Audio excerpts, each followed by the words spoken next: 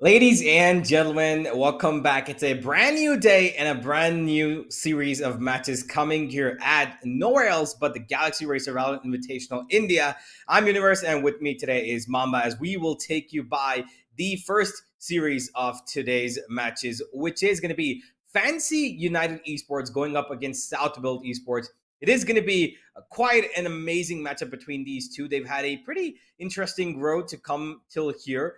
Beating their first two opponents that they, respectively had was quite an interesting game. But Mamba, how are you feeling? We'll talk about the match later. I want to know how your day's been. My day's been wonderful. Finally, I've managed to get some actual coffee instead of instant coffee. So I'm just happy. I don't know if it's visible on my face, but of course, really excited for the matches today as well, because we have some incredible matches coming up, and of course, a special announcement that even we have not been told about. Oh yeah. There is apparently a pretty interesting, invitation sent out to a pretty interesting team that could be making an appearance on the LAN event. I actually genuinely have no clue who it is, but I think a lot of our viewers have an idea. But Mamba, what would you like to, tell about this team that might be coming?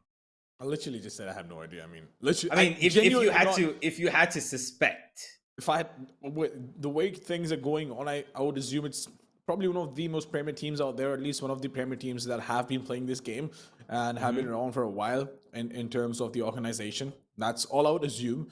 But I'll be honest, I don't know if when you were briefed about this, but to keep this like under the wraps, under the blanket, so 2 minutes before going live, my director comes in and tells me, you know what, hey man, so we'll have a special announcement about probably a team is what I've been told about before the second match and after the first match. That's when Yep. I will find out as well. That's when you will find out as well. But of course, we'll talk Yep. about that later because we don't really know a whole bunch about it.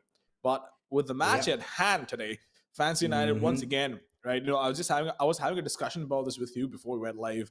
What do you Yep. think about Fancy United going up against their opposition that is South Built Esports? And what do you Hmm. think about the matchup between these two teams? How do they look on paper for you? Well, I believe that Fancy United, of course, given their stature of the dominant win that they had in their previous game, I think they're going to be doing pretty well.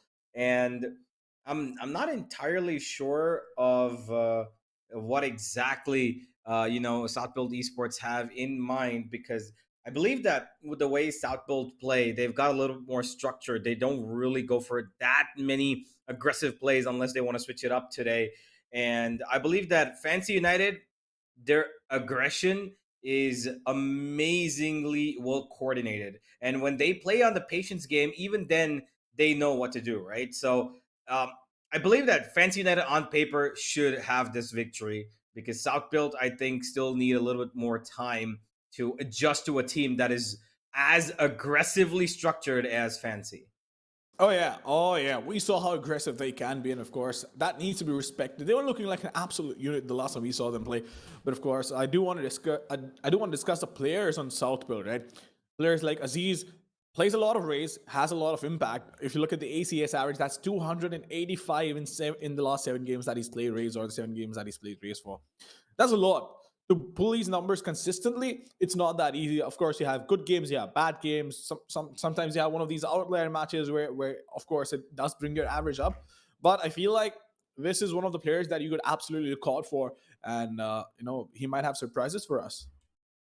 Yeah, I'm pretty sure that they might. I'm actually looking forward to again this team of Fancy United bringing up something different. Last time we did have the new player Kishi coming in, right? So I love the fact that this guy has really welded himself into the team pretty well. He's like such a great asset for the role that he provides. That he plays. Forgive me, for the team. He plays a breach. He plays the initiator. He plays the controller as well. Such an amazing player he's been yesterday for them. And today he's going up against SBE, who are a pretty structural team. I think that I would resonate their game style to a little bit more. I would say between the likes of let's say it's a mid ground between Fancy United and Revenant Esports. I think that's where Southbolt Esports lie.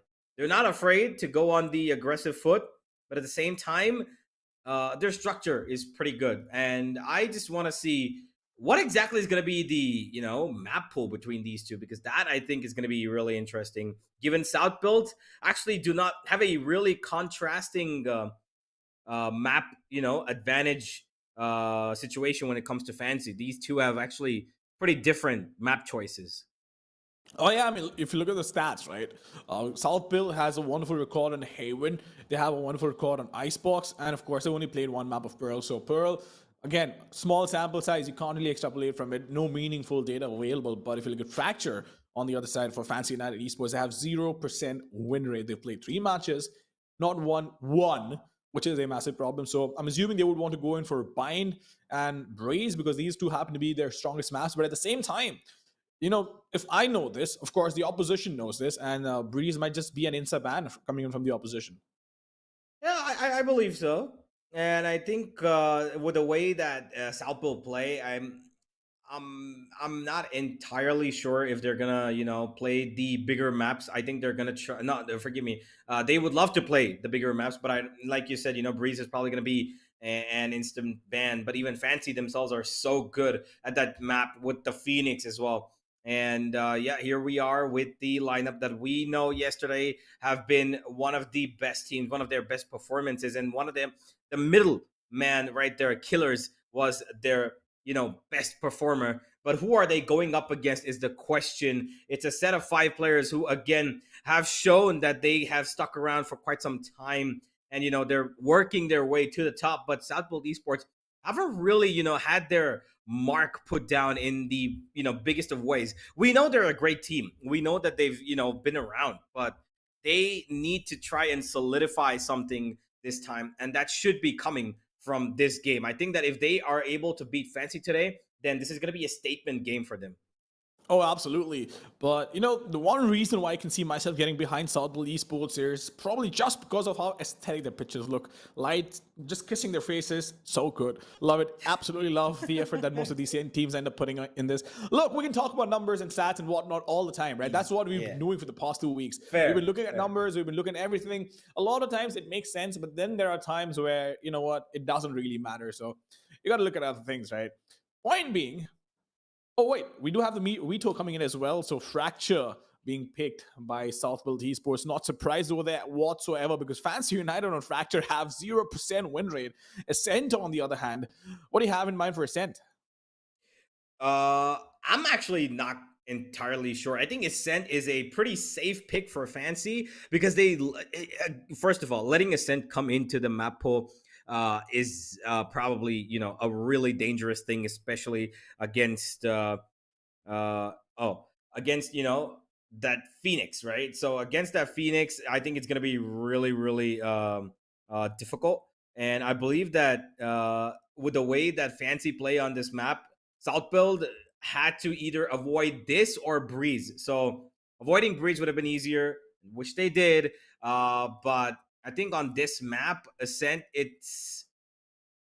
I would say that Fancy have the upper hand. Fracture, I'm still not sure. I think Fancy going into this best of three in the first step are going to have a little bit of a rough road. I think that they will have a couple of bumps on Fracture because their lineup is not exactly what you would expect to be the most set lineup. They have a bunch of different things that they've tried. They've played the Astra on Fracture. They've played the Brim and Astra. They've played the Phoenix. The last time they played, it was a double duelist, a Phoenix and a Raze, and they lost to Todak. So I'm actually a little concerned on Fracture.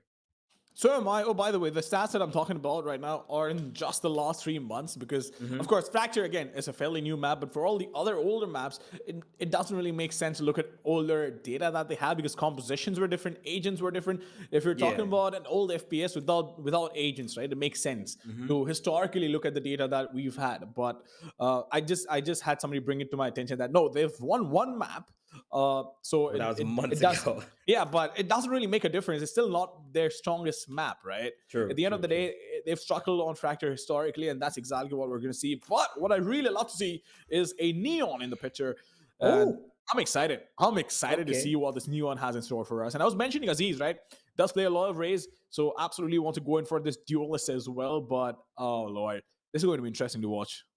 Well, we've got 3 different duelists on this map, ladies and gentlemen. This is going to be really interesting, really contrasting duelist as well. One of them is a damager, one of them is a flasher, and the other one is a stunner. So I'm looking forward to this. I'm pretty sure that Papi Chulo is probably going to be playing the most important role on this map for his team because disabling Nizzy and Wukong, who is killers, is probably going to be his most important job.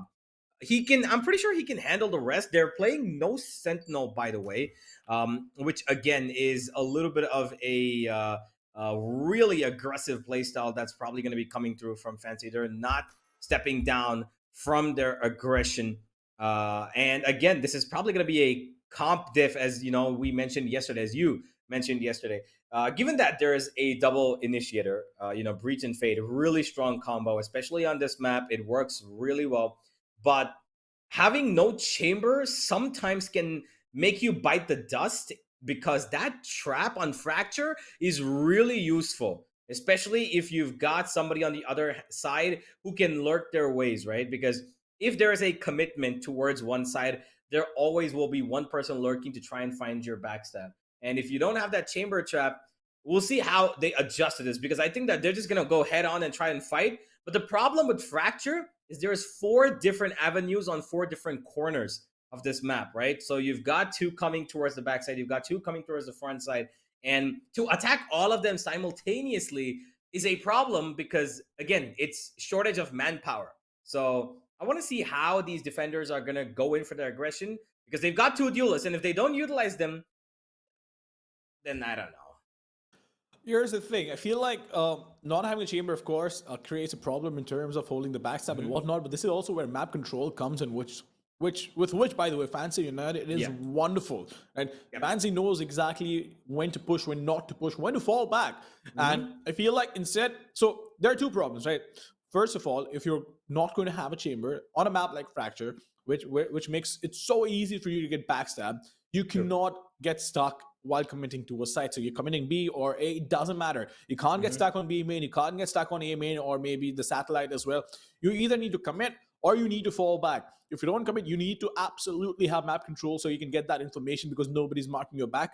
At the same time, you could play hyper aggressive, right? You could just keep on walking in, just keep rushing one side or the other. It depends on if you're able to get those frags consistently or not. So it really does come down to the fact that is their opposition going to be able to hold them down at least on defense and slow them down enough where the lack of chamber is going to make an impact. Because if they can't slow them down, I feel like it's not going to make a difference. True, true. I have a really interesting fact here, by the way. In the entirety of VCD Champions that was played recently, Fracture was the only map where Chamber had 100% grade. It's the only map where he had 100% pick rate, which I'm looking at right now. Everything else, there's been a variation of having the jet in between or having the killjoy when it comes to different maps. But Fracture is the only map where everybody, every single team, be it Optic, be it Paper Rex, even everybody picks that chamber. So, well, it looks like Fancy are going in a really different direction, and I really hope they know what they're doing because Fracture is a really complex map. It's got different levels of not just attacking premises, but also verticality in terms of different platforms towards drop, towards ropes on sands, and of course even on the B side on heaven, right? So there's a lot of verticality that is involved in here, and Chamber has that ability to get on top of corners that you wouldn't expect with this rendezvous. So yeah, let's find out if South Built are well equipped to find a cure to this aggression. But I'm just gonna wait and ask you before we head into the game. This looks like a 3-mapper for sure. It looks like it, at least, if at all. Fracture. That's not what he said before we went live. I'm just saying. I mean, hey, I'm saying that Fancy will win this, but it will be a 3-mapper. Don't worry about that. I was messing with you. Listen, I love doing it, but you missed the chance, right? You missed the chance to say South Built Esports. Are they going to prove that they're built different or not? And I guess we'll find out once the match ends. I'd love to be proved wrong. There's nothing more that when I'm making a prediction, I know I like to be right most of the times, but no. I'll tell you what do you like more than being right is being nice. Okay, all right. I'll take that. Yeah, you're not being too nice to me right now, but okay. I'm just messing with you. I love you. I love you, Universe. Listen, ladies and gentlemen, it's a lot of fun. Like the entire talent roster, Asurai, Universe, the two people that I've cast with in this tournament, wonderful gentlemen. So big shout out to both of you folks. And they've been nothing but kind and nothing but fun to work with. So it's always a pleasure. And look, I've always said this, right? Matches will keep happening, games will keep happening, work will keep happening. But of course, you have to have a little bit of fun while you're doing this. True. Sure, I agree with you, and I believe that now we should be, I think, ready to get into the game. As I'm pretty sure everybody's prepared, and I'm pretty sure the audience has been waiting for this one. This is going to be a big match between two giants. One of them have got this really interesting map pick of Fracture coming in, which we are going to be heading into. Ladies and gentlemen, can this double duelist of Phoenix and Raze tear through the SPE defense? The SPE attack. Someone's been watching a lot of Power Rangers. But, well, here we are, South Built Esports on attack. Power Rangers, really? You'll get it. You'll eventually sink in. But the point I'm trying to make is we do have Fancy United on defense. They have the Brim to delay them as much as they can with the Sky Smoke. They have the Fade along with the Breach that they can combo with the Fault Line, try and push in. And Nizzy, of course, has been such a force, right? He's been so annoying to play against, but the smokes have started to come in. And of course, we do see the Execute coming onto A side as well. Aziz is casually running in. He does have the Classic along with armor to work with, half armor that is, but they have control of the side and they need to make this happen. Even trades coming in that really bold, trying to push them back, but I don't think that's enough information. Oh, Ja's been detected and he will be taken out. That is unfortunate. Yeah, he was stuck there and all he could do is take the fight. But out goes Papichulo and down comes Kishi as well, thanks to Pro's underground lurk. Now SBE have control and Papichulo right before he gets stunned, and even after he gets stunned, finds both these kills and the frenzy. Makes light work of a lot of players here. South build, honestly, in the first round itself, looked pretty experienced and ready to take on this map of Fracture. Honestly, I feel the way the vetoes worked out, right? I feel like Southville Esports have an advantage over here with the way these maps are going to get played out, right? And it could potentially be a 2-1 as well, because the first map and the last, they both look like they favor Southville Esports. But then again, it's only been one round, right? So let me not get ahead of myself. Fancy United, you know how capable they are as well. So we'll see what they have in store for us in the first fight. On this one, though, is going to be a complete eco. And look at that 0 point. That is going to be so annoying to deal with. Oh yeah, it gives information about both these players, and never mind, there's actually all 5 here. They're slowly getting away. SBE realized that, you know, Fancy is a team which actually they end up stacking multiple times on their eco rounds after the pistol. And that's exactly why they're heading in towards this B side, clearing every single corner. And South build have the plant down. Full weaponry and utility available to them, as Fancy now coming for a retake with a bunch of classics. Oh yeah, not a lot of weaponry to work with. They do have a Sheriff on Nizzy, who could potentially do some damage, but I don't think that's going to be enough. Even if he does get one, probably will get traded out really quick. For now, Southville just holding the fort. They do lose a player, but Nizzy once again dishing out some damage. Quickly gets traded. Exactly what's happening with the sort of gun that he had, right? It was probably going to be good for one, not for more. And once again, Southville Esports pulling this round in the favor. Not how they would have liked it. Of course, ideally you want to have all the 5 players alive. You want to have a flawless round. But then again, it's okay. I think 3 players surviving is good enough. Yep, they've done pretty much what they needed to, getting those first 2 rounds. And now, let's find out if or not this map of Fracture is going to be ending up in direction of South Belt. They've got good understanding. I think there might be a small little tech issue that we are looking at. Let's find out if this tech issue is actually... I think there's something happening. I'm not quite sure what it is, but something happening. And now... I'm not quite sure if that is going to count. There is a bit of technicality that I think is stopping play right now. Now, all the zooms are right. Otherwise, I don't see a reason to stop the play. So, probably something they need to change and they need to fix. But of course, Fancy United, not the best start, not the start they would have wanted. But then again, it's only been 1 pistol round and an eco round. So this is going to be crucial if they get outclassed in this round as well. Maybe then we might have a match on our hands. Because Southville Esports, even though on paper they are the underdogs, but Fancy United, they've not had the best of track records on Fracture either. So it really does come down to those small plays, small moments that end up extrapolating themselves over the course, right? One eco round, one or loss, one anti-eco loss could, in the long run, topple your economy, take away a couple of rounds here and there. So if it's a close match, it really does come down to one of those plays in the match. Well, it seems like we will be having that round replayed thanks because of one particular KO knife that went on the lineup from Papichulo. Because according to the rules, a knife that is being thrown, any ability that is being thrown towards, informational access should be either detectable in terms of being able to break it, or should be visible to the eye, or should have some sort of a way to be able to be destroyed, basically, so the opponent have a chance to fight back. But this knife was thrown on the roof, and hence it was not breakable, and because of that one technicality, the round is going to be replayed. Yeah, I wondered as well, but I feel like this is unfortunate, right? The way this entire round got played out. I thought it was pretty smart, a pretty smart thing to do, because then again, right?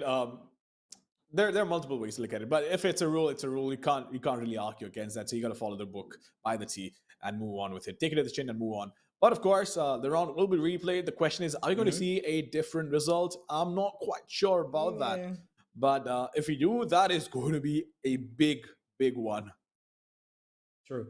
Now, South Build, if they've got any more lineups like this, which is a couple of KO knives which are unbreakable, unseeable, then yeah, they're gonna have to throw it, in the bin. It's not gonna be working because according to the rules, you cannot throw any piece of utility that is unbreakable or invisible to the eye, and which affects the opponents, of course. So this is going to be replayed. We'll be heading back into the game just about a bit.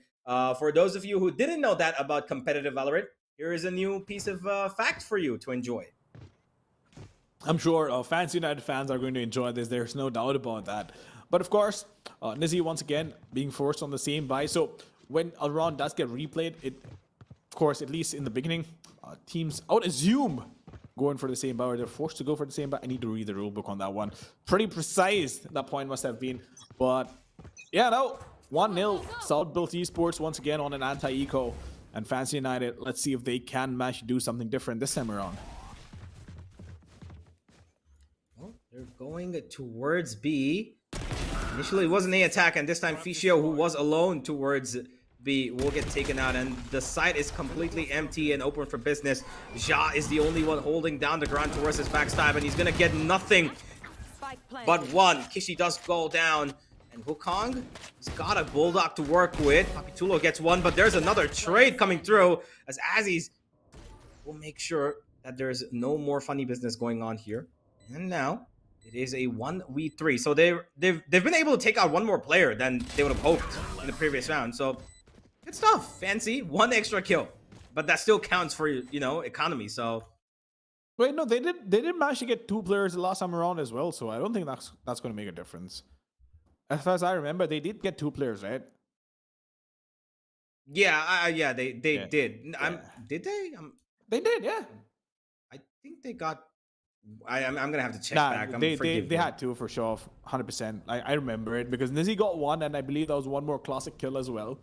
So they definitely got 2. And I didn't even make a point about this, right? That South Build, not the best of rounds that they could have pulled off. Ideally, they want to have a flawless, but losing 2 players is not too bad. But here we are. Once again, Wukong is going in with the Sash. We've seen him do this quite a bit. He is, in the meantime, trying to clear out that angle with the relay bullet. It's so powerful, right? The moment that you see that coming in, there's not a lot you could do except for brace for death, especially in an angle like that. But they've managed to take control of the A side. And Southfield Esports, once again, just absolute control of the round. Oh, their attacking prowess in terms of taking the side is brilliant, and Fancy are not able to do anything to stop them because they've got no utility per se. But here they go on the retake. Fischio gets one. Azzies will trade back as Wukong comes on the backstab. He's got another one as the Fancy are slowly making this work. Papitulo will get the trade back. It's a 3 versus 2. The attacks still have a bit of utility to work with, but it doesn't matter because Wukong, he's going to take out everybody he can in sight, even with his utility and his aim, as Fischio, along with Yes I Can, take care of the last man standing. The defuse will come through, and Fancy find their first round, but it was expensive. It was expensive, but hey, it's a start, right? You absolutely need to win these rounds regardless of what's happened and what's happening. But the scoreline is going to read 2-1, still in the favor of Southfield Esports. This is going to be a proper buy round from them, if I'm not mistaken, except for the 2 players that had to upgrade. Unless they manage to save enough money, which it does look like. So they have managed to save enough money. They have good weaponry to work with. 10 Vandals. I don't remember the last time I saw all Vandals and no Phantom. There's always this one player, right, that decides to go in for the Phantom. But hey, a pretty good symmetry over there. And we do have the Null Command available along with the Showstopper, and that could be problems. But that's just unfortunate. That is so unfortunate for him. Aziz, in the meantime, will peek around the corner, has a relay ball to work with, just a tad bit quicker than his opponent. Fishy, in the meantime, trying to backstab. Can he find the pink ball? That is going to be the question. It is still a 2v2 with the KO being disabled down there. Aziz, in the meantime, he's not going to stop. Gets a quad kill, and it will resurrect his teammate as well. So that's gun saved. But what a round from Aziz. Wow. That round was really difficult for a moment for SB. Getting attacked by two different angles. Fancy really had control, but the minute that wall came up, as he's got time to get his teammate to come in and support him, instantly that 2v2 became a lot more difficult for them because that crossfire was broken up. And you've got a scoreline that says Southfield up by 2 points to make it a little bit more easier for themselves as they attack now against another set of pistols. Well, for now, Aziz is going to be holding it. Doesn't need to push out. Of course, doesn't have the best of weapons to work with either. Has run back available, but I'm not quite sure if he's going to use it this time around because they don't really have anything to fight with. They don't have anything to contest with. And Aziz is being so patient, right? So Southfield definitely has come in prepared on this map. They know exactly what they need to do. And Aziz scraping up, but the question is, can he find the first pick? That is a question. Oh, that was so close. And is he almost getting spotted over there? Will get taken down? Oh, he won't! Wukong peeking around the corner along with his teammate, double peeking him and overwhelming him. Southfield Esports losing the first player, but the spike is still going to get planted on the B side behind their backs. And now it's a retake. 4v4. They still have the round back available, and they might as well use it this time around. Yeah, but the problem is there is a attacking ultimate, the orbital strike, and Papichulos take on Kishi as well, which means informational utility is out the round this one, but it doesn't even matter. They don't need any utility, it seems. All they need is a crossfire, a simple crossfire. But Nizzy, though, he is going to be making it a little bit more difficult for them to survive as he takes down 2 himself. And with that, Southfield, even though they've got money and the rounds, Fancy are not completely letting it go. It's not like it's, a dominating round win. The only problem is that Fancy are letting Southfield take the control of the site pretty early on. They're not able to stop them.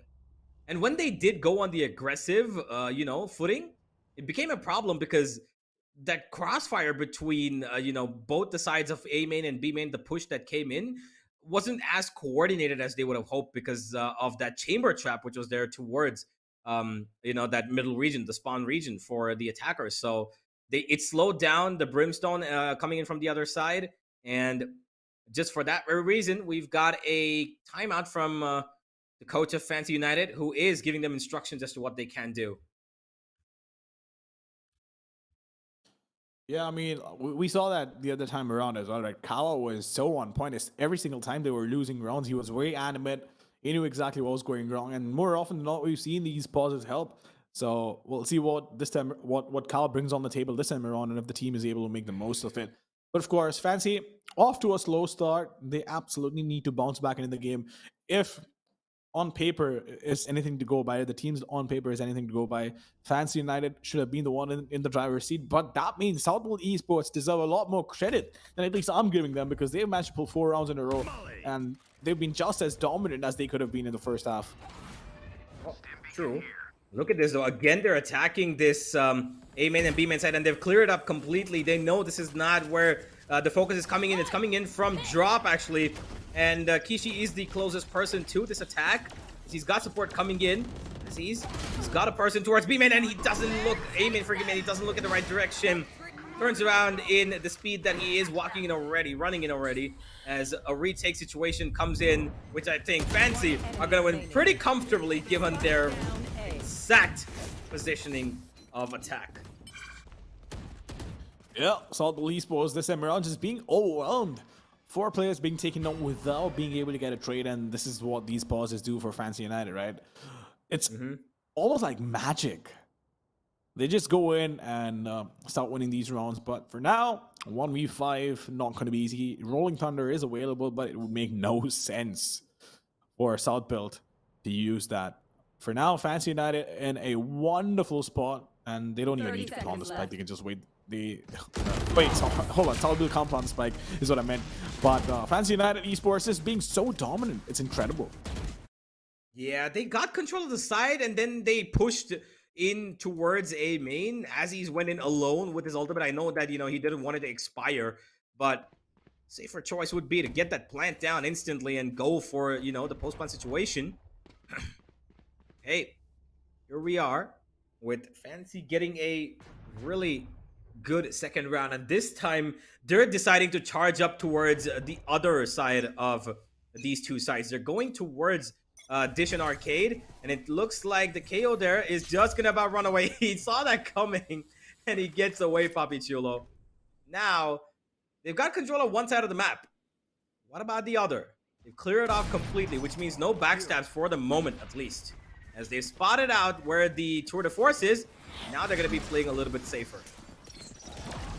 They will try and play as safe as they can, but is that going to be enough? I don't think so, because yes, I can just peeks around the corner and slaps as he's into his next life. Papi Chulo in the meantime finding that pick, equalizing the situation. Rolling Thunder, of course, massive problem, but in the meantime that sees and the orbital strike as well, not being used as a combo, but disrupting them enough to be able to get those picks. And look at that. Yes, I can, getting the pick, and now they have the Rolling Thunder available that he could use, but it might just be too late. It might be a little too late. Does he realize the player is right next to him? No, it's not too late, and he managed to pull this round off, and of course guarantee it with the Rolling Thunder because of the fact that he knew that the chamber was towards B main. Perfect use of utility to disrupt them, but at the same time, yes, I can, just committing to that Rolling Thunder, not being selfish about not using it. So important round, important win for them, and this is going to help their economy as well, if I'm not mistaken. But Southbuild Esports on the other side, they are in shambles with their money. They don't have a lot of weapons to work with, and this could be an easy win for Fancy United unless they end up making mistakes. True. I really like the fact that yes, I can win for that play, because he, if he had put that ultimate a second later, I think he would have gotten away. Zhao would have gotten away.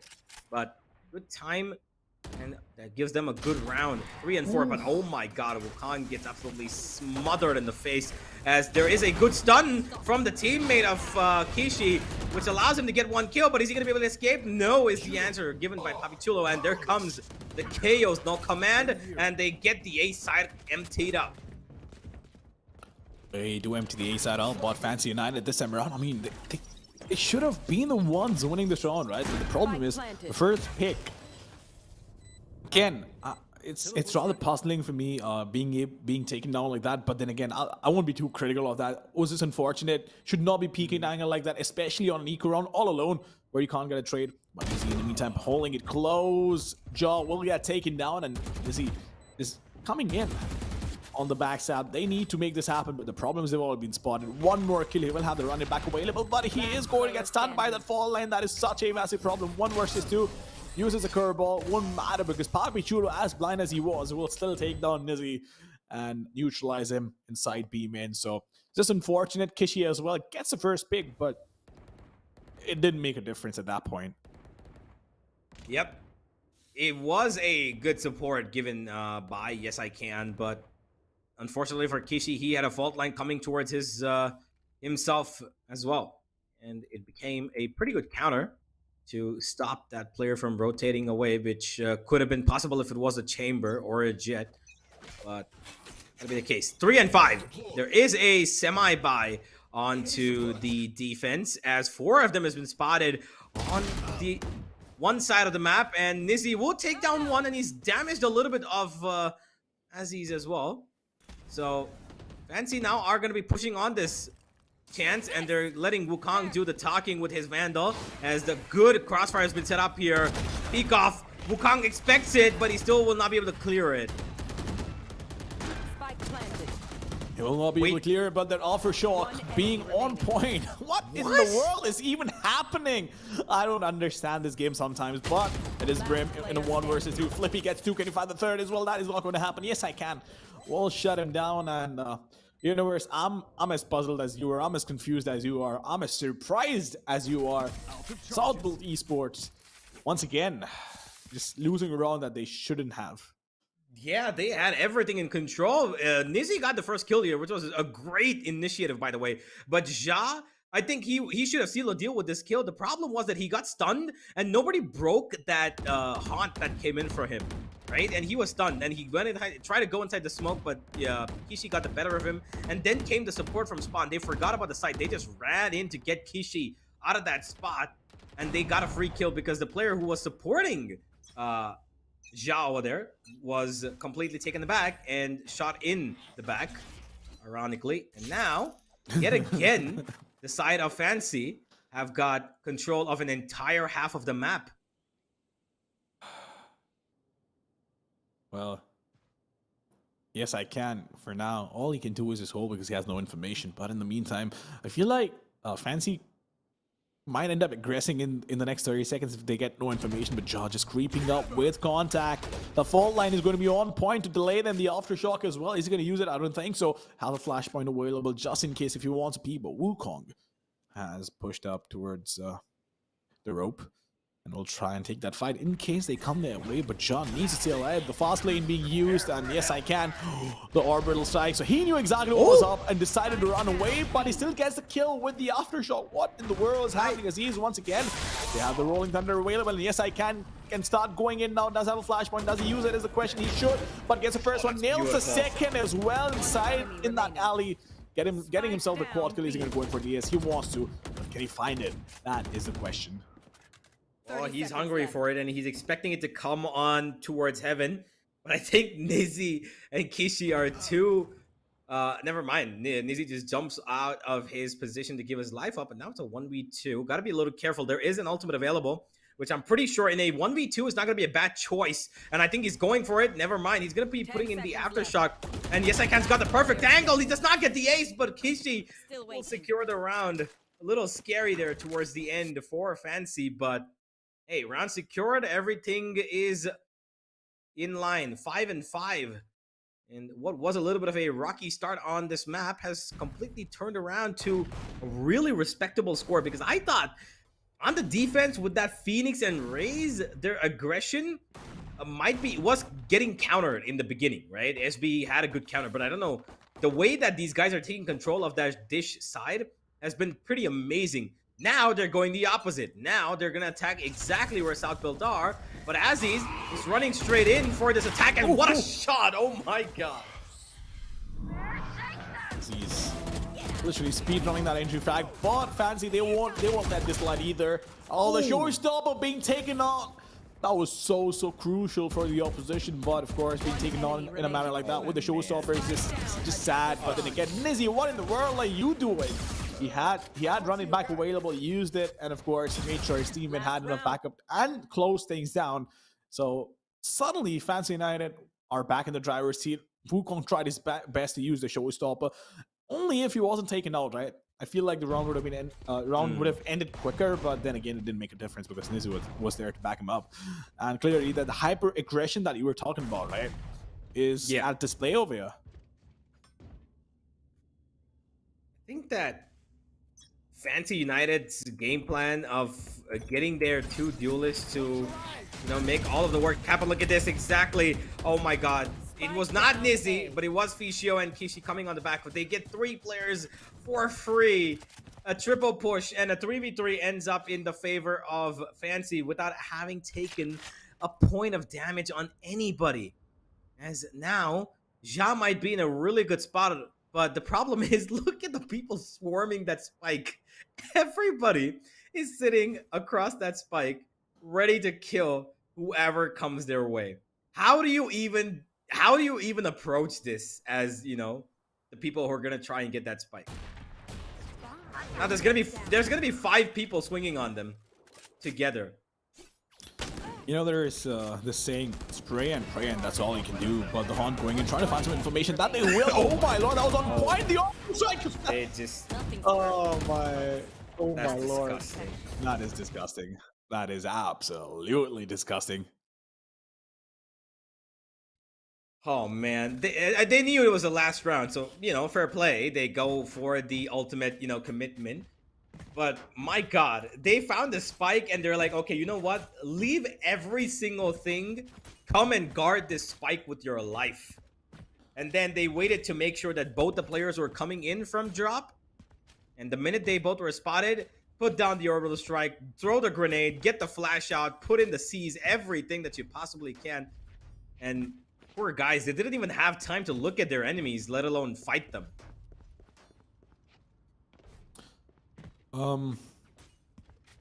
Yeah, it's incredible to see the way it's all being played out, right?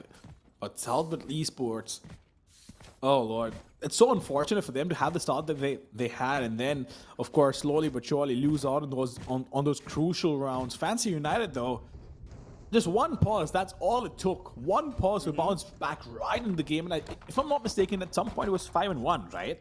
The scoreline? Yeah. No, I believe it was 4. Oh, 4-1. 4-1. 4-2? Yeah, it was 4-1. Was it? It was 4-1, then it became 4-2, and that's where they started hitting it off.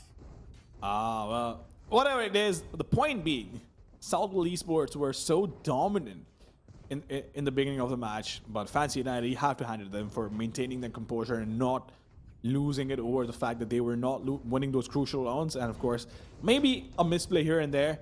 It did not matter at the end of the day because Fancy United has what it takes to make a comeback like this in the match. And for now, they are in a commanding lead, 7-5. I feel like on Fracture is a decent half for both these teams. And Fancy United, if they can get some early momentum going on with the first pistol and of course the first buy round, then they might just be able to close it out single digits. Well, I mean, single digit seems like, you know, even the single digit could be number 9, right? So even if it comes 13-9, still a game that I would consider to be close enough. Not, you know, too close, but close enough. But I believe that, like we were talking about this earlier, Mama, that this map is the only chance that SBE would have to pull it to number 3, right? And they've just lost their attacking half to a double duelist on defense, which is worrisome because what I really thought that this is actually literally the best case scenario for Fancy. Them getting the lead and going into the second half is probably the most, you know, miraculous thing that could have happened for them, because I thought that the way SB were playing in the beginning, this is definitely going to be an 8-4 or a 7-5 half in the favor of South Build, but it's turned around and Fancy are just absolutely, you know, putting the pedal to the metal and not giving up any bit of aggression. But I feel like you can't even... So I feel like I need to give Southwood Esports a little more credit for the composition that they had, right? That KO Breach Brim combo can be really annoying to go against, especially while you're attacking. But then again, the cover ball being used, and Aziz trying his best to get that big one get taken down, and Nizzy as well getting one for himself. So they do get those 2 openings that they needed at this point. All Fisher needs to do is just hold the backs up, which he might just be able to. Papi Chulo, I'm not quite sure if he expects him. Oh, he does. He does expect him, and Pro equalizing the situation. Getting one more, as a matter of fact. It all comes down to the fade and the Phoenix. Nizzy trying his best to stay alive, but will he get taken down? Will he get overwhelmed? But both these players are really low. The question is, can Kishi... Oh my lord! Oh no! Oh no, Kishi. Just do yourself a favor and don't watch this replay.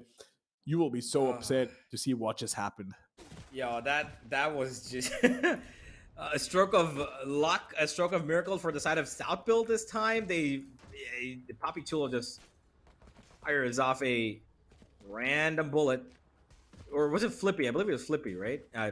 Not quite sure. But either way, whoever delivers that shot is somebody who's going to be really happy that they didn't have to fight Kishi, who had more than 70 health. Honestly, at that point, even 2 straight bullets through the smoke would have probably finished him off. But Papi Chulo, well, he's going to find the first pick. Will find the second as well over there and shut down their attack. But this is exactly what I was talking about as well, right? Fancy United, they need to understand this, which I believe they already do, right?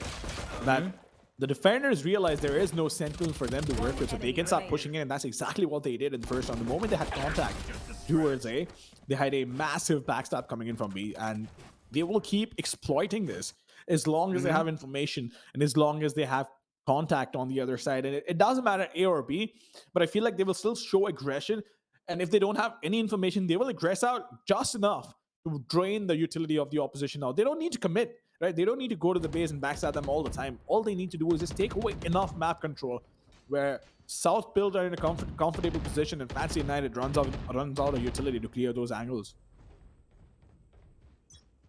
You know, South built. They gotta continue doing what they are doing so far. They're going in for that control yet again as they push in towards Arcade. Wukong though has got Azzy's taken out, which has brought himself down to 10 HP, but that's okay. As long as he is gonna keep himself working those numbers, he's gonna be okay. Dern's okay. A little bit of trouble over here as they don't take their corners, but Fukishi, hello, he finds 2 out of nothing. And the plant's actually gone down towards B. South Build have been playing a game of Ring of Roses as they've been outdone by 1 Fade. And he's continuing to do the damage. Okay, this is just madness. All right, I'm gonna tap out, dude. This is... I feel like more than Fancy's round to win, this was South Build's round to lose, because you saw the sort of picks they had, right? First of all, Aziz, unfortunate, sure. Pro should have been able to get that pick. The Chamber as well, that missed the first shot, should have been able to get his pick. If that happened, they would have shut down the attack once again. So it's just losing those duels, and losing duels is no excuse to lose rounds, right? So I'm not, while I'm not being critical of South Build Esports, I'm just pointing out that what happened to them is not a way to lose rounds, because at this level you need to hit those shots. But then again, they're only human, they're only players. It does happen to everyone. Understandable, but I still feel South Build on defense is not going to be easy to counter for sure. Oh, Aziz might have been sitting in a great position, but jump. What a shot. What in the world was that shot? Aziz, in the meantime, is going to find one more trade, make sure his teammate has enough backup, and Nizzy as well, just trying his best to stay alive. Universe, I'm so sorry, but what in the world was that peak? That was insane. That jiggle kill, amazing stuff. Yeah, I would love to see that again. Wow. Ja, what an amazing shot that was. Put that in a highlight reel. You know, here's the thing, right? You get so used to seeing all these flicks and all these montages on YouTube, all these cracked players, right? That keep on moving around like they have ADHD. But sometimes you end up not appreciating the simplest of things, but falling back, using the rendezvous to fall back. He knew his teammate was there, strafing out. He didn't even just like peek it, right? He swung the angle. That was the first good thing that he did. Counter strafing to stop, take that shot and move away. It was a work of art. It was an absolute work of art. To that one shot, I could write a love letter. It's so beautiful to see all these basics into play, right? Look, once again, let me say this, right? All these flashy plays, when you have Jet Knives, you have the Blade Storm, you go around killing people, you're doing 360 no scope, whatnot, right? But these things, they still get me out of my chair all the time. Yeah, it does for me too. You know, it's an amazing shot. Of course, you know you've got that skill to just peek out. You know exactly where the player is going to be. And 2 bullets, that's all you need. Both of them connect to perfection. And you've also, at the same time, baited out for your teammate perfectly, who gets another free kill. Now, it's South Build bringing scores back to level, as it is 8-8. And yet again, they're going for that control towards Arcade, which is going to be resisted a little bit. Will Ja find another one? No, this time he will not. Swings out to only find 4 players ready for him. And now Flippy goes out of a Fade ultimate. He is stuck in a really bad position, but he still gets one, and Aziz does as well, as now South Build are retaining their man advantage, as Pro gets another. And Fishy is going to run away towards the spike, but the problem is, all he's got to work with is a Sheriff. No! In, but yeah. That happened. So there's the last round and there's this round where you're not even looking at the player. I think he's gonna be glad that we didn't see his POV. But you know what? I'll be honest, and you and I, we both know this, right? Because well, we play the game quite a bit. Not at the same level as these players play, but sometimes the easiest shots, right? Especially the ones where they're not looking at you, are the hardest to hit. Yeah, that is true. You know, it's something about shooting somebody on the back of their head that somehow just doesn't feel right, doesn't it? Yeah, it just throws you off. Oh man, I'll be honest. This match has been such a roller coaster ride that it's put it's put a smile on my face. It's been so entertaining to watch, so much fun to cast as well. But Flippy, along with his teammate, once again, just pushing in. And they want that control. They realize this, right? This is exactly what I've been talking about. South Pole Esports are playing it to perfection. This time around, This is really good. yeah. Fancy. They've got Nizzy lurking in, and he might just find a free kill. All they need is for Wukong to make a little bit of noise, but he's given away his life itself. And now Nizzy, he's got a player right below him. Oh, okay. They almost didn't see him for a second. Got the weapon retrieved. And Flippy might have taken on Yes I Can, but this is still a 2v, potentially a 3v4 with Nizzy having his ultimate online, which he is not right now keen on using, but he does push in a little too aggressively. The plant might have gone down, but Ficio's left alone in a really bad spot, which is going to be made a little easier for the opponent by Ja taking him out, and that is going to be number 10 for South Build. I feel like both these teams played this round so well, right? Realizing that it's Nico, not a lot of weaponry to work with. Fancy United wanted to go in for the contact play, which worked out wonderfully in their favor, right? They got that initial pick as well. But South Built Esports on the other side, they had the best amount of restraint that you could ask for in an eco round. They double stacked on the opposite end. They were waiting, just patiently waiting for that first peak, right? Which did not come in. But at the same time, the moment the opposition had the site, they didn't start panicking. They didn't rush into the site for the retake. They took it slow, they took it methodically, and it worked out in the favor. It's just beautiful, beautiful gameplay from both these teams. I'm loving this matchup. But he does connect that shot. I thought he missed that for a second, but once again, wants to go in for the re-peak. The confidence on this man is unbelievable. He might just be able to walk away with one more. Oh my God, no! He can't. Wow. Kishi will shut him down, but Aziz is still on the backside already, and he's creeping up slowly, Universe. He's creeping up. This is problem, but no, Fichu actually handles it. He expects it right about on time, and now they've got a plan, and they've got man advantage, and couple that with 2 round-winning ultimates for the retake, forgive me, for the post plan. And this KO ultimate kind of seeming to be a little useless at the moment because they're not really pushing Fancy to their mark. Well, Facio, look, here's the thing. Doesn't matter if you're in the 1v3, you have Rolling Thunder coming your way. It's just, yeah, it's disgusting. There's so little you can do, right? Probably maybe take a couple of stray shots and just pray that they don't get you. But that was a good flick on the right. That was absolutely a good flick on the right. They had the Rolling Thunder along with the curveball. Dude's already stunned. And then you're blinding him. And then you're taking him down. That's just bullying. But then again, you got to guarantee the kill. You got to do what you got to do to make things happen. And here we are, South Pole Esports. Just, again, still looking strong. They are in the lead. But Fancy United as well. They're not looking too shabby either. Well, Fancy, they're going in towards B, and there's only 2 players there, but there's rotations coming in instantly as Nizzy is making his way down. That there is a person detected, but Papichulo gets away just about. Flippy gets 2 though, including the ultimate of the Phoenix, as now it is a 4v5. The ultimates are keeping the side of SB on at bay, as Wukong gets his out as well, and there goes the showstopper. Doesn't need actually to get that kill because Ficho does it for them, and out comes Yes I Can, finds 1, finds 2, finds 3, makes it 10 and 10. It's a 10 and 10 in this time around. I feel like the cash on South Pole Esports might not be in the best of shapes to work with. Not sure, but yeah, they don't have a lot of cash to work with, so they will have to go in for an eco, and they might just maybe try a hero tour de force, which I honestly, I feel like they should, because they'll have a buy next round anyway. They don't need to force this. They can half buy this, make sure they have enough of a buy next round, and play around the chamber and help him get those initial picks and shut down the attack of Fancy United Esports. That's probably their best bet. But at the same time, what an entertaining match this has been, Universe. It's been so beautiful to watch from both these teams, right? Both these teams have had their moments of brilliance. Both these teams have made mistakes, which we have talked about. But overall, I feel like so far, at least in the SEA Qualifiers, this has been probably the most entertaining map.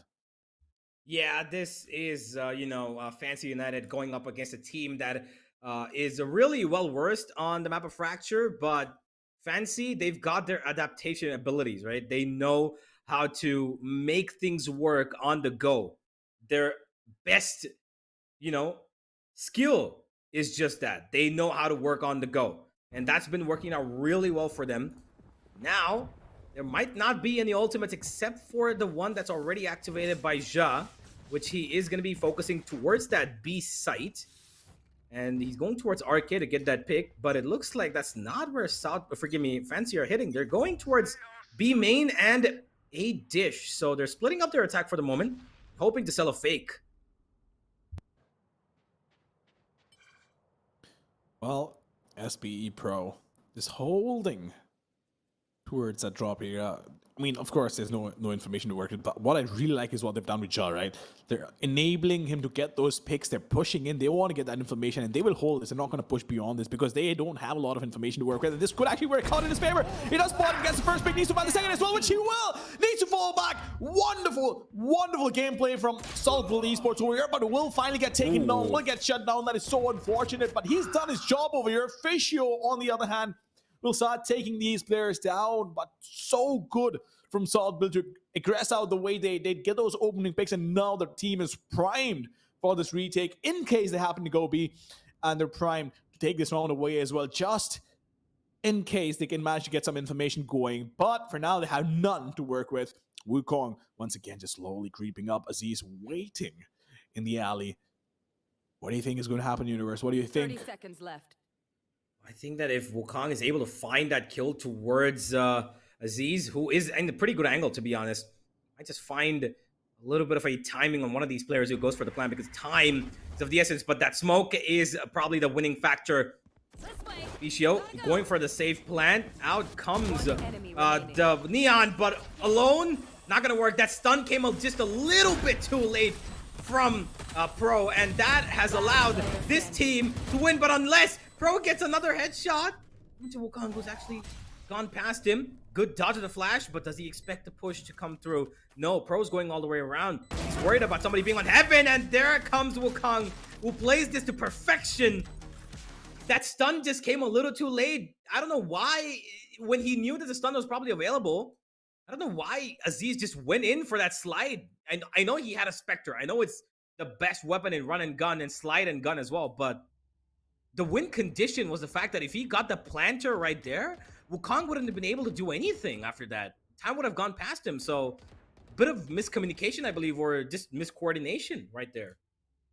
I just feel it was nerves, trust me, because they were in a position to win that round from a position to not having any business to win it, right? Of course, they use the tour de force to perfection, that incendiary going in as well. It might be a quick B take coming up, but Esports, they will use that Rolling Thunder just to make sure that they don't have enough time. But Nizzy taking so much damage with that incendiary, if I'm not mistaken, with the curveball being utilized to allowing onto the side, and John will get taken down, but a quick trade coming in. Flippy will taking down Wukong as well, replies like, nope, not today, but still a 2v3. And no, oh my lord, Flippy, what in the world are you doing?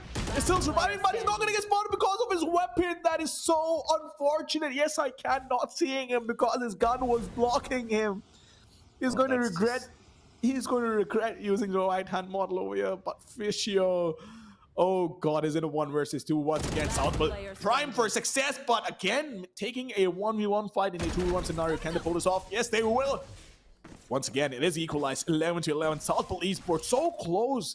Now, the bigger problem for Southwell is the fact that they might not have a lot of money to work with, but so will Fancy United. Both these teams, the economy might be in shambles. Oh boy, the economy is going to be a little bit of a problem for both these teams, actually. Oh, never mind. I got it wrong. I got my math wrong. That's all right. No, so I forgot that they won 3 rounds in a row instead of 2. Yeah, that's where I got it wrong. Apologies, ladies and gentlemen. But the point is, it's still been such a back and forth matchup, right? That Southwell Esports, once again, winning rounds, they have no business winning, and then taking it so close that is just, my heart can't take it anymore.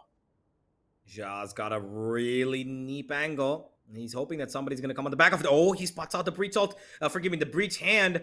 He should be expecting that fault line to come in now. First, it's going to probably be a Prowler. And good stuff, but he still gets the kill! Ja, that is such amazing patience from him, and he wins that round for the team probably with just that kill. As Bro gets 2 towards B main, give me A main. Kishi might have taken one back, and he's gonna be taken out himself as the ultimate to come and finish off this round. But it's gonna be Papi Chulo to finish off the kill even before the orbital strike can. Match point here on Fracture for South Build, as they've had a really long road to come this far on their own map. And Fancy, they're at the world's end with just a little bit of money depreciation, as they will play on 3 Spectres, half armors on that as well. I'm worried now. I don't know how this is gonna, turn out. If the last couple of rounds are anything to go by, then we never know. We never really know, but Jaw's been so good with his chamber and the operator. It's getting those first picks. Consistently, this time around gets 2! Fancy United, they didn't have weapons to work with, but at the same time, this is the problems just keep compounding with this initial pick as well. Taking 2 players away, and Jaw is going to be feeling so good about himself. Nizzy, along with his 2 teammates, what can he do? He does have the running back available, but not the best of weapons to work with. Well, he's going to have to make the movements for his team. He's waiting for them to come on the other side so they can have a pincer movement. But the problem is, Ja's holding such a good angle. He goes at a 1 HP, though. But he's holding a weapon that is best in the scenario of a 1 HP clutch. Let's see if he's going to be able to get another kill here. Flippy. He's got the side of Arcade covered, as out comes Nizzy, and he goes for the kill, but Flippy's ready for it. And the ultimate from the KO is going to be perfect, but Wukong gets one back. Now he's got his showstopper ready. 35 seconds to go. Can Fancy pull another miracle? Fire in the hole! 30 seconds left. Can or can they? I don't know, but they need to pull this miracle off. The problem is Wukong is on 30 points of health. No damage being dealt out with that showstopper, and it all comes down to the fate in a 1 versus 4, but that's not going to be possible. But South Build Esports walking away with the first map as expected, at least historically, with the data, because South Build has been wonderful, has been phenomenal on Fracture, and Fancy United once again carrying their dry run of not being able to close matches out on Fracture once again. But that initial pick, right? Those 2 kills were so crucial in closing this round down that it just took away all the confidence, all the faith that they might have had in terms of going in for that execute they could have used to run back along with their teammates. But those 2 players were crucial to being able to take this round away. True. Yeah, collateral was probably it. That was it. That's where the game changed. Even though Fancy had a bit of a chance with the Killer's ultimate, but it just didn't land where it was supposed to. And then Cam and South Build find these kills pretty easily, comfortably, and they will get the first map in their bag. South Build taking Fracture, which honestly could have gone either way. It was a tipping scale with just 1 grain of rice that probably could have done it for either side, and a tip towards the side of South Build towards the end, just thanks to Ja winning that double kill. And unfortunately for Fancy, the problem was that they didn't have money, so the half armor made them a little bit more vulnerable. So the 2 people who died had half armor, and both of them expired right there to that 1 bullet of the operator. And Ja, what an impactful performance with the operator, honestly. Yeah, it was a pretty impactful performance with the operator, no doubt about that. But of course, let's have a look at the numbers. And Crash, and talking about the map MVP, Flippy with 22 kills, 2 first bloods, 267 ACS, and an econ of 69. So Flippy playing really well, but oh boy, those initial picks with the chamber, right? Yeah. I have to talk about it. That's exactly 7 first kills, by the way. 7 first kills. Yeah, for the chamber. 7 first kills. And he had a total of 18, so almost half. What's his ACS, just out of curiosity? 225. Honestly, look, I feel like at this point, might as well just give him the MVP in my eyes. Look, the sort of impact that he's created getting those initial picks, right, is phenomenal. You can't really you can't overstate the importance of those first kills, especially in the rounds that he did, right? Crucial rounds with a lot of pressure, and man showed up in style. Yeah. Flippy did a great job, no discredit to him. He did an amazing job as a Brimstone. Getting top frag as a Brimstone on this map, when you've got people like Ja and Papi Chulo around you and Nizzy as well, is an amazing feat. So it is a great, sight to see Flippy get the MVP. But I think that for me personally, Ja's first kills were the most impactful frags, and I think it might not be shown on this MVP screen right here or even on the scoreboard in Valorant itself, but I'm pretty sure his team knows how amazing that guy's been. And overall, everybody gave in their, everything. There was nobody who didn't really, perform to their best. Even though Aziz might not have gotten as many, kills as they would have hoped him to, he still did a pretty good job of, getting that space for his team, getting the entry in the first initial rounds of the attack. The way that this guy was running around was really insane. He's just running straight into the B side, finding space, throwing up that wall, and making a Fancy think twice about even attacking him. So good job from everybody on both teams. And I think that just that last round of impact came in because of Josh double kill, and it ended 13-11, or it could have actually gone to overtime. It could have.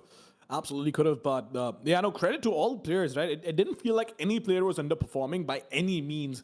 I don't think numbers do justice to the sort of impact that they've had. Again, no taking away from Flippy or Nizzy. Of course, they're on the absolute top with the most amount of damage being dealt. ACS being up there, right? But the point I'm trying to make is that every single player stepped up when they had to. There's no doubt about that. And had offered support to their duelists and, of course, the players whenever they needed it. So all in all, I feel like it was a wonderful match, a well-rounded match as well. But all good things must come to an end. And this time around, SB just walking away with the first map. Question is, though, can they close it 2-0? I know it's a bit of a stretch. The second map is not their best. And I feel like Fancy is a lot more stronger than the first one, especially given the fact that their record has not been that great. But of course, I guess we'll just find that out. Ladies and gentlemen, right now it's time for a really short break. Do not go anywhere, because when we come back, we'll be back with live action.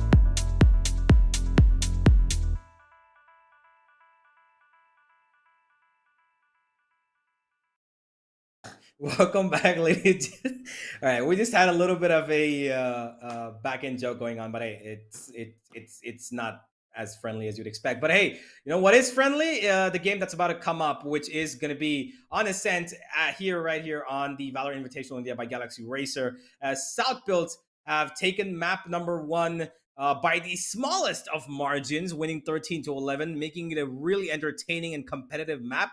And now we're going to Ascent, everybody's favorite, everybody's ground zero, the safest option that they could find, but one of Fancy's strongest maps, and South Built's not so much.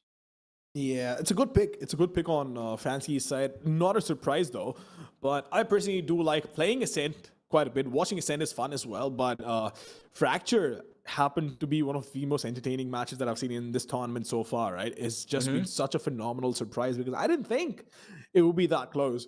But it is what it is. And now moving on to Ascent, I feel like Fancy definitely is the stronger team on this map, given the fact that Fancy did not have the best of records to work with, right, on Fracture. Yep.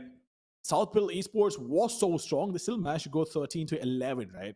Both these teams played really well. So I'm interested to see what Fancy has in store for us on a map that they prefer to play, on a map that has been good for them historically.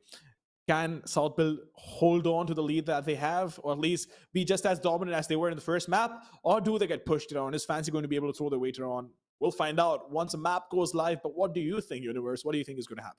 I'm gonna say that map 3 is gonna be coming. I don't think that South Build are currently equipped enough for this map because I'm looking at their recent statistics, right? And in the last 3 games that they've played on Ascent, they've had 3 different compositions, so they don't really have anything set in stone, for this map. So I am a little concerned about how they're gonna approach this because they've had a little bit of shift up between the Chamber and the KO. Forgive me, the Chamber and the Killjoy. They've thrown in the Raze a couple of times. They've thrown in the Jet a couple of times. So it's not been, so to say, stable for them on Ascent. It's been a really, more of an exploration journey. Sometimes the recent time that they played was just against Oasis Gaming yesterday, where they lost this map of Ascent. And there they had the Astra, Chamber, Fade, Jet, and KO. Decent composition, but again, Oasis is not a team that you would expect somebody like Southfield to lose against. Oasis are a pretty great team, but they've got certain maps that they're really good at. Let's have a look at the composition as we talk about this. Again, we see Southfield on this map, and this time they've thrown in the Raze again. They're shifting it again. I mean, they've not changed things out though, as he does play a lot of Raze, and he's actually pretty darn good at this agent. But a Phoenix is not something I saw coming because, well, I just didn't. But it's going to be interesting. Phoenix is a pretty strong agent on this map, by the way. They could use it being as aggressive as they want to, but no other duelist but Phoenix. This is where things start getting interesting for me. I would definitely want to look at what they've played historically on Ascent. Fancy on Ascent have played Phoenix quite a bit. And if they don't play Phoenix, they don't play any duelist whatsoever. So this is going to be fun to watch. It's going to be nice to see a contest between who has more value as a duelist, Raze or Phoenix, or who's able to get the most out of it. But yes, I can. We've seen how cracked he can be. So I'm excited. Double initiator on Fade and KO, along with a controller on Omen. I feel like Omen is still pretty relevant on Ascent. But then again, at the same time, you think it's comparable against an Astra on a map like Ascent? It depends on how you utilize these players, right? Now you've got a duelist in the hands of a Phoenix, so who is, going to be the main flasher of the team. He's the entry. He does everything. And on the back of him, you have the Fade and KO. We're going to be enabling him to do it, right? So if you have a look in the other side, the Astra is an agent who is more about, set strategies. It's not like, they can go instantly in. Astra stars and the way that it needs to be worked depends on coordination of teammates, coordination of people running in together. Whereas the Omen is somebody who you can just flash in towards B main and then you have an immediate entry. So Omen has a little bit more initiation process of on the go, which is Fancy's playstyle, which is what they depend upon. They do stuff on the go. They know how to work up adaptability, and they know how to make that, how to convert that to a victory, because they've got amazing aim as well. Whereas South builds, they depend on these crossfires, they depend on stretch strategies, as we've seen it before. They did have a little bit of aggression that they incorporate into their set strategy, and the Astra will help them. But I think that they've both these teams have got a controller that actually helps their respective playstyles. So it all depends about who's going to get the first blood, I believe, at this time, which Ja did pretty well in the previous game. Is he going to do it again? We'll find out. We'll find out if he can do it again. He's done it once for sure. And Yeah. if that's anything to go by, I feel like he's going to be able to do it. Aggression and, just those cheeky picks, right? Be it the first pick, be it those trades, or bait and switch setups as well. You can do a lot of those on Ascent with a beam and aggression. If you're defending, for example, you can have somebody inside the cubby. But since Fade has come in, right? Before Sky and Fade, it was pretty easy to be able to do that because you could break the drone and just go in. And it's not a piece of utility that really does force you back, because even with the drone, right, you get marked, but you're not blind. You can still fight. So if your movement was good enough, you were good for a pick. But especially with Fade, it's just impossible, because if the Prowler hits you, you're done for. And even if it doesn't, right, the moment it spots you, it gives away information. So they do get a lot of information to work with. So I feel like if there is a bait and switch setup, it has to be with Chamber, so he can quickly snap back and fall back if the need be. But one way that I've really seen Chamber get played on defense is, which was God Squad, by the way, in the Indian qualifiers. Rossi would play backside and hold it off, and then rendezvous back to the defender base the moment he finds a pick or two and locks down the B side all by himself. So is that going to be the way the Chamber gets played? I don't know. We'll find out. But what are your 2 cents on it, Universe? I believe that the Chamber duel is going to be the most important between in this map, because Nizzy is an exemplary Chamber. It's almost as if he was born for this role. He knows how to work that agent to perfection. He is that operator main for the team, right? And his operating skills are just as good, if not better, than what we saw from Ja in the previous game. Because the previous time this guy played the Chamber, the couple of times that he did play, he hasn't gone below 20 kills in any game in the previous tournament that he played. He's not gone below 20 kills with the Chamber at all. So that is a scary thing to be going up against, because he is the enabler of the team. He's the first kill getter. He's the one who, gets the team moving forward to go for this aggressive peaks. He pretty much does everything at this point, in terms of impact for the team, for not just first bloods, but also holding down, strong angles to stop the attack from flowing in. So Nizzy and Ja probably going to be the 2 most important players. And I believe that's where the answer to this game is going to lie in, who's going to have more of an impact, Ja or Nizzy. Oh, well. Nizzy's on Phoenix, isn't he? No. That's yes, I can. Yes, I can. Never mind. It's listen. My short-term memory is so bad. It's so terrible.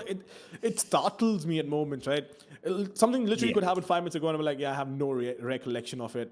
I don't know why this is happening, but it's only happened once I've grown up. So adulting definitely sucks. Yeah. Point being, who's going to create more impact? I don't know. Genuinely do not know. Can't see the future. I wish I could. Maybe it would make me a better player. Who knows?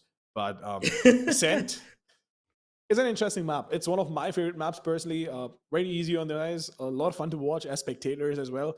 But, well, the match is going to get started. So let's just hop into the server and see what transpires between these 2 teams and who's going to be the player creating the most amount of impact. Well, here we go, ladies and gentlemen. We do have quite an amazing 2 teams against each other, as they've got 2 different playstyles as well. The only 2 differences being is the duelist and the controller. The core of the Fade, KO, and Chamber remains the same, as we will be heading straight into Ascent. And Fancy, looks like they're going for an heavy A commitment, but that seems to be a fake. Look at this. What? Did he miss that knife? I feel so. Otherwise, it makes no sense, because they're all. Unfortunately, missed knife. Nothing more, nothing less. But so Poppy Chulo, in the meantime, is going to get some sort of information to work with towards A main, and that is a Phoenix, if I'm not mistaken, that got spotted. But Ja, again, I was saying, right, if you have a bait and switch, you need to have it with Chamber so he can quickly snap back and get himself to safety. Exactly. And here we go. South Built have made a little bit of movement towards A, and they realize that they've got resistance coming their way, but what they don't know is that there is a fake. All of this is an entire fake, because they still haven't spotted the KO, even though that knife came through. I think that even that knife was supposed to be a fake, as they're running back. And South Built aren't actually buying this, are they? They're still holding the same ground as they were before.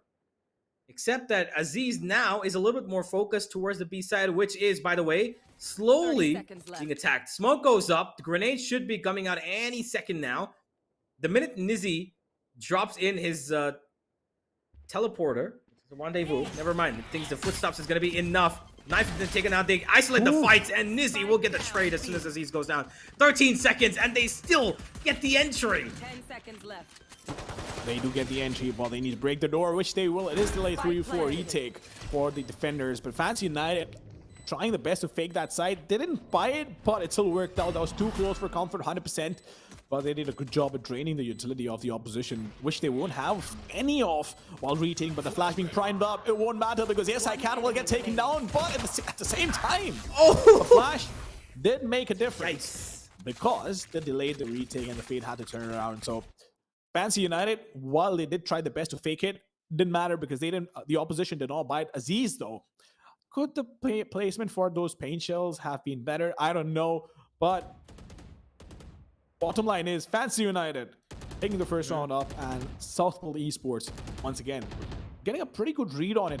I have to say this: they didn't fall for the fake, but the one thing that stood out for me right in this round was Fancy United and the way they drained utility on Southfield, because they made sure that the Fade had to use the C's as well, along with a couple of other util that Southfield had on the A side.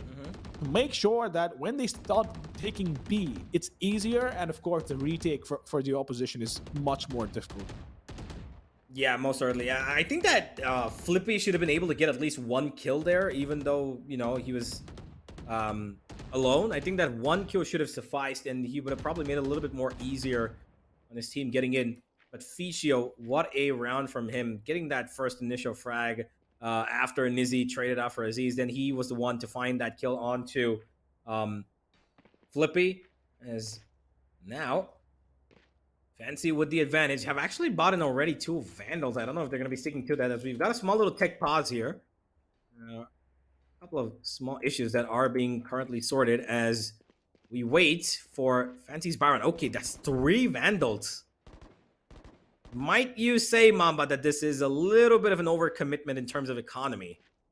If at all they drop these Vandals, if SBE are able to drop at least 2 of these Vandals, it's going to be a big problem. I like the philosophy of Fancy United on this one. Is break their confidence, is go in, keep getting those picks. But at the same time, it is a pretty big risk. So I'm not quite sure on if this is going to make a difference or not. But at the same time, we do have a pause coming in. I'm assuming there's some sort of a discussion going on. But yeah, 3 Vandals and a Bulldog. So they want to go all in. They absolutely want to go all in. Yeah, this is a heavy commitment. They don't really care about the fact that their opponents might not have money. They've got half armor. Oh, wait. Half armor across 4 players. Wukong is the only one who hasn't bought in. Only has a ghost. And I hope that SBE ready for this. If not, they've actually not bought in anything. SBE are keeping this classics only. Flippy's got a shorty, which of course is, you know, the best gun in the game.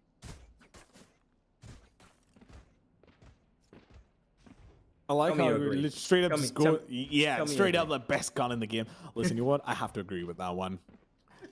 Vandal, Phantom, Operator, Guardian. Hey, it's more about unpredictability. You know, that's what I love about the shorty, right? With Vandal, you know that we, between... I'm concerned for you. But look, Hey, if you're talking about the value that it can potentially create, it's pretty damn good. I can tell you that for sure. you know this is all satire, right? I'm just... Never mind. Never mind. But think about it, right? Especially while defending, it definitely can create a lot of impact if you're playing a cheeky Especially if angle. you're And hiding in we've seen, smokes. no, not just that, right? We've seen people and players in this tournament itself get a triple kill, even as a quad kill with a shorty. Imagine a sub 200 cred weapon getting you 4 kills. Yep. We've seen So that let's be happen honest. before. After the adjustment on the classic that was years ago, right? The right click on it is just as bad as it gets to mine, as well as upgrade to a shorty. It makes so much more sense. Well, let's find out if any of these players are going to make the shorty shine. As we wait for these technical issues to be sorted. I think that a couple of them will also went to the washroom. That is an emergency for sure. You can't help it, right? It's pressure you can't fight. Yeah. It is pressure you can fight for sure. There's no doubt about that. Nature skull, you gotta respect it. Happens to the best of us. You know, that is, by the way, my biggest nightmare. Every time I show up on the stage, online events, or even like casting online, right? What if it's T minus 30 seconds and I absolutely need to hit the washroom? What's going to happen that day? I've been doing this for the past, I believe, 7 years now. It's never happened. Never happened. But there is going to be a day that it might, and it will. I dread that day. Absolutely dread it. Me too. You and I both. We both dread it. Here we go. What needs to be dreading right now is SBE. Who needs to be dreading right now is SBE, and they need to be dreading Fancy's buy. Oh, Ja's taking a little bit of an initiative approach towards mid as he finds one player's position. He's got support as well. The problem is that's the only player with a ghost. He actually is also not buying the Bulldog. They're going to keep the 3 Vandals alive, which is towards the A main side. So they're hopefully going to be able to pick it up if at all somebody, falls short here. Disease, good angle. Not good enough to get the kill, though, with the weapon that he has. One player has been detected, Pro, as there is a Prowler being sent behind him. And yes, I can. He takes out whoever possible. Pro will find one. Yes, I can. Trades back instantly as a 2 versus 3 with a flank possibly coming in. If at all, we can see the Astra going for it. Not going to happen. They've got the A-side control. They're going to be playing for the post plant. The Vandal should be picked up as Flippy is making a backstab with a shorty. This is ambitious. And yes, I can's ready for it in the most unfortunate position when given Flippy's situation.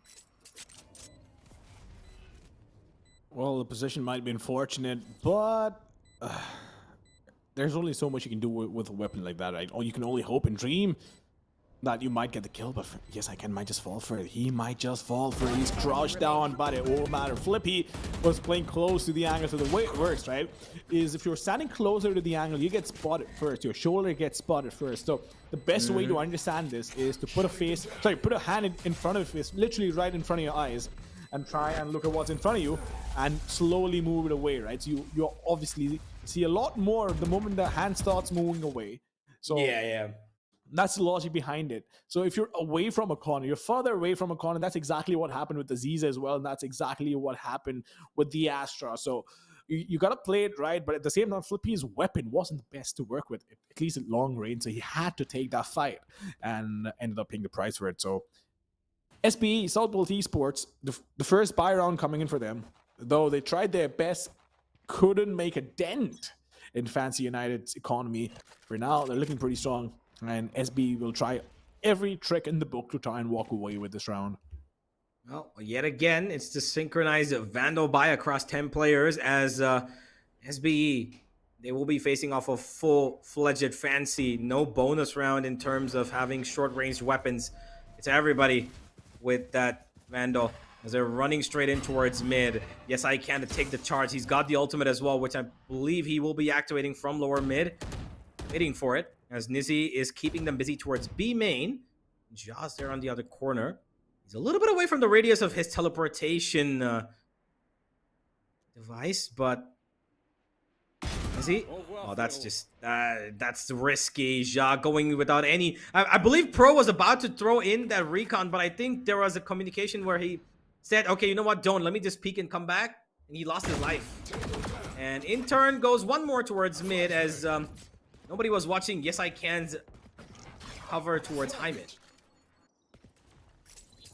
Yeah, they weren't watching it towards Simon, but Poppy Chulo in the meantime is going to be waiting it out. Their Pro in the meantime just falling back, right? Not a lot of time on the clock for Fancy United in the first buy round. Looks like it might just be going South Bills away. But they need to start making things happen. They need to start moving in. Oh my lord, that seems is going to be such a big problem with the fragment forcing him out, which he was trying to do regardless. What? He gets one pick. How in the world does he still manage to get one pick? 12 seconds on the clock. They need to make it happen. But Pro will try and get try his best to get that pick. It won't matter because the spike is still going to go down. Southport Esports were in such a commanding position in this round. And suddenly, now it's a 1 versus 2 with Flippy, the sole person surviving on the team. Fancy United Esports once again just pulling it back in the jaws of defeat, and Kishi will not miss that shot. He will not miss those. Will guarantee the round. And well, ladies and gentlemen, that's one more round going Fancy United's way. Yeah, I think the most important thing of this entire round after winning this refrag towards mid was probably this one frag right here. After this, it became a 2v2. Kishi, he just got the entry, I believe, which was on the player on site. I don't remember. Was it Pro? I'm not quite sure who it was, but whoever was on site should have probably played a little bit more passive because the time was against the attackers. So maybe a little bit more passive approach would have helped them. Instead, they chose to stand right next to the green box and go for the peak, which gave Kishi the opportunity to win. And now, because of that opportunity, they're 3-0 up. We've got side of SBE in a little bit of a pickle in terms of the economy and positioning as well, as Flippy has just been detected. Well, for now, Flippy's is going to wait it out. The Nebula has been popped, but once again, just taking things slowly. Fancy United not forcing the issue over here, and Nizzy wants to go in, but if he commits to this, he's taken down, but he knows! But it won't matter. Ja will still find the frag with the headhunter, and Nizzy paying the price of being that aggressive all alone, not being able to trade out his teammate. Oh man, that is so unfortunate. That is so unfortunate. But they will start moving towards B once again, and they do have the 0 point available, which will take away the headhunter from the chamber if he gets spotted. But of course, the Nightfall as well. No information. That was so unfortunate. And once again, when you have no value from the ultimate, from the utility that you have, they could potentially use the rounded back, but they have decided not to. Oh, he wasn't a rounded back. Never mind. Did not notice that. Yes, I can. We'll start going in with the curveball, and it's a 2v4. I don't think they're passive. Back. Yeah. Their passive hold is wielding them a little bit of value as Ja holding the back aside. He still gets taken out the double peak. Really good stuff from Fancy to turn this around instantly. As now, yes, I can, right behind green boxes, gets another one, and he finds everybody. This guy is clearly on another level at the moment. He loves that Phoenix on his set. He loves it to death. As what a round comes in from Fancy. I did not expect that to go their way. The minute the timer started ticking down to the last 15 seconds, I really thought this is going to be, dripping down the way of SBE. They're playing passive. They're playing well. They kept their angles. But the problem is, the two players, Fischio and Yes I Can, they're not afraid to double swing, and they swang right across that back of B side and find the one kill that they really needed. Thanks to that, they're 4-0 up. They are 4-0 up. That is true. There's no doubt about that. But Papichulo is going to be waiting with the flash drive. No peek around the corner. It's going to blind everyone, and that was so much utility being used and so much value being created with that piece of utility as well. Because Papichulo doesn't realize there's a player right below him. Will get taken down, but Ja with the quick trade onto Nizzy. It still gets reduced to a 2v3. Fancy United a man down, but they were 2-man down the last time. And they still managed to pull it back off, and Ja will get taken down. They see exactly what I'm talking about. Paint shots being used as well. Kishi was stuck between a rock and a hard place. He does have Spike planted. the ultimate available, but will use a short step to try and peek around the corner. Oh, no, that was so unfortunate. The rendezvous being stuck there will absorb a bullet, but the satchel will force him back. First one, he finds the first Oh, nail, no. the second fish. This is impossible. This is not supposed to happen. You need to stop bullying the opposition. What is going on with Esports? They look in shambles right now. This is not even about bullying, Mamba. This is about expecting an angle right in front of you. He's swinging out towards the right, towards the left, expecting him to be there. But what about the angle that's right in front of you? That smoke creates a play by for Fichio, which he uses brilliantly. But the problem is South Pole just, I don't know why did nobody just choose to look forward right up front. Both the players came out looking towards the left, so I'm not quite sure what they heard or what they were expecting.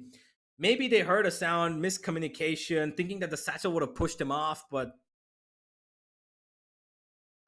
that's just miscoordination again. Talk about where you're going to peek, one look left, one look right, something of that sort, but no. Both swing left.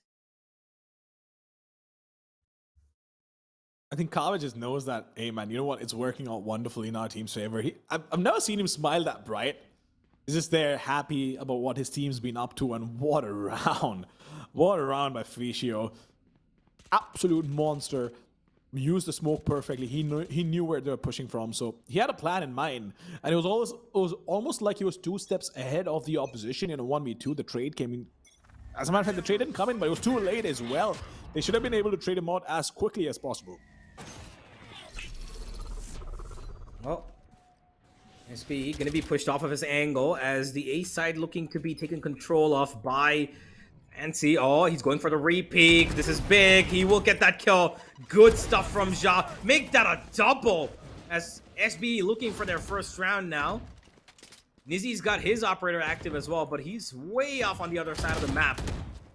Ishii will trade one back as he's going for a little bit of an ambitious peek. Maybe should have held his line to keep man advantage.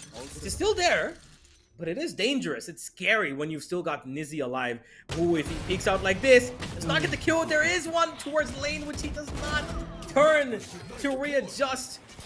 The KOs are now going to be fighting against each other as Wukong running in, knows that the back of sight is where he's going to have his opponent occupied. Throwing in flashes, grenades, everything he possibly can. And it's up to this man right here to keep it alive. But no, Papichulo, he has only a chef to work with. And now it's up to Ja. Gets a third kill.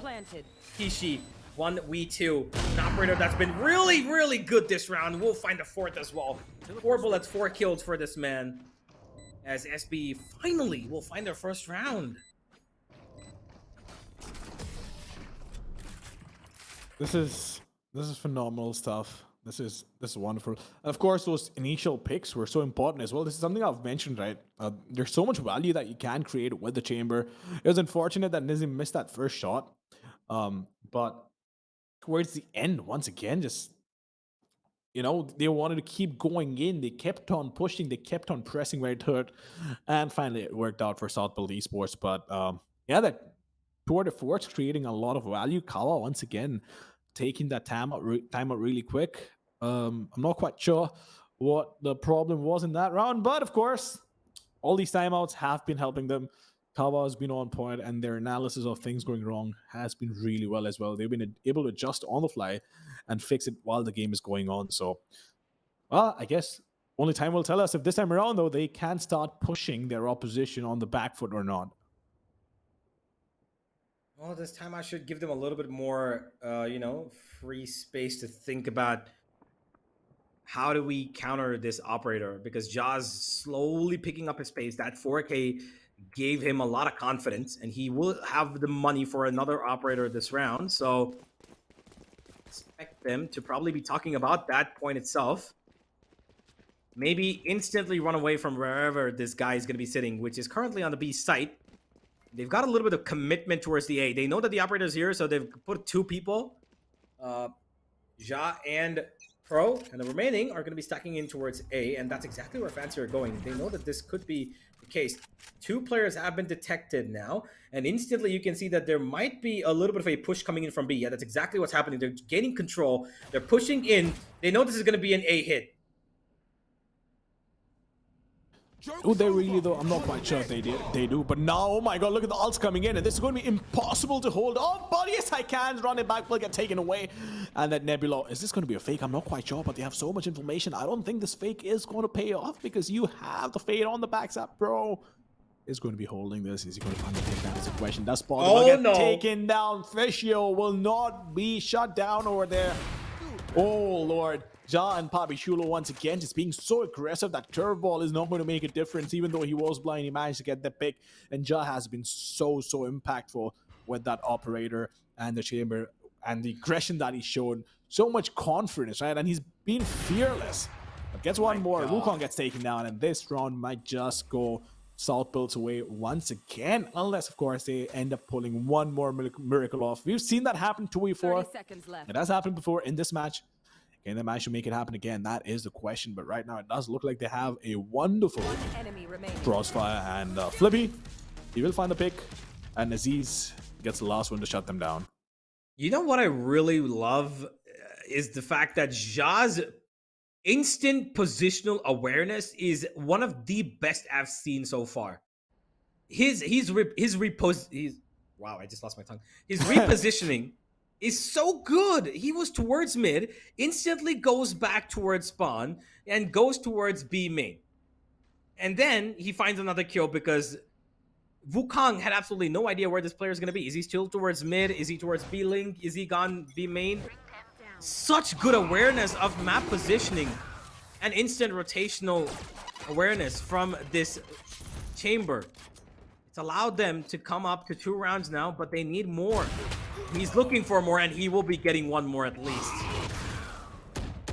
He will be getting one more at least, but Flippy will quickly trade him on. Official will get taken on, but the Prowler coming to play. Oh, Lizzie! In the meantime, will get taken down by that Showstopper, but Flippy buying enough time for his teammate to come in, back him up, and Papichulo closing things down with that 2K. And suddenly, Southbuild Esports, look at them clawing their way back in. So as dominant as the first 5 rounds were, Fancy United, they seem to be struggling now, and I feel like Southbuild has found their groove. The moment Ja got on the operator, right, he's been such a menace to deal with, and I don't think Fancy United has an answer for the aggression that he's been showing. Yeah, I think that they need to switch up a little bit, and for that very reason, I believe... never mind. I thought they were going to buy the operator, and not going to happen. Knives are being exchanged by the KOs. Not much information, though. They know that the fade is towards B main, but the mid region is of contention. A blind Aziz will satchel out from there, but he's still got so much more coming his way, and the satchel actually helps Kishi. It actually pushes him off the crosshair mark, and now it's SBE actually blinding their own teammates. Pro could have gotten a kill there. And now he is on site. There is the Astro Wall to protect him, but not for too long. Oh my god, what do you do when you got 4 players jumping in like that? Well, you'd have 4 players jumping in like that, but Flippy is going to be waiting. But he's going to get shut down over there because of the dark cover. He can't push it in 1 versus 5. There's only so much you can do. So, while he was trying his best to stay alive, he will get taken down through the smoke. And Flippy, yeah, no, unfortunate, just unfortunate. But Fancy United shutting their opposition down after being pushed around for a couple of rounds. 3-6, still not a bad scoreline. Southbuild Esports, they still have an opportunity to make a comeback.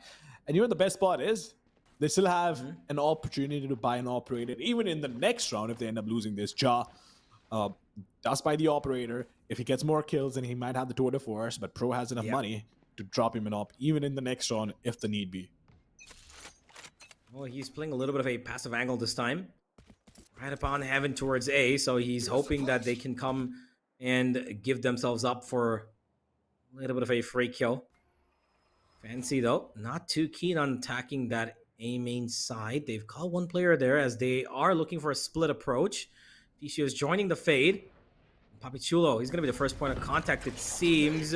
As the grenade goes down, the knife is going to disable... No, the flash goes through, actually. Never mind. Just about a half a second's difference between the flash coming through and the knife affecting him. The wall will keep them safe. They're running into the side. Ficio finds Papichulo for a shot, and Kishi's run in as well. Ja might have found one kill. Ro's gonna get another, and Ja doubles up and teleports to the lower side. He's still in the fight. He doesn't care. He wants to make this work. He's not giving up his positioning, and that's just brilliant stuff. Ja gets one, but yes, I can! Brings it to a 1v1, and he's still got an ultimate left as well. Spot to the last player, doesn't even need it. What a clutch. 1v3.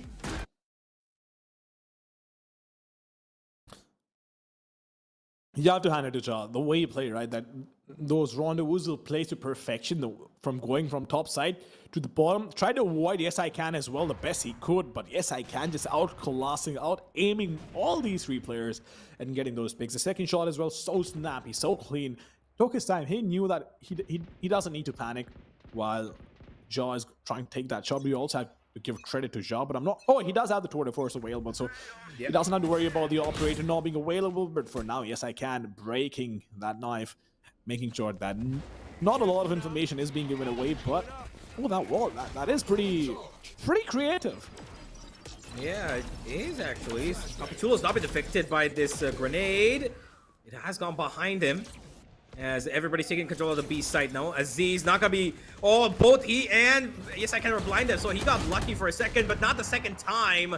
Fancy will find their entry onto the B site as the plan will go down. And now it is a post plan with the ultimate of Phoenix coming through, and he's gonna get a kill for free. Wukong just swings out and gets another. What the hell is this, Fancy? I feel like at this point, Fancy's just out-aiming South Pole. They've not been able to connect those shots. The moment Ja started struggling with the operator is when they started losing these fights. And Ja's been crucial. He's been pivotal for South Pole Esports' rounds. 14 frags, 9 deaths, 0 assists. And on the other side, you also have Yes I Can along with Ficio, who've been fragging the minds out. But of course, you were questioning the Phoenix on this map, but Yes I Can proving all of us wrong. I mean, I had no doubt this was going to be a good Phoenix game for them because they've played this Phoenix so many times on this map. They just love all the timing of that smoke. Ja could have probably gotten a kill and gotten away. But again, his own teammate utility is going to be blocking him from getting a kill. Now he guns straight into that Prowler and he's going to get taken out. No, he's actually not. He gets a kill. Make that a double. What the hell just happened? Kishi again running in towards... The generator will get one, but Flippy turns it around. He flips the half from a 9-3 to an 8-4, keeping his team still not too far away from his opponent. But what the hell just happened? That was such a chaotic round. That was a chaotic round for sure, but I'm not quite sure how Ja was allowed to get 2 kills from the position that he was in. They shouldn't have had any rounds whatsoever, but... well, I guess it is what it is, and for now, Fancy United Esports will go to defense, with the scoreline being 8-4 in their favor, but South Pole Esports, on the other hand, this is when it starts getting interesting for them, because they have KO, along with Fade, which of course the other team also has, but they also have a Raze to top it up, and the Astra. So I feel like these two agents, Astra and Raze especially, sure, you can do the combo with Fade as well, but Astra-Raze combo could potentially be a bit of a problem for Fancy United if they use it right. But it also does come down to what Ja manages to do and, of course, what the Chamber does on Fancy United. Well, let's find out if or not they are going to be able to keep this attack at bay.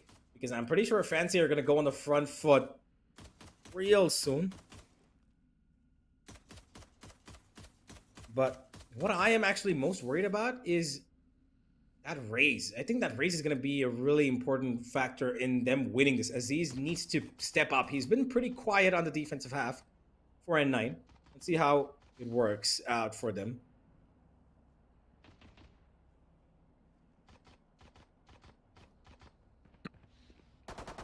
We'll find out what happens and how it works out for them. But for now, it is the halftime pause, where we have a lot of time to kill and, of course, talk about what just happened in the first half. But I feel like the scoreline could have been a lot more closer. given that South Pill did not lose the fights that they did not lose the rounds that they did, because Fancy United, by the way, they won a lot of rounds based on clutches. That 1 versus 2 on B side with the Omen, which shouldn't have gone their way. South Pill Esports are just marginally losing all these rounds, and it's unfortunate for them. But then again, it's a game of small margins, right, Universe? So South Pill Esports have not played bad. It's just that these crucial fights that they should have won, they've not been able to close it out.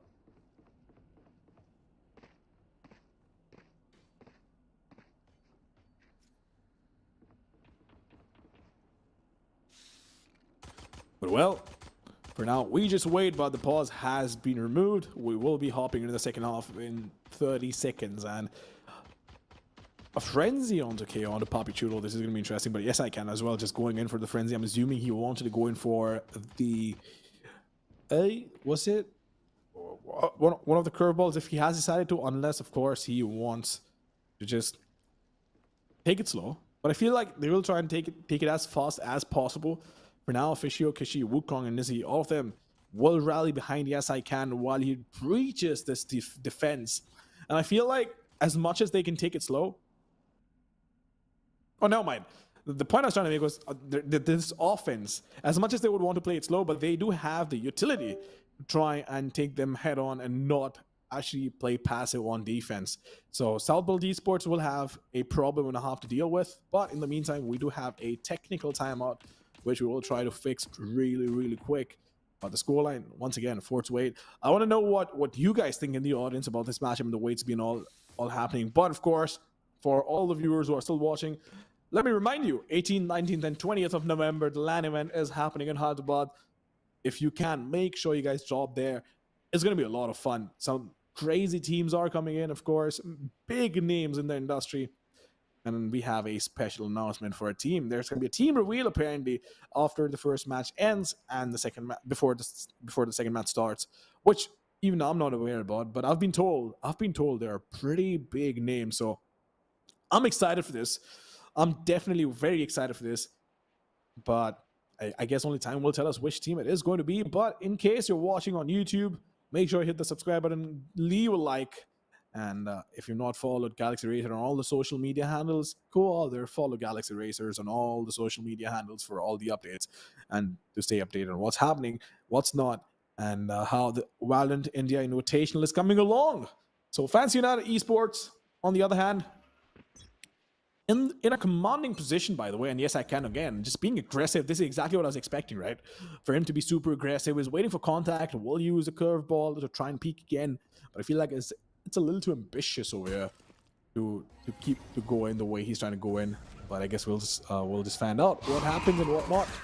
Is he, in the meantime, will have to fall back because he has been spotted by the Prowl. But look at this. Yes, I can. Now falling back. The curveball is ready. He is going to go in just about a second and blinding 2 players. But can he find the big? He can!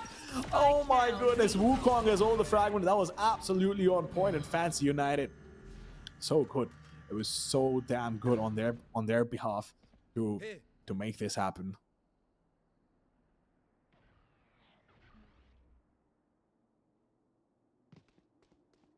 They found my trap.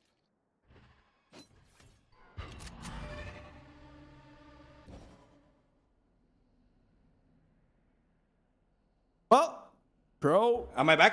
Hello, can you hear me? It seemed like I disconnected for a bit there. Oh, you are. Absolutely. Yeah, for a second I was puzzled. I was like, yeah, well, Universe isn't around. Might as well just take the moment, seize the opportunity. But here we are in a 2 versus 5. Fancy United playing it wonderfully.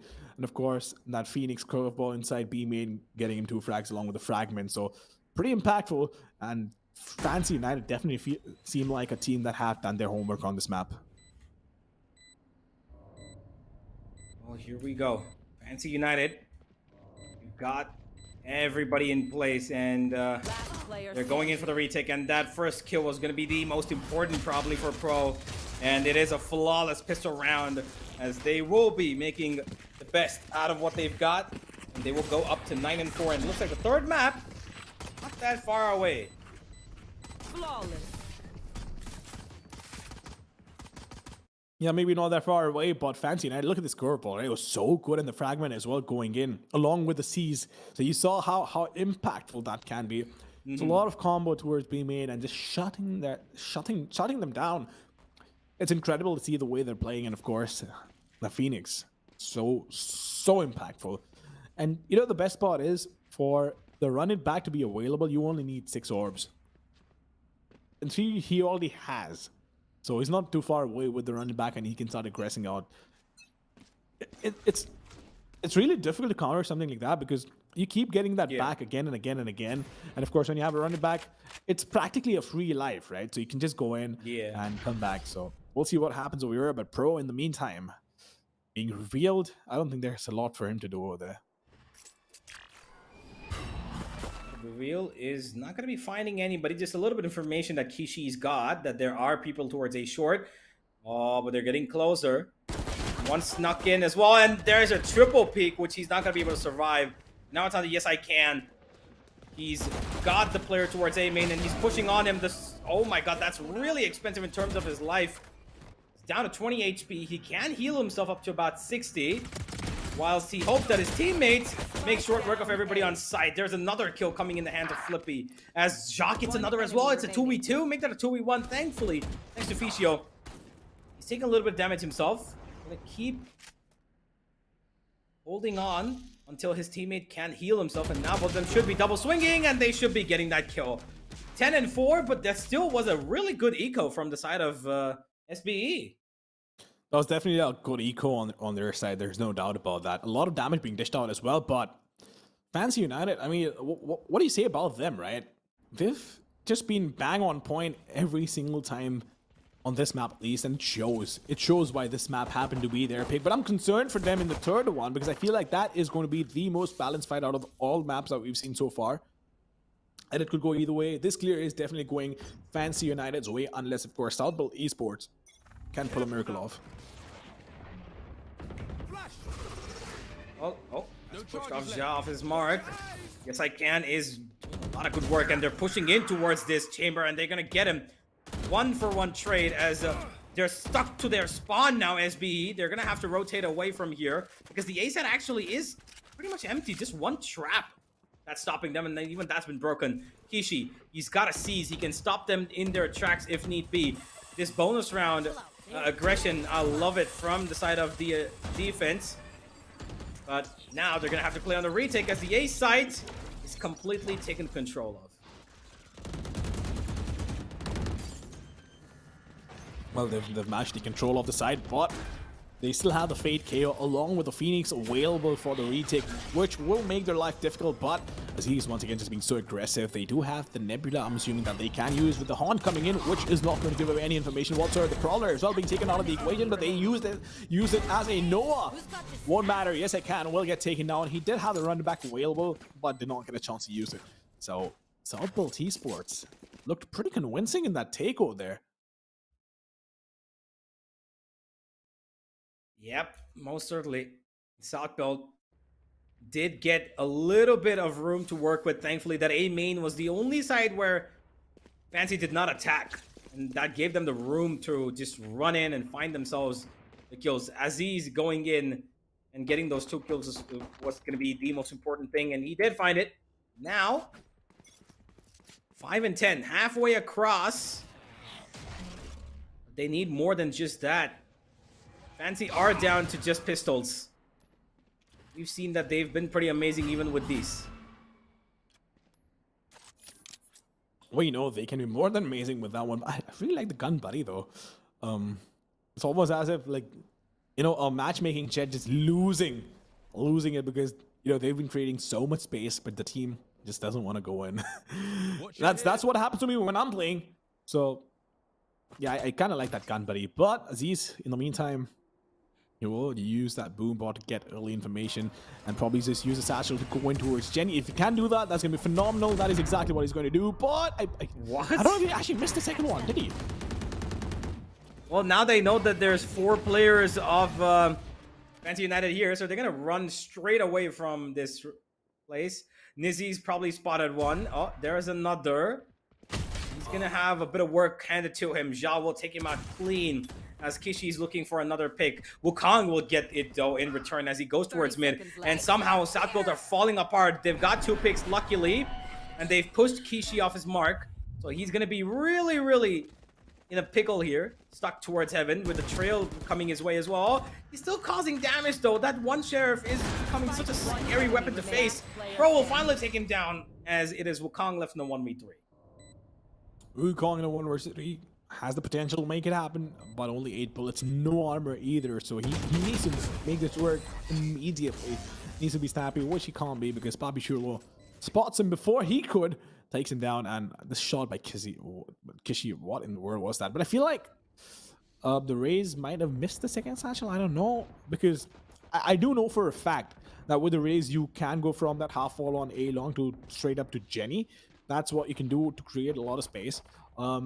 So it's rather surprising that he got stuck in the middle of the side while short was exposed, the side was exposed, so was heaven, and he was all alone. So I'm assuming that was a missed satchel, but at the end of the day, that doesn't matter. The match pulled the round off, and here we go. Sha once again just getting these openings so consistently. This is a problem that has been working against Fancy, and now they've lost their KO. Aziz already in that side looking for the heaven control, as now we've got the attack taking control in terms of not just map, but also first kills, and that's awarding them so much more space to work with. But look at Flippy. Oh boy. Yes, I can. Fischio might have gotten one, but there comes, and there's gonna be the Phoenix expiring with his ultimate, and he comes right to the hands of Flippy. But on site, it's one person who was standing, who's now on his knees, and he's hoping for his teammate to revive him, to bring him back. But no, he goes to the dead, and Nizzy will send Flippy there as well. Fancy fine 11. Well, Fancy finally managed to pull that round off. That was too close for comfort, I can tell you that for sure, because if the chamber did get taken down over there, it could have been close. Omen was super low, but once again, just look at that. Just seeing Wukong for a split second and making the most of it. Did not need to see him for longer than that, but of course, realizing that the running back was about to expire, Flippy getting a free kill for himself over there and making things happen. But yes, I can. So much impact with the Phoenix. On the other hand, you have Shaw just getting those openings so comfortably and so consistently. But of course, he has a Twitter Force available that he is going to use, no doubt about that. And we'll see what happens over here. You want to play? Let's play. Well, as he's going up towards high mid to find himself a kill. This mid aggression I really like, but the problem is that nobody's here to challenge it. Ja might be interested in maybe just having a small little peek-see. Not gonna go their way though. Now, is he? Oh, I think he's gonna challenge it, but whilst all of this is happening, the A side is already getting a plant down. Now, finally, the patience of Nizzy being rewarded as it is a 4v5 with man advantage in the hands of the defense. Well, they do have a man advantage in their hand, but I don't think that's going to matter. Oh, Aziz does get suppressed over there, but while he does manage to find one, he will lose his life quickly, and that null command coming into play, which I don't think is going to make that big of a difference. They did have a haunt available, no doubt, but he needs to push, and he can't be waiting over there. The spike's already been marked, I'm assuming, and he needs to swing that, but can he make it happen? That is a question. Oh, finds first pick, but does he have enough time? He does. He actually has enough time. And it's gone. Oh, he didn't! He didn't. Just about a second, under a second. That could have made a difference. 7-11. As Fancy just misses out by 99 milliseconds. That must be painful. That must be painful for sure. Now they're on pistols. They're going to be a little bit again letting the side of South Build come closer to them. They're 1 round away from match point. And if South Build put up another 2 rounds on the board, then this is going to be looking a little bit too close for comfort. It is looking pretty close for comfort, no doubt about that. But Pro, in the meantime, he will fall back. He's going to fall back along with his teammates, but look at the amount of aggression towards Aim and Fishu. heard over there. This could be a problem. This is spelling trouble for Fisio and Fancy United. They don't have a lot of cash to work with as well, but at the same time, I do like this aggression. They know they need this information from Fisio. Is he going to get spotted? Yes, indeed, he will get spotted, but we do have a peak coming around. Aziz and Pro finding those two initial picks. This is a problem, but Fancy United, they still have the Tour de Force available, which could create a lot of chaos for the attack, and he is going to make his way. So the Nebula, even though it popped up, he is going to find the initial pick 100% or not, maybe not, but does find the second one. So reducing it to a 3-3, still has 3 more bullets to work with. This could be the difference between Fancy United winning or losing the run. As he realized there is a player on the left side, he wants a PK main, will get taken down. Aziz will shut him down. And only one player alive, but the Fade dishing out so much damage, not enough. But Jawa, oh my lord, just gets him through the wall. Jawa doesn't even need to see him, he'll kill him. Well, like I mentioned in the beginning of the game itself, the impact of that chamber is probably what's going to be driving this game. Even though Nizzy's not as, impactful as he might seem, Yes I Can is filling in that spot, and so is Fischio. But on the other side, look at that monumental number by Ja. And there's still a lot more to come. 22 kills that he's put up. Almost every single one of those have been impactful kills.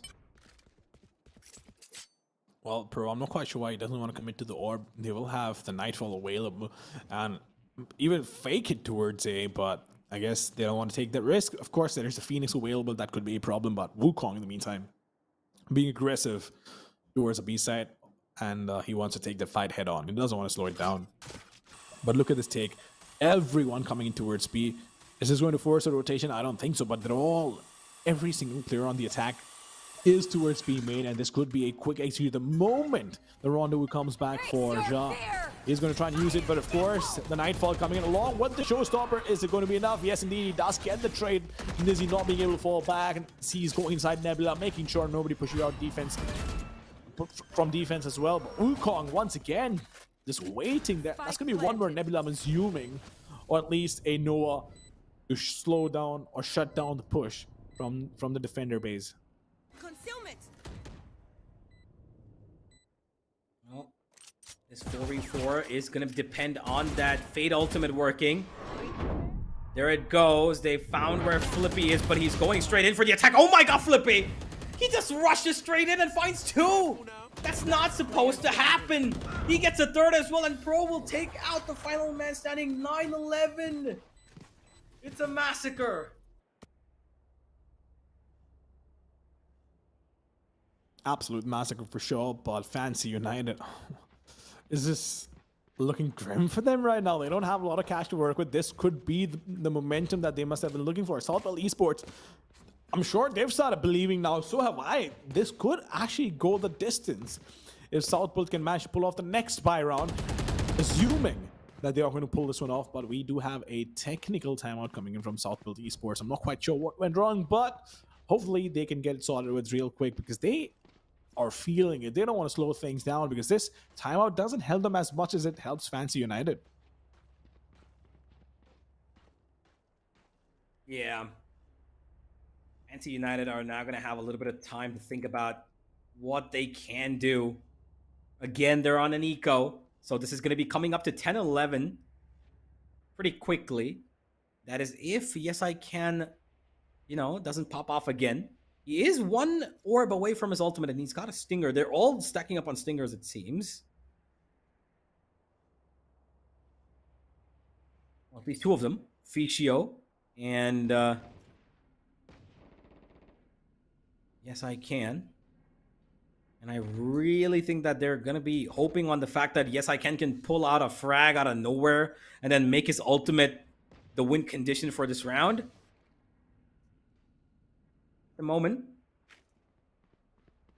seems like SBE might just be ready for any sort of aggression, because on the eco is when they're actually a little bit more extra proactive to find these openings, which could come from Fancy towards that B main position, which looking likely now that they've got both the initiators here and they've got the duelist as well, so they're going to try and enable each other. Let's see how that works out though. Small little tech boss, which will be sorted out momentarily. Mama, what do you think? Do you think we're going to be heading into an overtime situation, or will Fancy shut this out? Honestly, I'm not quite sure. I am not quite sure because it all really comes down to a lot of ifs and a lot of buts. Southport Esports, they need to win this one and of course the next round as well to put it to an equal footing, that is 11-11, and then it comes down to if they can make less mistakes, or at least lesser mistakes than Fancy United. Because look, Fancy United is a seasoned team. They have confidence. They have experience backing them.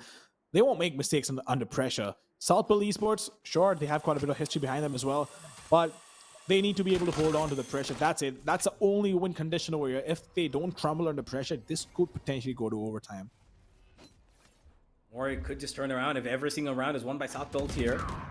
Oh, they've got control, and Nizzy, he's not going to be crawling under that. He has to break this door. Just softens it up a little bit, waiting for his teammates to come up and support him. As the plank goes down, and this 5v4 is far away from retake. The amount of time that both the players coming in from B are going to take is all the ample amount of time that SB would love having. The utility is keeping the player from Heaven at bay. They're throwing in everything they possibly can. And Fancy don't even actually have proper weapons to work with, so this is going to be... Oh, never mind. Nizzy just gets one out of nowhere as Fancy are running straight in. Fancy are running straight in, but the retake is being shut down one by one, and Aziz isn't going to miss those. Those are sitters for him, and they pull off this round, but of course, a lot of damage taken. Fancy should be happy with the fact that only with pistols and sheriffs and whatnot, they managed to take down 3 players on the opposition. That was a costly round for Southport Esports. They do have the null command available. We have Kava taking this time out, which is all the more important right now for Fancy United, because if they end up losing this round, this could spell trouble for them.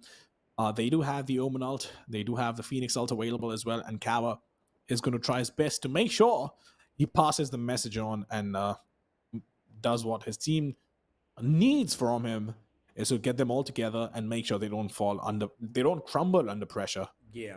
I think that the most important counter to all of this is going to be Poppy Chulo staying alive, because of course he's got the KO ultimate, right? So the null command, the only thing that it's going to stop is not Yes I Can's ultimate, because he doesn't know when that's going to pop, but the instant aftermath of that, which is going to be the utility following up to enable him to run into the site, to find, not into the site, to run out of the site, be aggressive, or even from the retake, we know if they want to save it for the retake, if at all they want to go for that. But that KO ultimate is probably going to be their most important piece of utility to make sure that Fancy do not have a chance to get back into this round, because they are going to play this on the back of utility. They're going to play this on the back of Yes I Can's ultimate. And if they're able to fight just that ultimate, well and good. Don't let anything else follow that up. That's going to be really important. Let's see how they keep this man alive, or machine alive, on the attacking side. Well, Yes I Can, though, he will get taken down. That is not going to make a difference. Aziz as well just gets that pick and Jock comes in, chimes in with a pick for himself, but it all comes down Nizzy all alone, so it doesn't work out for them. That aggression, if anything, all it backfired. That was such a crucial buy round, and I was talking about overtime, but you're right, this might as well just get closed out in the favor of Southport Esports, because the cash is going to be in shambles for Fancy United. Once again, what in the world is happening? Props to Southport Esports for holding on under that pressure, but Universe, yeah, you were trying to make a point. Yeah, I believe that the A-short aggression is not the best, because it's such a neat corner. It's such a small corner, right? You're getting out such a small archway, and on the opposite end, you've got players of the opponents who are standing in a wide area.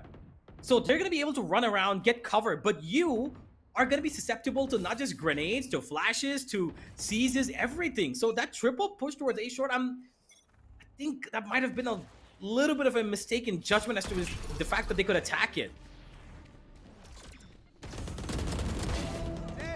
Well, Yes I Can. We'll find those picks. Now, this is very crucial, right? This is exactly what I was talking about. They need to hold on. Even though that aggression did not pay off the last time around, Kishi is going to try and sneak inside this nebula, but does he want to push? I don't think so. He wants to hold on to this. Doesn't want to go away and throw away that man advantage that they've managed to get. But of course, the cosmic divide coming in from the attacker is Southport Esports. Oh my goodness, this is so crucial. But oh, is he going to get taken on? I don't know, but that combo. We do have the running back available, which is going to get shut down, but Kishi finding one for himself, once again reducing it to a 2v4. This is incredible work from Fancy United, and they are holding on in a 1 versus 2. This is going to be so difficult, but he has been spotted. Information's been relayed. 1 versus 2, once again using that haunt to make sure he gets all the information that he needs. But is he going to be able to find this pick? That is a question. He's going to hold on. Does he want to fall back? No, he doesn't. He's actually going to wait. And do they fall for this? Do they actually fall for this? He has all the time in the world, 30 seconds on the clock. And they've decided to not commit to B because they expect it to be a fake, and Pro just waiting. Nerves of steel on him. 20 seconds on the clock. Needs to go to B. He's deciding to, but the problem is he's going to walk right into the Hornet's nest with 2 players. Looking in his direction. Needs to find the first one. Does find the first one. He finds the second. Oh no, the reload! No! He should have expected the trade. That was such a crucial round. That was such a crucial mistake to make. Oh my goodness. Did he have bullets though? I don't remember seeing it. I'm not quite sure if he had bullets, but that reload. Oh man. And then just switch Wait, he had bullets. He had 8 in the barrel and he went for the reload. Oh man. One headshot could have changed the entire pacing, the entire momentum, the face of this game. And now they're left to fight for overtime yet again. But this time, the other end, Fancy have got control. Fancy are the ones now with the big bad ultimate on KO, which can disable that raise flying in if at all Aziz chooses to run in. Flippy gets one. Flippy, how do you get 2? No way, he finds 2 again, this man. This is not supposed to be possible. They find the entry. There is a lot of utility being dumped in. Kishi, he's hoping to find a kill, and he will. The grenade will isolate the fight, and there comes the Fade ultimate. But the showstopper misses him just about. Missy will take the trade. He gets 2. Fancy turn it around. And Pro is in a 1v1 against the Fade. It is a 1v1. Both these Fades are pretty much on similar health, a little bit extra on Pro. As he picks up the spike. Just about 25 HP that separates these two. But both will require a minimum of 2 bullets on the body to kill each other, and 1 to the head. That's about it. 35 seconds. I don't think Pro is going to reload this until he actually spots the Fade this time around. He wouldn't want to reload this one. I know for a fact. Maybe he could have reloaded it. Oh yeah, but who knows. Point is, that was a very crucial run, but once again, he has an opportunity to redeem himself in a 1 versus 1 against his counterpart on the opposition. And Kishi does have a haunt available. So does his opponent. So Pro, when is he going to use it? The spike is going to get planted down, and Kishi has all the information in the world. He knew exactly where he had to be, know where the spike is going down, and he has the haunt as well. Is he going to use it for backside? If he does, that is going to be a lot of value for it. But no, he's decided to use it close and doesn't want to use it backside. So now maybe he knows that the only possible angles are 2 green boxes or backside, but he expects him backside. This is smart. This is super smart, but Pro isn't going to miss that one. Totally, I don't even know if he reloaded. Honestly, he's gone. Bring on your Vandal. I don't know. Bottom line, he wins the round, goes to overtime, and this, from this point on, is anybody's game. But if I had to put my money on someone, I would put it on South-Built Esports, just because of the confidence that they have. Yo, that double kill on high mid was never supposed to happen. Flippy shouldn't have been able to got 2 there. That is such a costly mistake. Even though Fancy turned it around, Nizzy got 2 towards A main. They isolated these fights really well. In the end, it came down to a 1v1 that was a consequence of Flippy getting those 2 kills. Or else, there would have been a trade, and by now, we would have been heading into map 3 with Fancy winning it. But no, here we are. Economical conditions don't matter anymore, as everybody's got weapons, everybody's got utility, everybody's got armor. Now, Ja is gaining control of map. He's moving in forward. Good positioning from him. It's a great off angle, but they might expect this. She's got a Prowler. Ja's getting a little impatient. He's getting twitchy. Does he get this? Nah, he will not. Gets blinded and gets away to safety. He's got information. Well, he's got the information, but it won't matter. Wukong is just going to go and gets that opening that is so crucial for them. But South-Built Esports are struggling right now. That is the problem. Fancy United looking so strong, are tearing into South-Built's defense. And now it comes down to a 2v5. They dish out so much damage. that I don't think South Bill will be able to bounce back, at least in this round itself. But of course, Fancy United Esports for now will try their best to close things down even in the next round, because this one they've practically won. He's creeping up, does find that pick. He knew there has to be one towards short, but they both found picks for themselves. 2 seconds in, they will have Haunt available that he will use for Underheaven. Jump on the side. Does he have info? He does, but that is not enough. Does he have enough time? I don't think so, but there are 2 players on the side that will shut down the last man standing for South Build.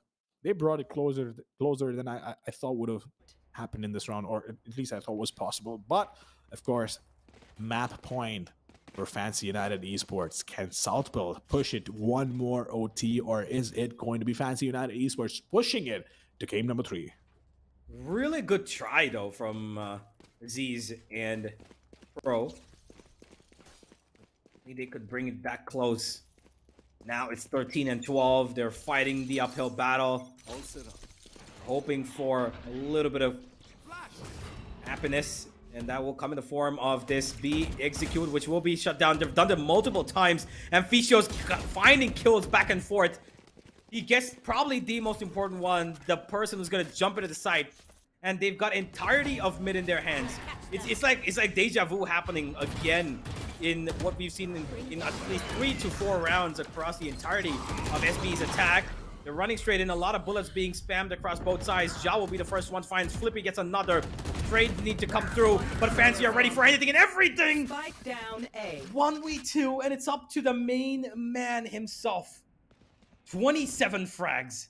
They know he's there. A smoke separating him and 2 players, but they're gonna be playing the double peak. And 14 to 12, they will shut it down. Map number 3, here we come. Map number 3, here we come, and here is the thing.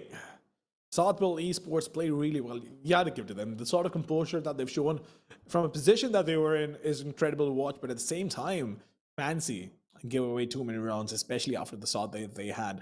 But both these teams have been playing phenomenally, and it's been a treat to watch. Both these maps so entertaining, so close. Always a back and forth between these 2 teams. A couple of mistakes there and there changed the outcome of this match. Look, I feel like Pro is going to be haunted by that reload if they end up losing the series for probably for the next couple of days, because that was so crucial, right? I always tell you, when it's a close match, it always comes down to one or two, at least you boil it down to 1 or 2 of those plays that you saw, but then you can't beat yourself over it. Can you? Yeah, you can. You just have to move on. You know that it's done. You got to make the next move. You got to make the next play and see to it that, it works out. But unfortunately, in the overtime, just didn't go through all the way. And now we've got the MVP of this game, which deservedly goes to Ja. Even though he's on the losing end of this guy was on fire throughout, getting 27 kills, 8 first bloods. He put up another one in this compared to what he did in the previous map. 7 in the previous one, 8 in this one, and an ACS of 298. This is consistency. This is mad consistency, if you ask me, because the way he played is just incredible. There's no doubt about that. But 8 first bloods,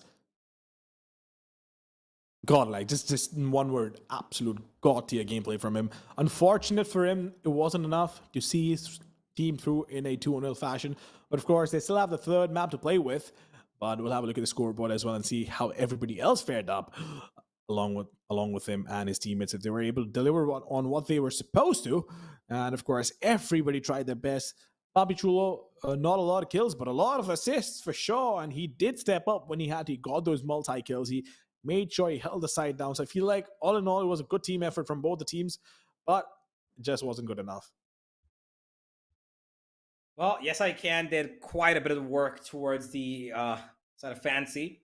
24 kills from him, as the Phoenix did an amazing job of just getting those entries, getting those flashes to push people off of their angles.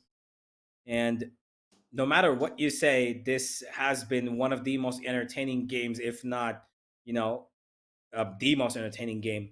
And I think that with the way these 2 teams have been performing, the last map almost looks like you just can't predict. You don't know what's going to happen on that map. And now I believe that South Built should be having, a little bit of confidence going into the next game, because Ascent is the strongest map one of the strongest map of Fancy. And to bring them to overtime, almost beating them, is quite a game. So they should be feeling good about this, because to push Ascent this far against Fancy is not a normal feat. So as we wait for map number 3 to come on, take a small little break, ladies and gentlemen, as we will as well. Grab yourself some snacks, as the outcome of this game is probably going to be the most explosive yet.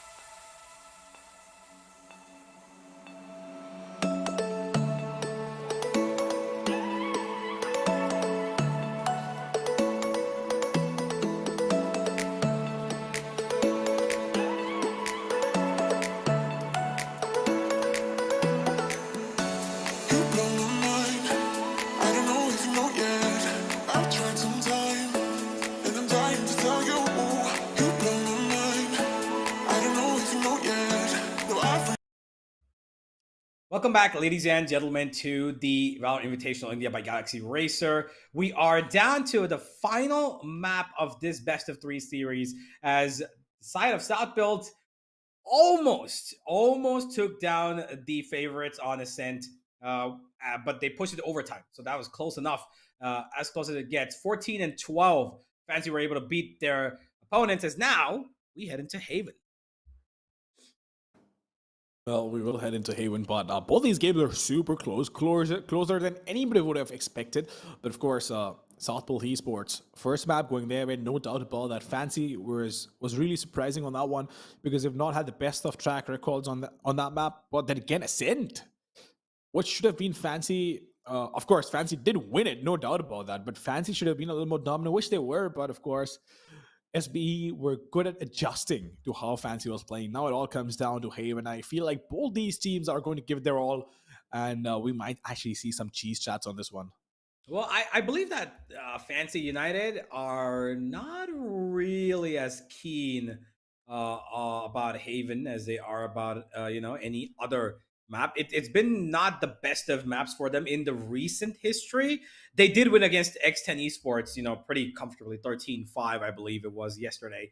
But even then, Haven is a map where X10 weren't really, forgive me, not Haven. X10 are a team who haven't really found their synchronization yet. But South Build, on the other hand, pretty good. Their last couple of games have been pretty decent. They've beaten Team Secret in the past, in the back-to-back game.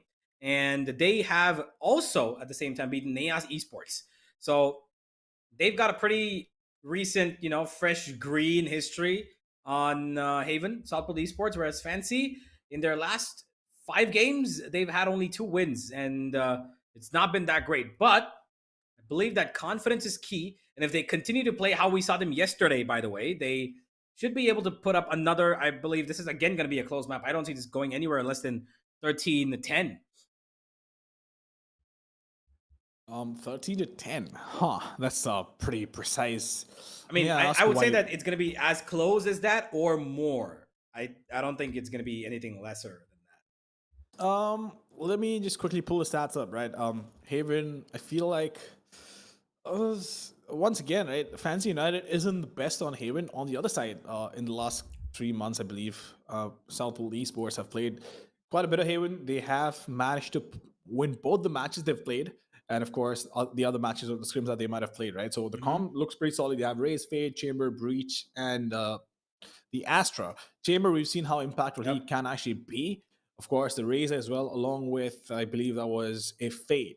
So really does come down to what the comp is going to be like. If you talk about the comp for Fancy United, we have Breach, Chamber. The only difference, by the way, between these two, so we have Breach, Chamber, Fade, Omen, and Raze. Omen, by the way, is also a wonderful agent on this map. I feel like it has a lot of potential, but the only difference is the controller. They've played it 4 times. The map, they've played it 5 times, if I'm not mistaken. 5 times, and they only won twice. They've lost 3 maps. Fancy United, that is. So I'm not quite sure how this is going to fare out. It really does come down to if Fancy United can adjust to whatever Southpool Esports has in store for them. But yeah, I think you're right. This might actually be pretty close, but I'm going to give the chance to Southpool Esports on this one. I feel like they might just be able to edge this one out. I think I'm still on the fence about this. I'm not sure.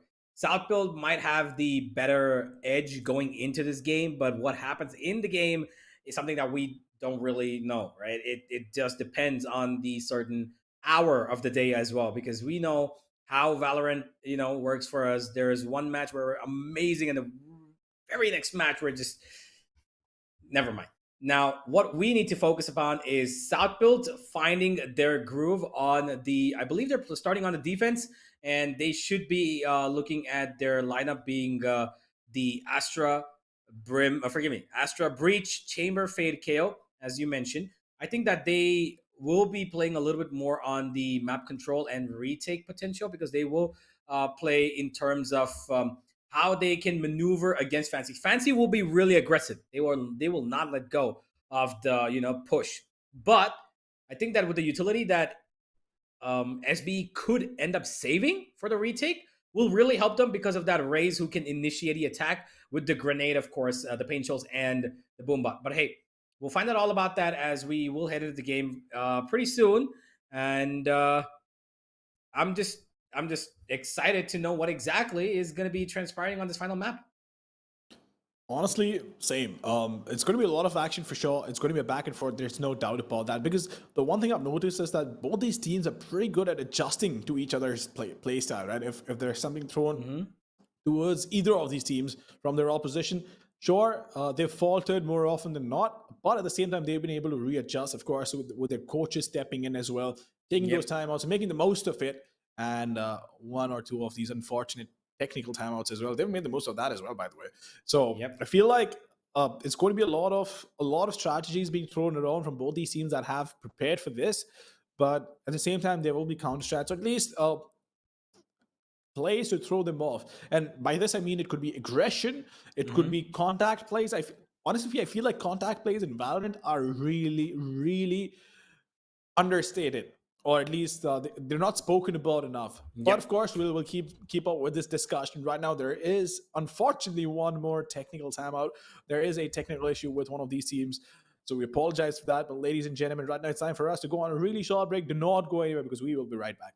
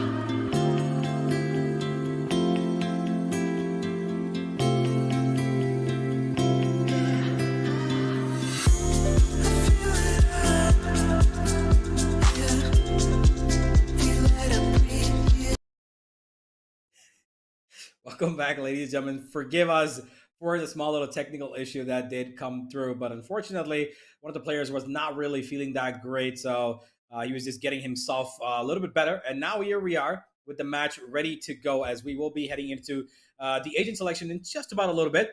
And with all the theory speculation that we did earlier, what could be South Bill still being a little bit of a tipping edge for Mamba. For me, I'm still stuck on the fence. I'm still 50-50.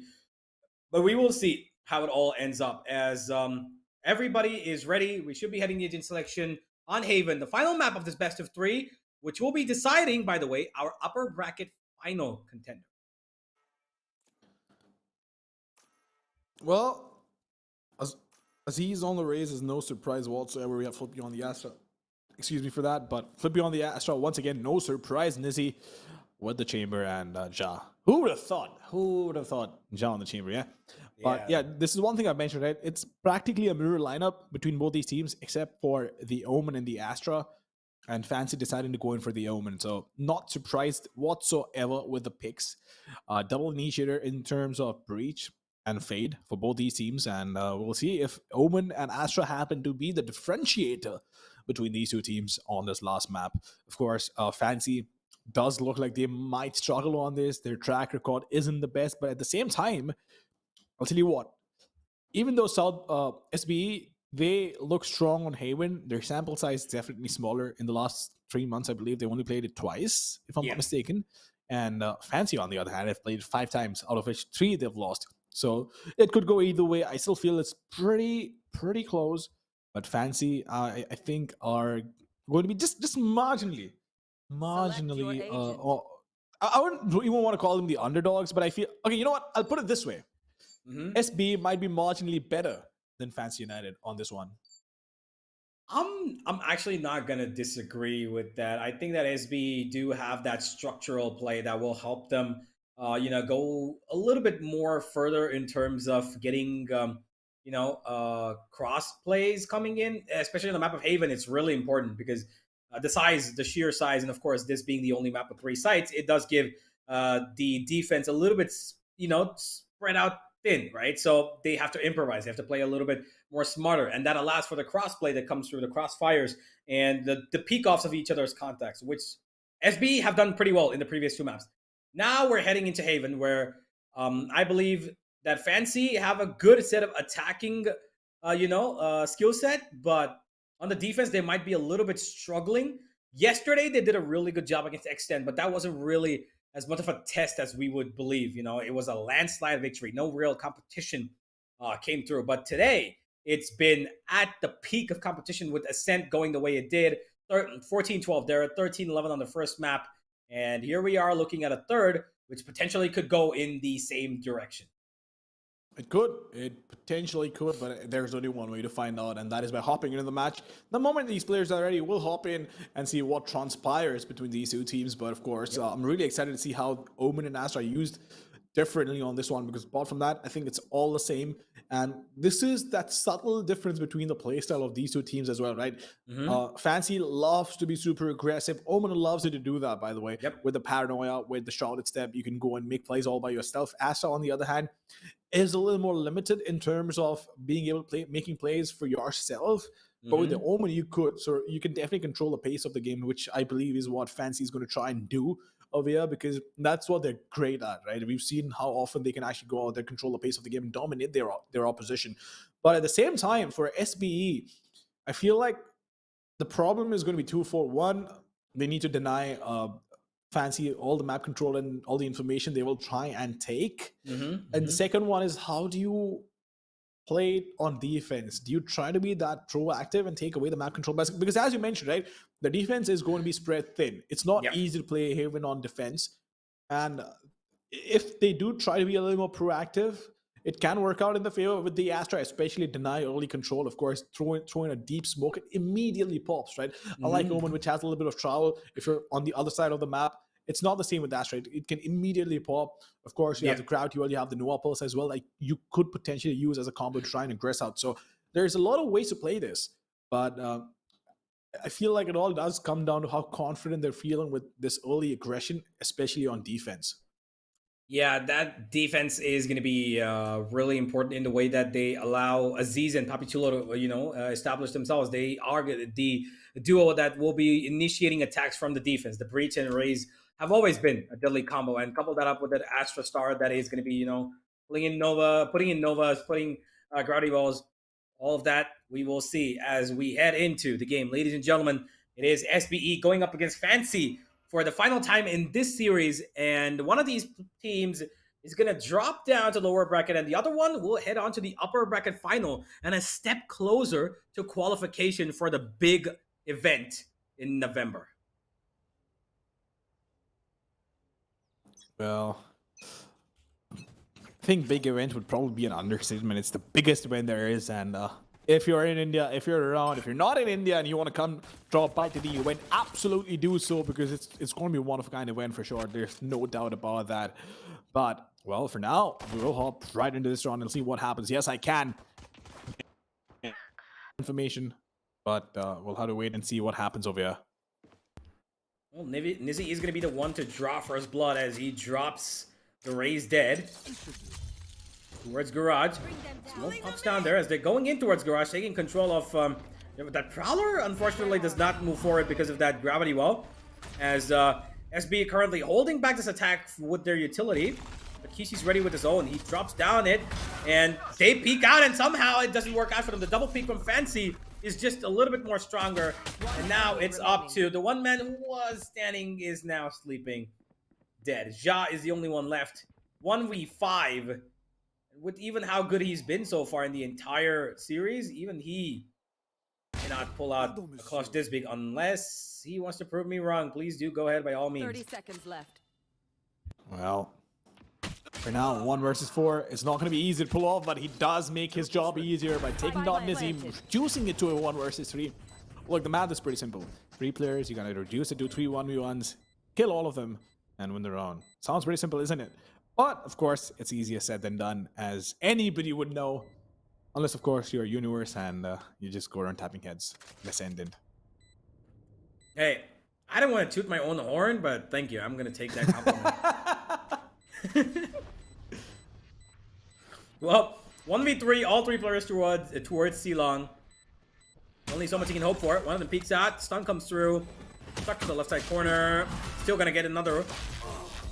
Ja makes it a little bit difficult for the attack to rest easy, as even though the pistol goes their way, it is the side of SBE who have gotten their chamber already about and running.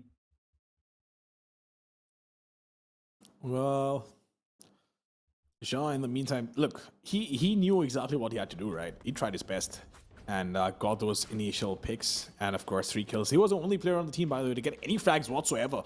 But Fancy United Esports starting off an attack. They wanted to win the first round, and they have. They are going to walk away with the first one. And South Built Esports, I feel like they shouldn't be too worried about this. Of course, the stun coming in, the gravity well as well. Oh, Lord, look at this. Wukong finds the first one. They need to fall back, but Wukong isn't going to stop. He doesn't care. He wants to go and get those picks. Papi Chulo as well is going to be waiting it out onto short. On the A side, can he find a pick? I don't know. We'll find out. Well, Papi Chulo does have a flash available, and he's got his co-initiator right next to him with the Prowler and the Seas, so enough utility to actually hold them at bay. And see, they're waiting for the opponent to make a mistake, and Wukong, he might have dropped down, but he still got a player along with him. That Aftershock is not going to kill him, though. SBE do make it 2, and that's pretty much all they needed. Flippy, worried about his backstab. They're running into the stage short. He could have a triple burst work in his favor if they came close enough, but no, Fisho was more than aware of somebody being close by. 2 weapons dropped, a decent eco for the side of the defense as they now have their first full buy. Yeah, they will have the first full buy to work with, but oh boy, Papi Chulo, I don't even know how do you absorb so many bullets or they just fly around you. But look, Fancy United, they've managed to pull first 2 rounds in their favor. Both these teams have proper buys to work with. All 10 players on the server opting for Vandals, and we'll see if the defenders want to do something fancy over here and catch Fancy United off quad. I don't think they want to press though. Looking at the minimap at least, they're playing it pretty conservatively. They don't want to go out there aggress. They want to use their utility when they try and come in onto the site. So for now, we might just see nothing for the next couple of seconds. Well, nothing. Pro is gonna be watching that smoke come through towards B, and there comes a lot of utility dump. Smokes have been dropped across the entire place as the double controller makes its work happen. Nizzy's going to be holding down the back lines as Kishi, he's going to be forced to plant on the other side, but he's going to be taking in a lot of damage. Goes down to 60 HP. The plant will still go down, and another smoke pops up just about in time. SB will find the backup side cleared, and now they got to fight the front. The retake in the 5v5. Well, making a 4v5, making a 3v5. That is working out in Solid Build's favor. The question is, yes, again, can he hold him off? Because he gets one for himself as well, reducing it to a 2v3, and they need to make it happen. They need to get those picks, and Fancy, they will make it happen. They do have a crowd duel to work with. Aziz, once again, just holding the fort, holding the line, but can he stay alive long enough? He doesn't just stay alive, but finds a third kill for himself. And there you go. South Built Esports walking away with the first round in their favor with a lot of time left to defuse the spike, but this is exactly what they needed. The only problem is it was a little too expensive for them, don't you think? Yeah, it definitely was. Losing 3 players in bonus, when your opponent has got the plant down is really a problematic situation. Of course, they even utilized, every single bit of their utility. So reinvestment cost is going to be high. That's exactly why you've got Pro on the Bulldog. I believe he has money if he goes in for the half armor for a Vandal. I am not sure. No, I don't think so. Never mind.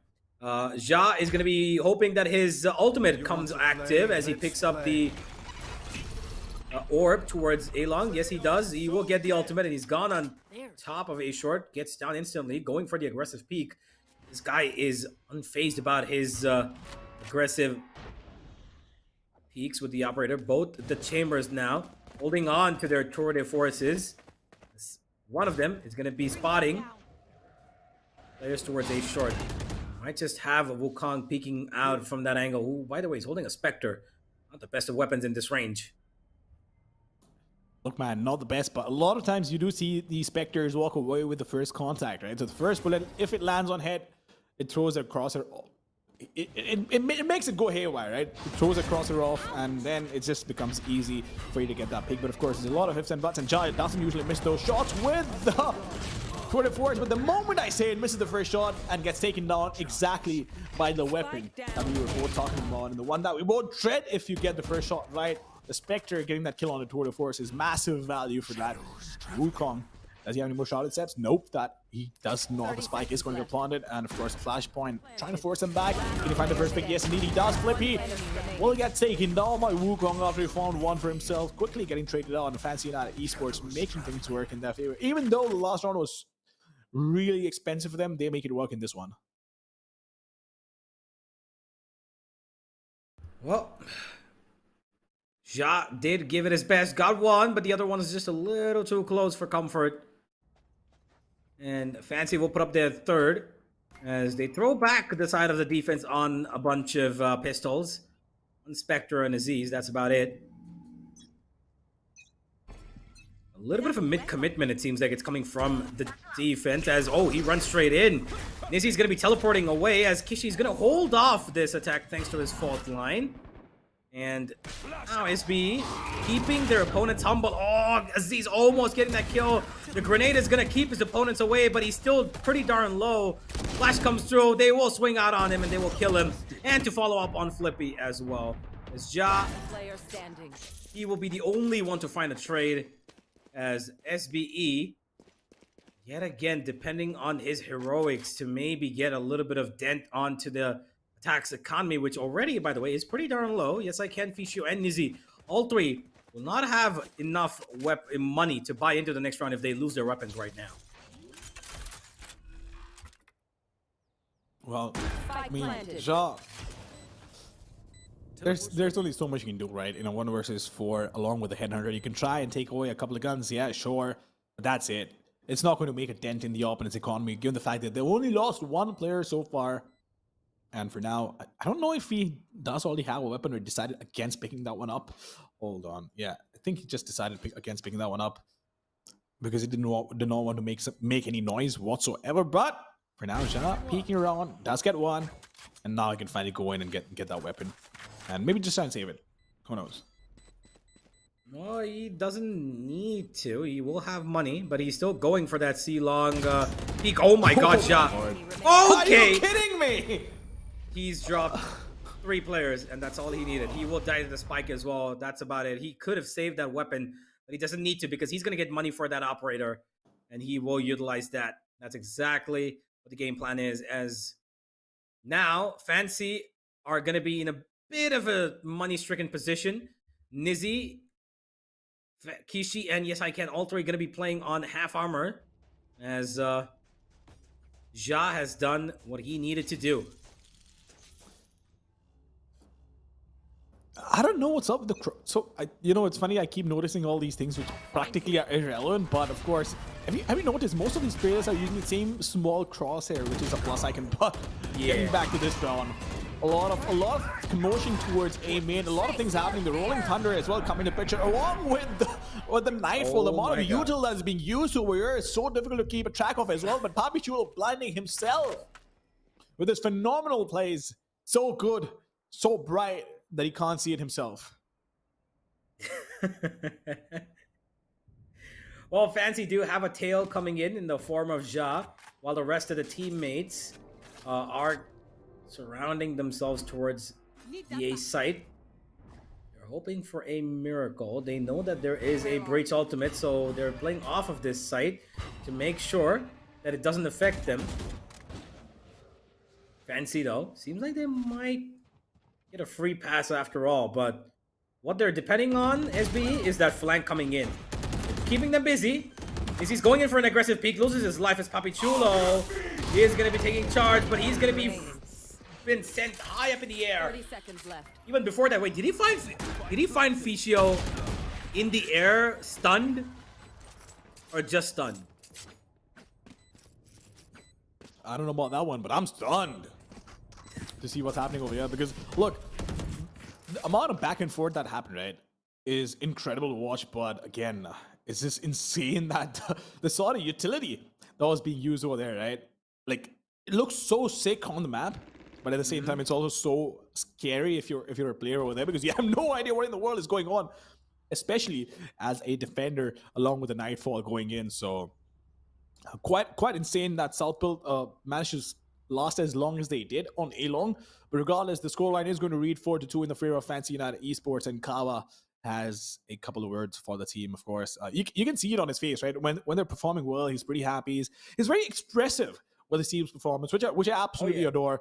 A lot of times it's easy to have a stone cold face and not sort of let it be visible that, hey, you know what, my team's struggling, yada yada yada, which is great, right? You need to have a level head when you're playing in a professional match. But at the same time, as a viewer, right, purely from a viewer perspective, it's just nice to see emotions once in a while. Yeah, it most certainly is that the emotions are what make this what it is, and Kawa's clearly giving that to us. The rest of them probably going to see some emotions on their face, a couple of smiles once one of these teams wins. Still many more rounds to go for that. 18 more, if at all it does go to 13-11. If it's any sooner, we'll find out. But for now, it is still Fancy in the lead, which is going to be dwindling by another point with their eco coming in, if at all they, don't pull out something miraculous from this. They're trying to sell a fake towards C, but all of their forces are moving in towards A. Pro detected, and he's got a Nightfall instantly going through, which will get 4 players. They're still not giving this up, Fancy. They're holding their ground. That's confidence. That's confidence. They know that, you know what, if you go contact towards A, they might expect a fall back, which they've not so far. So they're just waiting for a pick, which I believe is a smart thing to do. So the moment they find a pick, right, which I believe is going to be on A shot, the first contact, because Omen wants to peek, he will get taken down. Now, this is a problem. This is not what they were expecting, of course. the more likely scenario because they don't have the best weapons to work with. But only if they manage to find a pick on A, right? They could have pulled this back, but I think at this point they're stuck between a rock and a hard place. Yep. SBE are going to be able to keep them at bay. And look at this, as he's taking damage but still getting the kills. He will go down to Kishi, but his teammates one by one are falling towards short. Bro takes out the SI as well. Kishi gets another, okay. 20 HP. Bro needs to keep himself alive. Well, his teammates come close. Okay, Kishi, he's getting dangerously close to this, but Ja will put an end to it. 3 kills for him. He does make it expensive for SBE, but it's still a round to win in their favor, which they will take with open arms. 3 and 4. Well, something tells me that this is not turning out to be the heart that Fancy United were aiming for, because Esports, I'll be honest, 3-4 this early in the game is a wonderful way to kick things off for themselves, because look, 3 to 5 rounds is what you expect on Haven anyway. And if they can manage to get more than 5, it's going to be an incredible half for them. And look at Ja. He is being a menace with this chamber on the AWP. If he can find a pick, that is going to be such a big problem for Nizzy. But Nizzy is expecting this aggression. But Ja is not going to overcommit. That's discipline, ladies and gentlemen. He knows what the limitation is. He wants to wait. And he is not going to push this. So they're just waiting for a pick. The question is, who has more patience? Is it Ja or is it Nizzy? But Nizzy not being able to connect that shot, and neither does Ja. All these players spot each other, but none of them dishing out any damage whatsoever. So contact for sure on C-Long, but nothing meaningful came out of it. Yeah, it was just a bit of informational peek from both the teams, the chambers. Papichulo expecting that right side peek. He knows that the Omen loves to play there. But oh, there goes the ultimate. Okay, doesn't work out for Aziz. No, it doesn't. Does not get any kill. Nor does he actually give any damage to anybody. And Kishi's going to be the one to inflict that damage. And now they run in. Wukong, is he going to take this corner? No, he's not. And a stunned Papichulo finds the 1 kill that he was supposed to get. Out goes Pro because he was getting the C's coming his way. And Fancy will clear out the entire site. And this one-way smoke is going to keep Ja at bay. Well, Ja will try his best, but it won't be enough. That is a problem. Flippy, in the meantime, fighting 2 for himself, reducing it to a 2v2.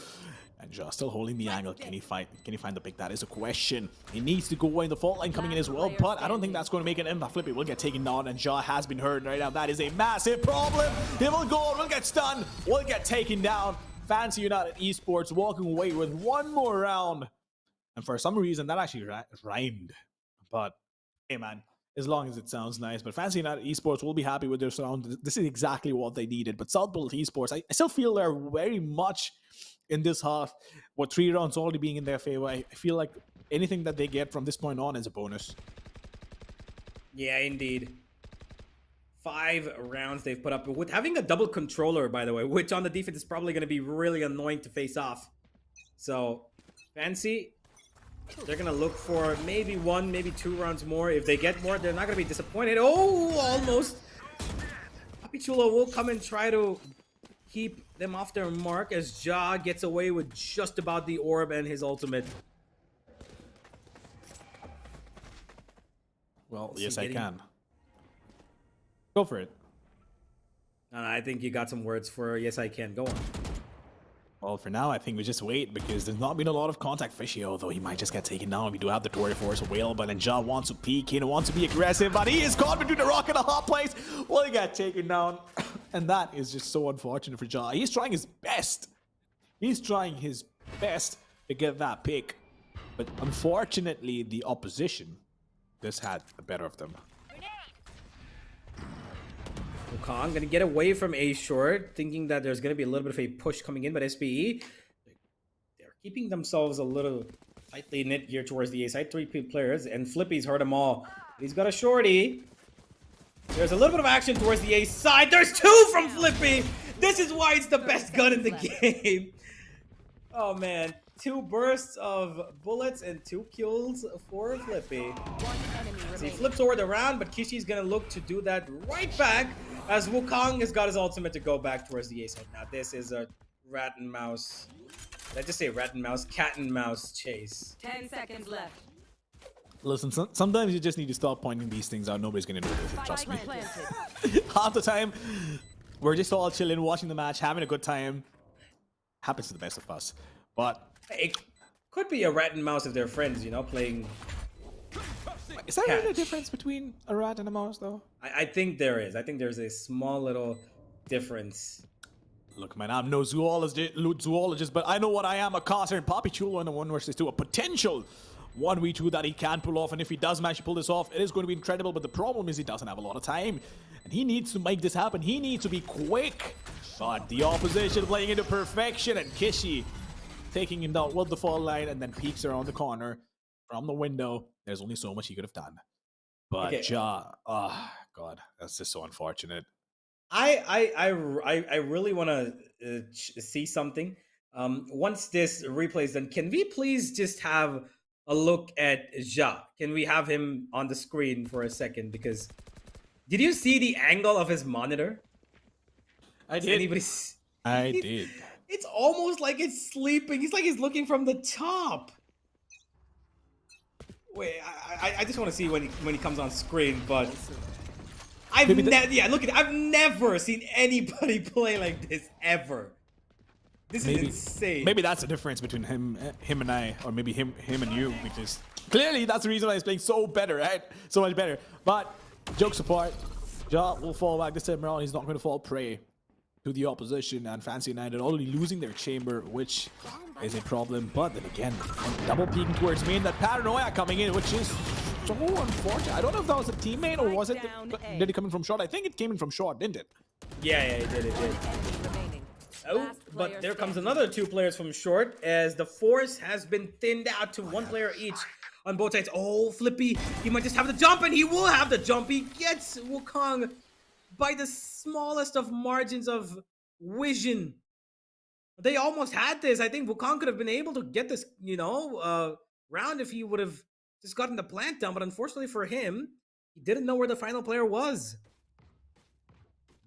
Due fact, 6 and 4. Fancy have left SB to come in a little bit more closer, and now they are on a bit of a force bite. Nizzy will have the operator in his hands, which is the tour de force, but can they find value in this round again? The breaches will be exchanging their fault lines as the A side yet again being point of attraction for the attack.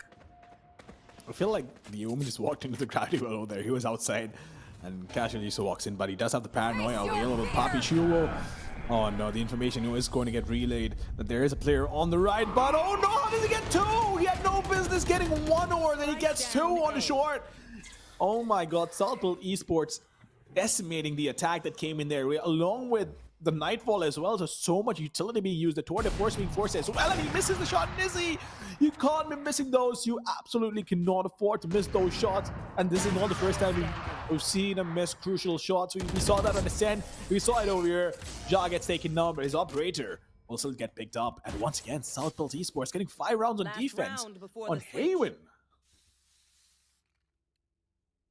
Well, ladies and gentlemen, here we are almost with the first half ending, and it looks like it could be finishing up on the exact same scoreline as we would have started off with, which is no difference between the two. Because now it's going to be the final half of this game that's going to decide what actually separates these two teams. The 6th half of the entire 3 maps that we had, and looks like Ja is going to be making the first step to making sure that that 6th round is secured. Still isn't, by the way. Fancy are making moves happen towards Garage. Nizzy's going to get the first one. Ja again. This man strikes and try to get away, but unfortunately, he already expired his rendezvous. And that ultimate from the breach is going to keep the defense at bay, while Aziz is coming on a long backstab. He actually has a good chance of getting these kills. Make that 1. He's got 2 more. The grenade's probably going to be the most important piece of utility, but it doesn't matter as he's got the showstopper and will finish off things.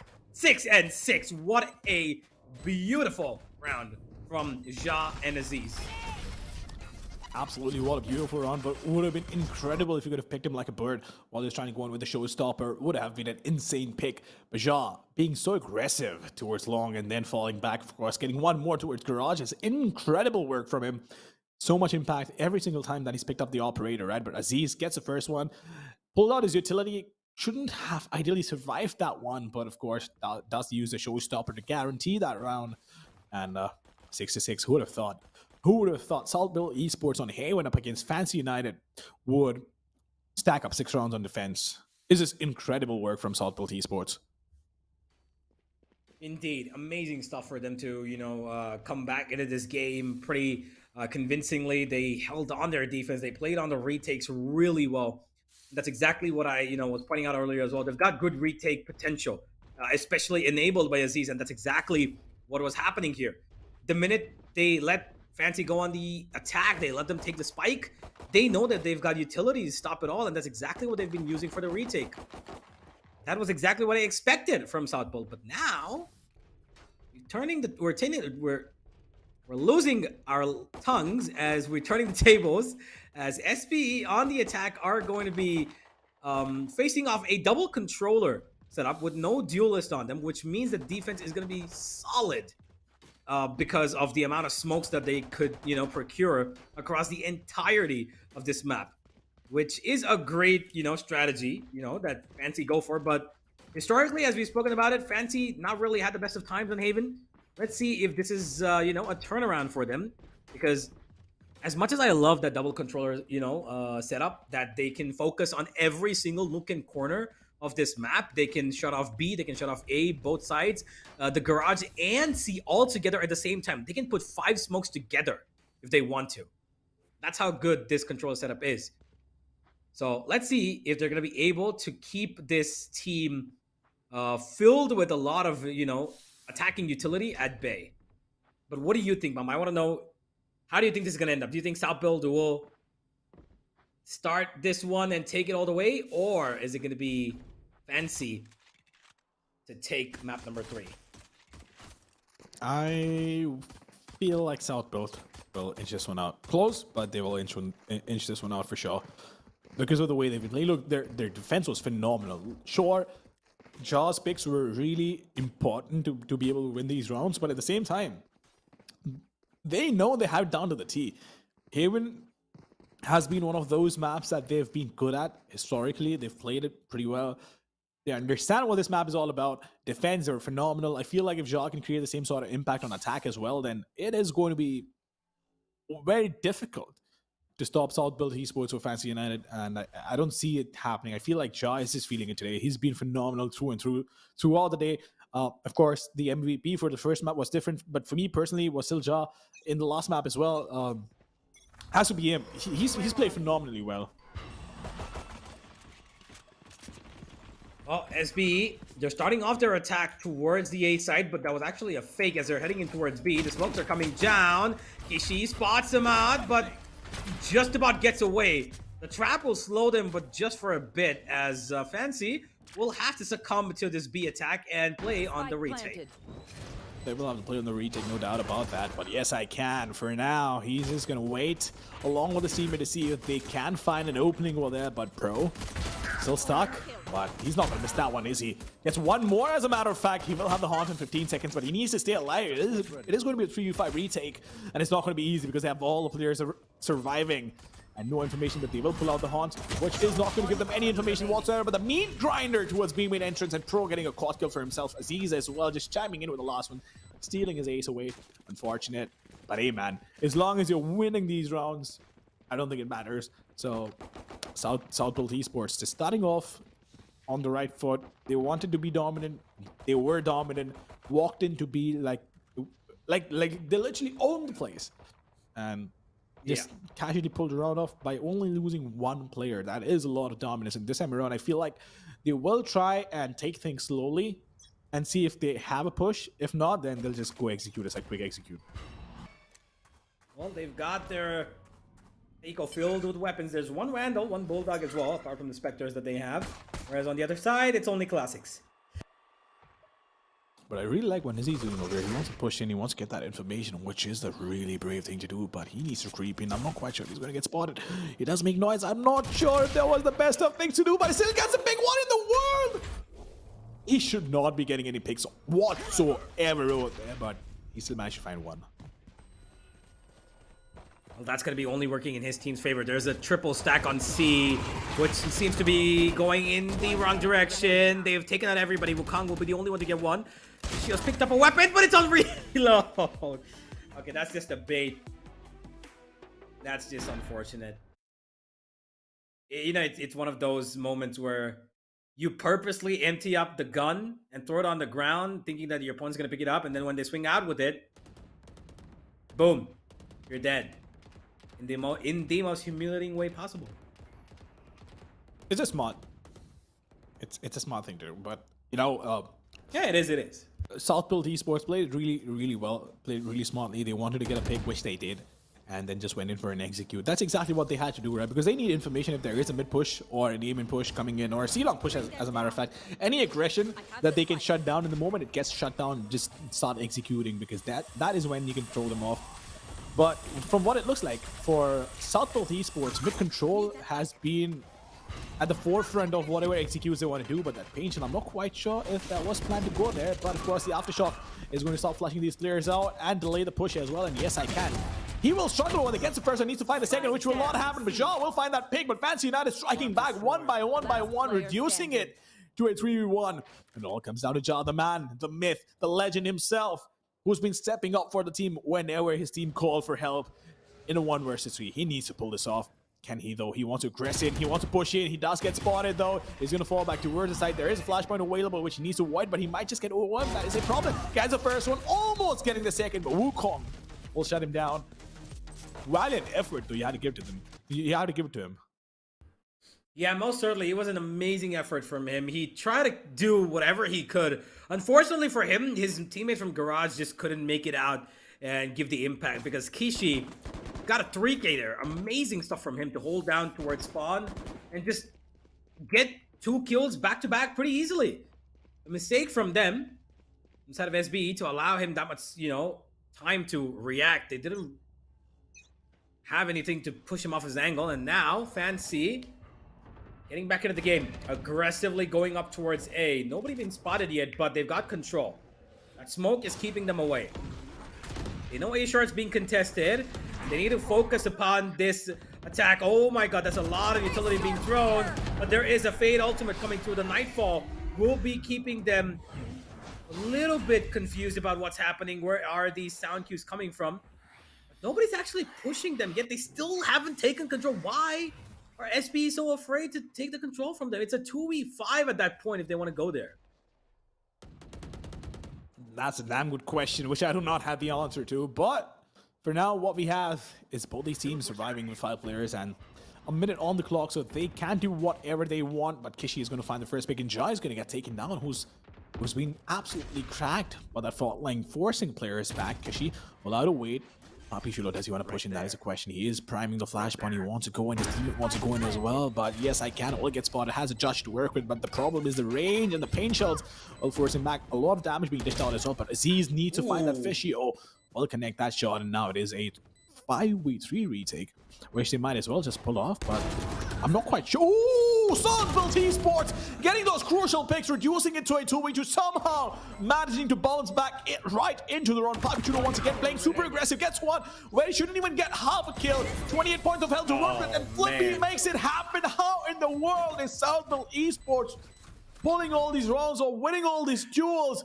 Fancy United need to take a step back, and they need to figure out what's going wrong, because they had no business losing this round. Yeah, most certainly. This should have been a Fancy round out and out. And I don't know what exactly transpired towards that C-Link position. It was a 2v2, but SB just had the better opportunity, it seemed, because Fancy were not ready for that fight. I'm pretty sure they thought that, okay, you know what, it's a 5v3. Maybe they're not going to peek out. Maybe we have the advantage, but they do. They take the fight to them. Now SB have a 2-round lead. And I really think on the back after this round, after this eco that Fancy have got, which they've left CSAT unattended, by the way, they need a Coach Kawa timeout. Oh, absolutely, they do. They need to have a word with the coach and see what's happening in this matchup because they clearly are looking all over the place. And Southbolt Esports is literally built different, pulling these rounds back in the favor. But Kishi is holding close. Can he make this happen? That is a question. They do have the fault line available a lot. And oh, look, Fancy United, as a matter of fact, they do have the Rolling Thunder available. And now suddenly they have 2 picks to work with. Are they going to use the Rolling Thunder? That is the question, though. That they will. Now they want to use it. This is a massive problem because all the players have been tagged by the Rolling Thunder as far as I know and I'm aware. And that is such a good retake. What a round. What a phenomenal round by Fancy United Esports. Universe, I'm going to start losing my hair at this rate. How? Just how? Why? Why is this happening? Why are these players so damn good? The most important part about that entire round was Wukong finding those 2 kills towards C-Long, and that one flash enabled it. They know where 2 players were. He threw the flash perfectly to cover off the person who's hiding in the left side cubby, as well as anybody who could be peeking. Even though the 3rd player, which was the Fade, who came out, who was not blinded, it was Wukong's aim that won him the round. He's flicking around and finding that kill onto C-Log, the Fade. Amazing stuff. And that right there was the win condition. They got that kill and that's it. Round over. 9-8, and here we go again. You want to...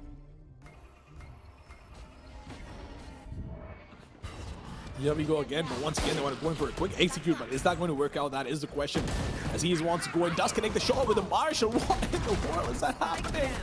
But the showstopper is not going to be enough. His teammates are going to be there to back him up, and this, I feel, is just desperation at this point. Of course, they didn't have the best of weapons to work with, but they have dished out enough damage, I believe. But I don't think that it was a smart choice to use a showstopper over there, to be fair, because they could have used it differently. It just literally did not make any sense. But then again, they did commit to it along with the tour de force. So maybe, just maybe. I mean, they probably just wanted to make sure that they get the kill. And the problem was that before Aziz could release that showstopper, the person who was standing there got killed. So unfortunate for them. The one ultimate, which probably could have gotten them so much value, is not going to be used in a buy round, in a clutch situation if it needs to be used.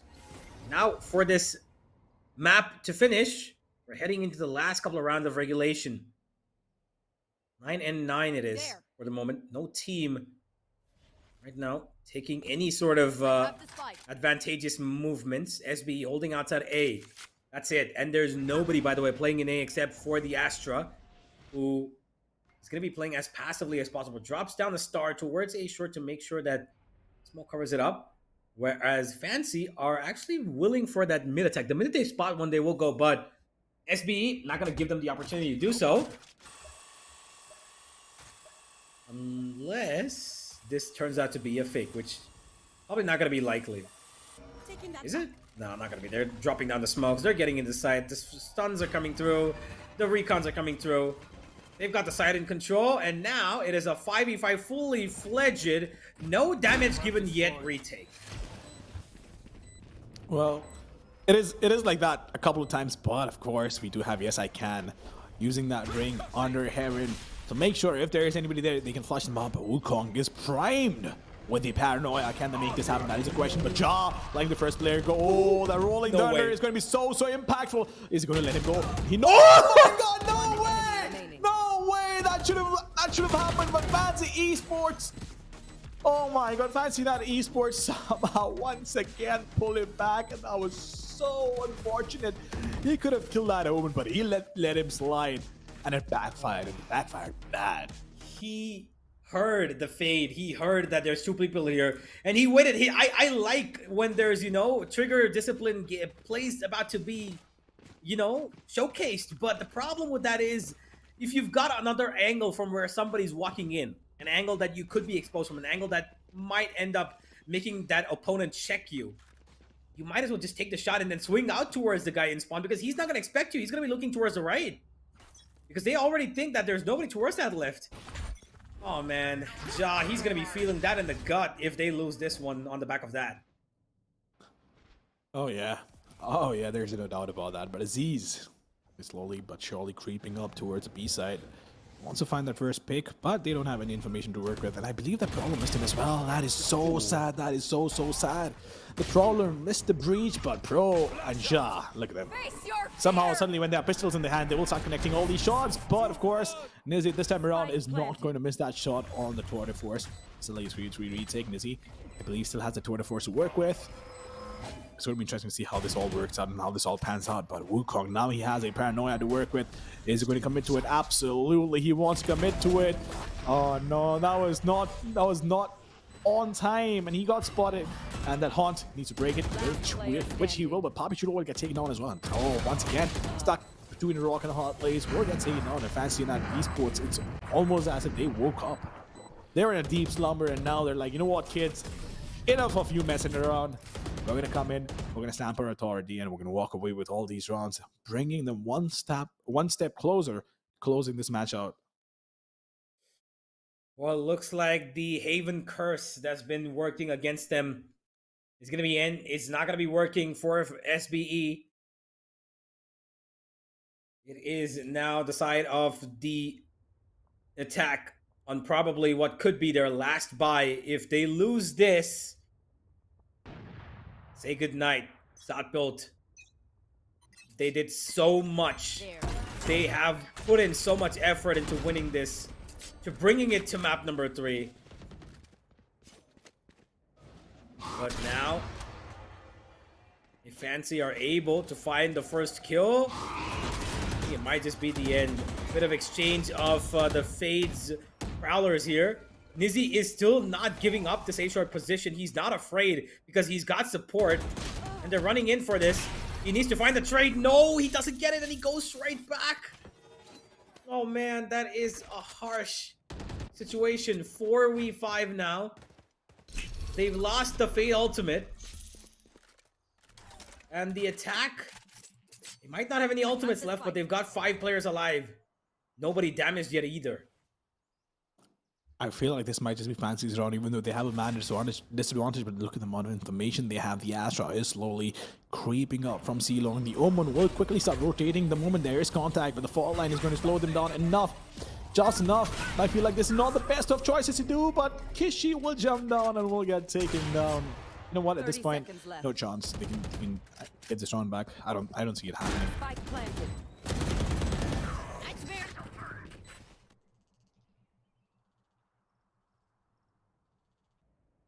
Yes, I can. On the other hand, though, just waiting it out. Flippy. For now, he's just gonna wait. Can he find the pick, though? Ooh. That is a question. No, he can. He can. Man, snappy. He's as snappy as it gets.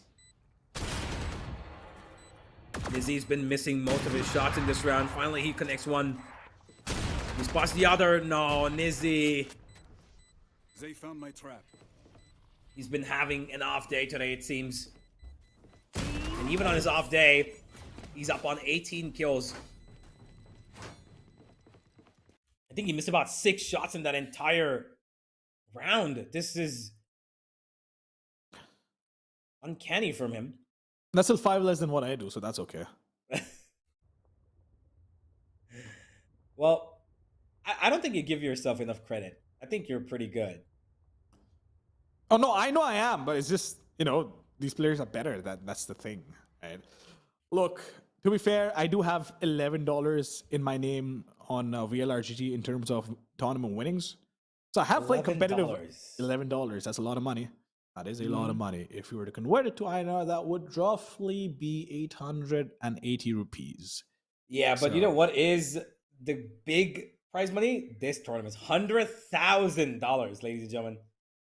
It still doesn't compare to $11. I'm sorry. Yeah, it doesn't. But you know what doesn't compare? That monitor angle. You're still not over it, are you? I'm not. I've been tripping on that since the minute I saw it, the minute I noticed it. I did not notice it actually until I told you about it just a couple of rounds ago. I thought, okay, you know what? That's okay. But he's literally having it like flat, like, you know, like he's eating off of it, like it's a plate. That is just so... I've never seen a player play like that. I've seen them, you know, twist it up a little, you know, a little bit, put it down a little bit, just a slight little angle. But that is insanity.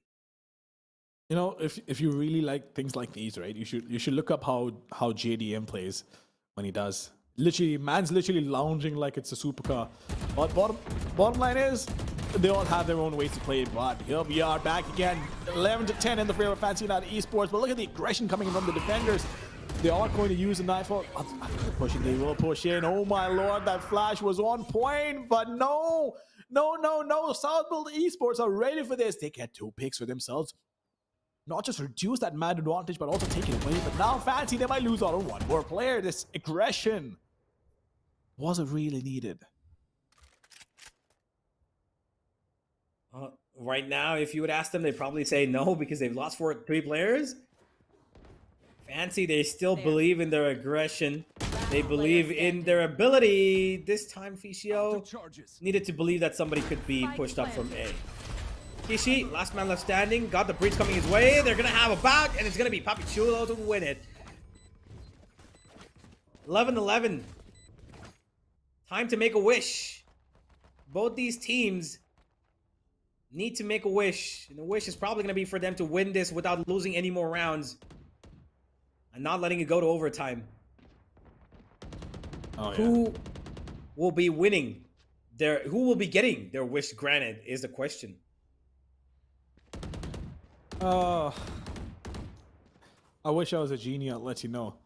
But 11-11, it's just as close as it gets, and you're right. You are right. It's definitely as close as it potentially could have been.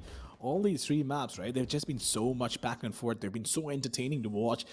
And I feel like this one best of 3 has aged me by a year at least, right? You can cast 2 best of 3s in a day, no problem whatsoever. But here we are once again with quick execute coming with the Nightfall being used with the gravity well, along with the aftershock is going to slow them down enough and take the Prowler out of the equation as well. So no information on Yes I Can. He will peek around the corner though. He'll still find that pig. And once again, the Rolling Thunder coming to picture.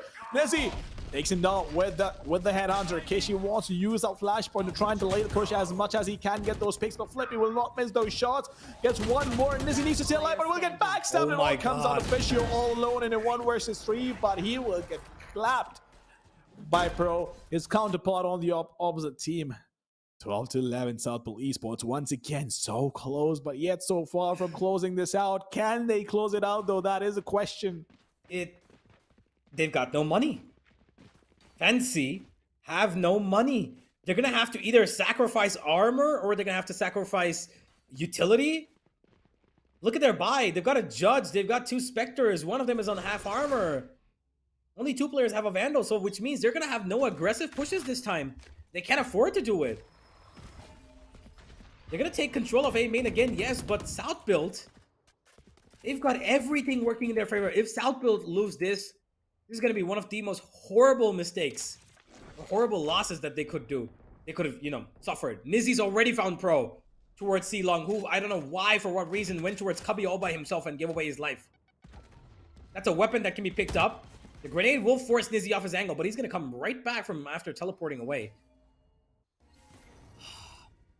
There's no way SPE should be losing this. With the amount of utility and weaponry and money they have, they should be able to do anything. Looks like they're going to be doing that anything towards B. But if they go garage, well, now they know the Judge is there, so they're going to be steering clear of that. They head into the B side. Never mind, actually going towards A. They know that the push towards A main is brilliantly done, so they're going to take control of A link, and they're going to get the plant down. And now, it's a 4v5 with a big ultimate available as well on the Raze. He needs to stay alive. Aziz needs to stay alive. Okay, this... Yeah, being caught with his pants down over there, but oh my lord, he does get the pick on Nizzy along with Flippy getting that pick, and Papi Chulo isn't going to come down either, and they might just be closing in towards a round that they also want, and they will close it down. Southfield Esports, they were doubted by the viewers, they were doubted by the fans. Fancy United, the stronger team on paper, got taken down, and both these maps, I feel like the veto was done absolutely on point. Fracture and Haven, they're so good on these maps. Even Ascent, which shouldn't have been that map, they were so close, and I believe that got pushed to overtime, but you have to give full credit to both these teams for playing the hot start, and I feel like This, by the way, was the best match that we've seen so far in this tournament. And you know what? I'll say this: Fancy United Esports, don't get disheartened over this. I feel it came down to 1 or 2 rounds, and that's it. Both of you teams were up there, right? In terms of competing with each other, they were absolutely up there. It was so entertaining to watch. I'm hoping that the players had enough fun as well. Of course, I'm sure the viewers had a lot of fun watching this. Oh, I am definitely sure that the players, should not agree with you that they shouldn't be getting disheartened by this. It was one of the closest matchups that we've had across every single game that we've seen across both SA and SEA qualifiers so far. And to have a game that has not differentiated the two teams for more than 2 rounds, that's it. For game 1, 13-11. Game 2, 14-12. Game 3, 13-11 again. That is how closely matched these two teams were. And it couldn't get any better than this. For it to finish in the final round of the final map was only something that every single fan would love to see. An amazing showcase of skill. But unfortunately, there can be only one winner. And South built, honestly, chef's kiss. Amazing stuff in that final round. They put down the Astra wall perfectly to give them the control, because they know that they take aggressive towards A. So they went towards the link. They made sure that they could take control there. A little bit of overextension from Ja when he went towards spawn across the Astra wall. But the immediate reaction to that was SB going for the fight towards mid, because they know there's going to be a backstep coming. Let's have a look at the MVP as we talk about this, which I believe is going to be Aziz. Of course, he deserves it. What a playground this had turned out to be for him. Absolutely. He was on point. He got the picks that he needed to get, and of course had a lot of impact to work with. So Aziz, the MVP, but of course we'll look at the stats from all the other players on the server as well and see what they were up to. But man, oh man, what a match. All these 3 maps, right? They were so close, back and forth. 11-13 in the favor of, SBE. Fancy United, unfortunately, we're not able to close it down. Nizzy tried his best, did miss a couple of crucial shots, but Papi Chulo as well, right? With the breach, 21 kills. You had Flippy. Snappy aim. So snappy shot, of course, with his aggression with the Operator Pro. But on the other side, I feel like everybody tried their best. Yeah, they gave it their all. I'm gonna agree, about that. Everybody tried. Yes, I Can didn't really have the best of games. He was able to support his team, yes, with the utility. That's exactly why he's got 8 assists. And Fichu as well, he's got 12 assists. But problem being that a little too much, I think, was put on the hands of Kishi and Nizzy to pull out these rounds in terms of kills.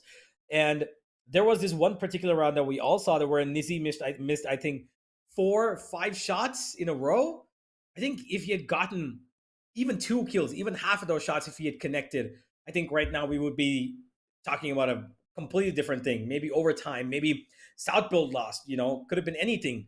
But even after not having the best of performances, Nizzy's still on top for his team. That shows his insane individual caliber that we've seen today. But unfortunately, that individual caliber only shines for his highlight reel, not for his teams. And with that, ladies and gentlemen, we're at an end for this series, which has probably been quite an entertaining, series of not just competitiveness, but also the sheer skill of these players have been shown to the utmost level. Absolutely. Entertaining series for sure. But of course, we did tell you that there is a special announcement, which I can't wait for. But of course, Universe, that will have to wait. I know I'm talking with the audience. I know, but listen, neither can I wait. But ladies and gentlemen, you need to wait just for a little bit longer, because right now it's time for a break, a short one at that, because we have a lot more action. And of course, the announcement waiting on the other side. So do not go anywhere, because we will be right back.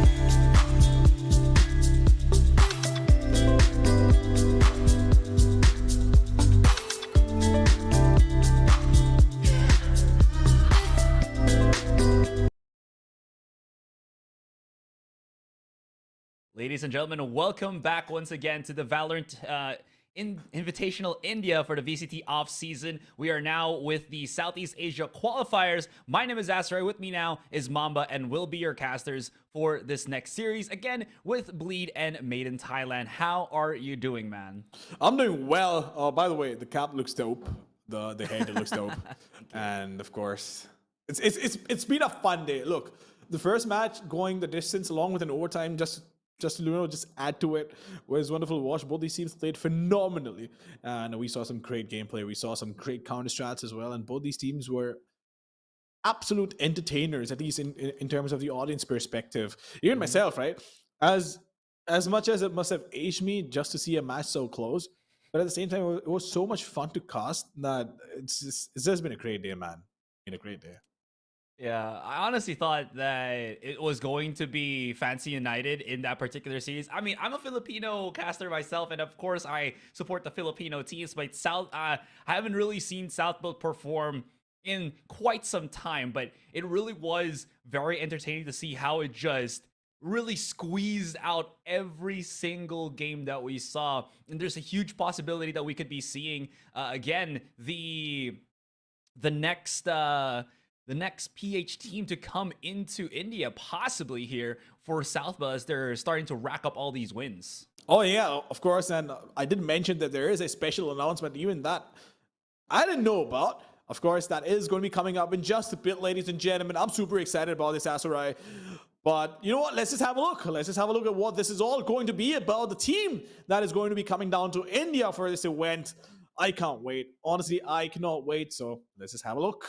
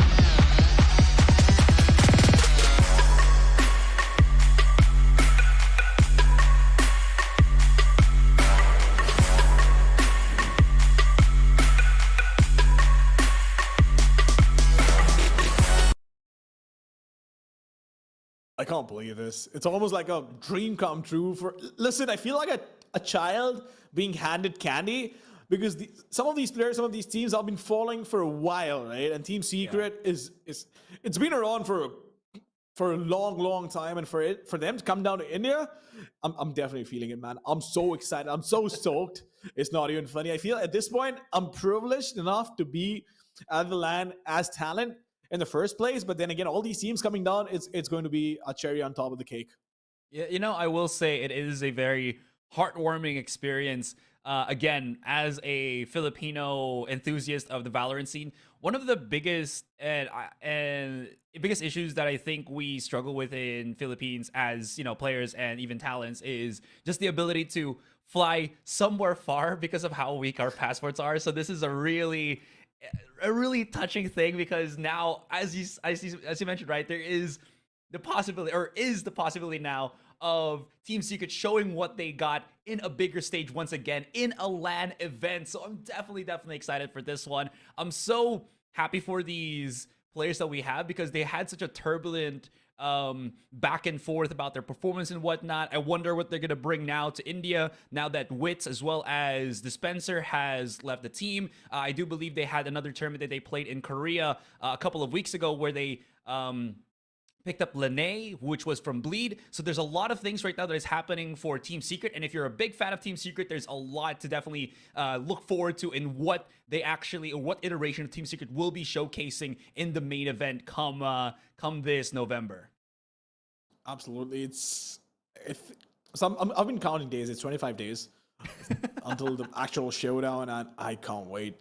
Listen, I'll sound like a broken record if I keep talking about this, but I wish I wish they could just cut through the chase, have a time machine, show up in Hyderabad and be like, you know what, kids, let's get to business, let's get to work and see what they have in store for us. But of course, we have to wait. But before that, we have an incredible matchup lined up right now with these two teams that are going to be playing. And we'll talk about these two teams, Bleed and Myth. Oh boy. Oh boy. What do you think about this matchup? Oh, I love this matchup right now. You remember how yesterday I was talking about how Bleed was picking up a lot of incredible players such as Crazy Guy. They also got Scary. So they really have a stacked roster in and of itself with the no-namers, ex-players turning into, or rather, excuse me, with this team just being able to deal with the no-namers team, Louvre yesterday, which was a definite sight to behold. The same could be said with Made in Thailand, that they've created another Thai juggernaut in this particular roster. Let me just bring it up real quick. We're going to be seeing Kadoom, Alone Fills, PTC, Beta, Congo Red. This is another incredibly stacked roster from the Thailand squad. So quick history recap of this one. This is a ragtag bunch of players. Are you seeing right now? This is Alone Fills. PTC's picture is actually from South Built, just in case anybody was confused about that. Yeah. Kadoom, Beta, and Congaret. As I mentioned, these players came in from all over other teams in Thailand here. I believe from Sharper Esports, from Attack All Around, Foxy or Recordai, and all of this massive talent just being brought into Made in Thailand that definitely creates a very electric energy, I think, as Made in Thailand is looking incredibly strong right now. Oh, they absolutely are. But Blade Esports, on the other hand, right? You can't count them out either. This entire lineup is so stacked with Crazy Guy, Scary, GH. We saw GH, by the way, have so much impact in the match that he played. I think it was yesterday or the day before yesterday. I don't remember. Yeah. But Darion and Redla, these two players as well can show their presence and make it felt to the opposition. So I feel like this one is going to be just as stacked as the first one, because both these teams, I feel, head to head are on an equal footing right now. I really have no way to gauge how equal the footing could be for these two juggernauts of their own respective regions, right? Because we just saw how dominant I wouldn't say like 100% dominant, but the ability of Bleed to persevere through such challenges that they faced against Louvre yesterday definitely is something to behold. Like, they were very, very steady on their feet. As you mentioned, JH was such a pillar in that particular scenario. I think we also could have to give it to Retla for being able to clutch the grounds, and Crazy Guy in his ability to entry into the sites. So with all that being said, there's a lot of mixtures here for Bleed that is going right for this particular team. And now I'm just very excited as to, in terms of the shootout, who has the more talented player base. Is it going to be Bleed, or is it going to be Made in Thailand? Because both of these teams have made a pretty damn good case here, Mamba, that they're just incredibly cracked when they get the chance to become, get the chance to show what they got. Oh, no doubt about that. Both these teams have the appropriate platform, and at the same time, look, they're both capable of taking each other down on their good day, but of course, it does come down to who makes less mistakes. I think between these two teams, right, it's not about which is the better team. It's going to be about which team absorbs the pressure better and, of course, makes less mistakes, because both these teams are more than capable of taking any team down on a good day, and we'll find out which team has a better day today. Or is it going to be a proper 3-mapper that we saw earlier in the day today? So I'm pretty stoked for this one. But if you had to put your money on a team, that's right, which team would it be? Ooh, honestly, I'm a big fan of PTC ever since I saw him in Full Sense. So I'm going to give it to Made in Thailand, at least for this series. Don't get me wrong, though. I'm also a big fan of Scary from the side of Bleed, but just a little bit more for PTC here. Speaking of which, we do have the map veto already prepared for you guys. So let's see what we have on the table, as it's going to be Ascent, Breeze, and the Pearl going to be just laid out for us for this final series of the night. Oh, well, we do have Ascent to start off with, Breeze, and then a Pearl. But Made in Thailand is the team that picked Ascent. I feel like Bleed is pretty decent at Ascent too. I just quickly need to double check with the stats, but what do you think about the veto? I think it's pretty balanced once again. These are maps that I feel like are very 50-50 with how the teams have been performing. I know that PTC from Made in Thailand, formerly from Full Sense, has created highlights that have shattered Korean teams in Ascent. I believe that was SEA Challengers last year. So this is a map that at least we know Made in Thailand's specific players can really pop off. Bleed, on the other hand, I think it's also the same thing here with Durian, depending on if he does pick up the Chamber or the Jet in this particular scenario. For Pearl, I think that's always the ender that we kind of wanted to see. What is the team's going to be bringing into this one? Is it going to be a double controller? Is it going to be the double initiator? But I think it's going to at least be fairly even in terms of player output with the map veto per se. Looks like it for sure. There's no doubt about that. But I feel like the first one, if you look at, I think the last 3 months, right? Blade has been looking pretty strong. They played Ascent 5 times and won for 4 out of those 5 matches. And if you talk about Made in Thailand, though, they've played it twice and lost once. But then again, it also comes down to the teams that you played against, right? It can't just be, hey, man, you know what? This team is looking strong on Ascent. Yeah. But as you rightly mentioned, right, both these teams look pretty balanced on the first map at least. And that's where I believe is going to be... so Ascent is going to be the map which will set the tone for the rest of the match, for the rest of the best of 3. And I feel whichever team wins, if convincingly, by the way, then they might just have a quick 2-0, because I feel like it's also going to be really momentum based, given the fact that if either of these teams have some cheese strats to go out there, regress, get those initial picks going on, because I don't feel either one of them is going to make any mistakes in terms of letting aggression go unpunished, or even if they do aggress, not get the trade. I feel like in terms of fundamentals, both these teams are up there, right? So again, point being, it really does come down to the mistakes more than what sort of stats do they have.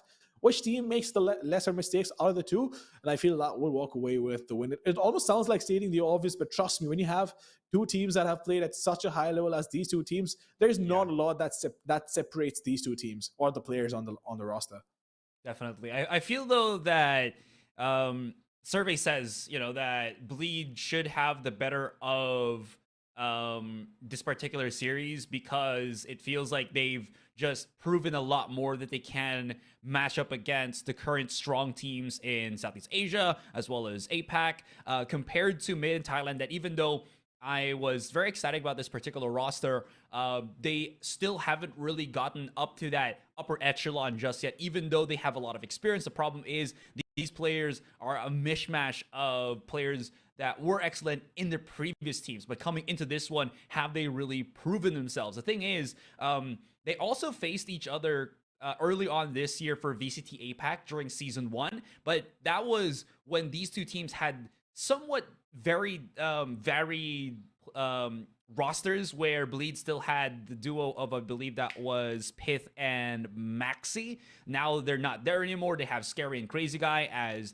the change up. For Made in Thailand, it's also I believe the addition of PTC, Beta, and I'd like to say Congared, if I'm not mistaken. But in any case, again, that just shows to us the question is, how far has Made in Thailand gone with this particular roster? Can they already match up against such a titan like this present iteration of Bleed? In any case, we'll see how that goes as we go into the agent selection. Not really. Ooh, wait. No, I'm assuming Harbor isn't going to be in the meta because it was released while. Yeah.